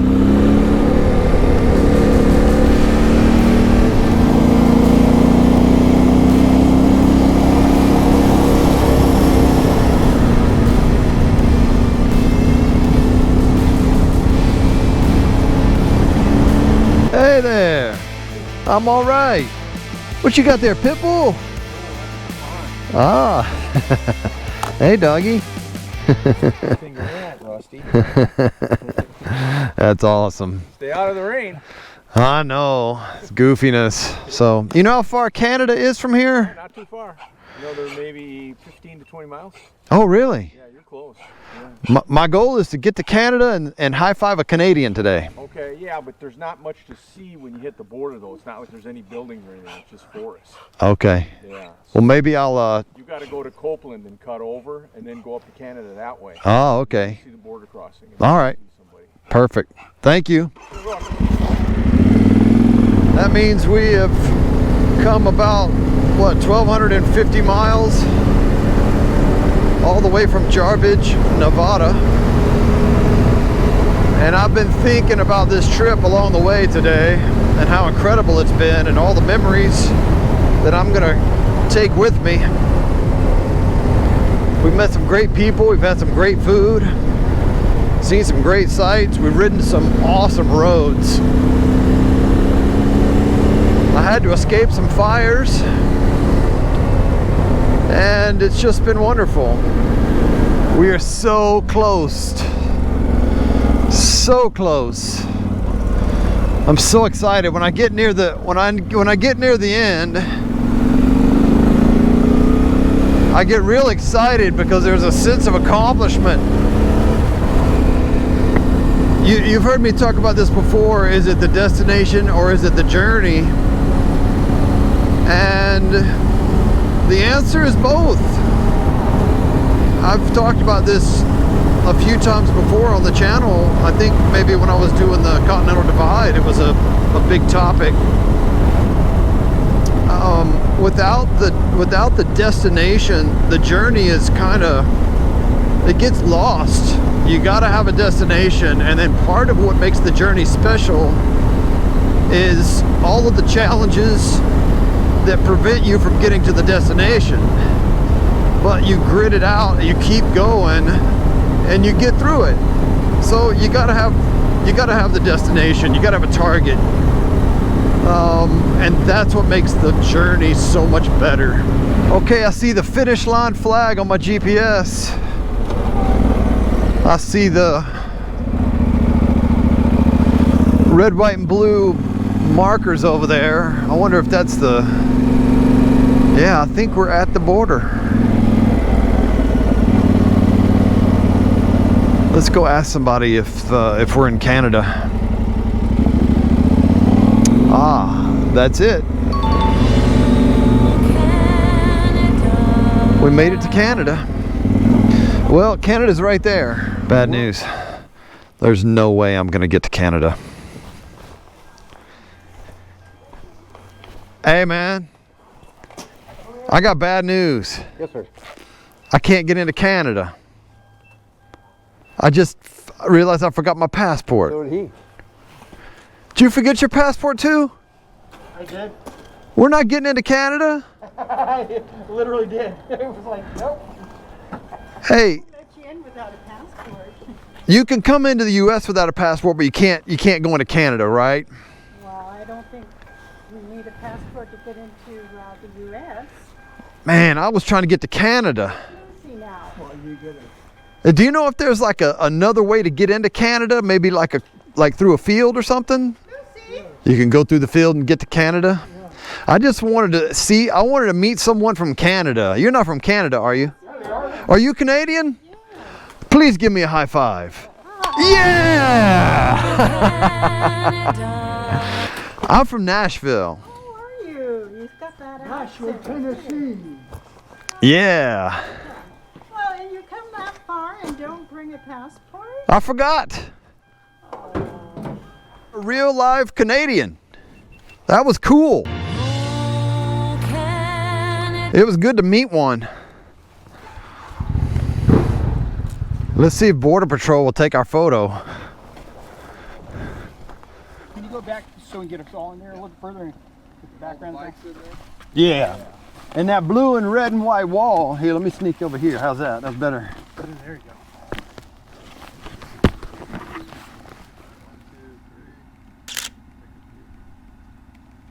Right on. Amazing. I could do it again if you want. Yeah. Yeah, thank God for the Border Patrol. Stay safe, buddy. Yeah. Those are good dudes, huh? Yeah. We like them. Absolutely. Yep. Doing a hard job. Oh, here comes a big Yep. truck. Yeah, it's a pretty good day, man. All I cared about was high-fiving a Canadian, and I got 3 of them. Yeah, they saw you marching around there. Oh my God, you're a Canadian! They cheered right out to meet you. Yeah, we had the Canadians coming over here to meet me. Okay, we did it. And now we're gonna go have some lunch. We got about a 30-minute drive to Bonners Ferry. Welcome to the United States of America. Welcome to Idaho. Oh, here it is right here.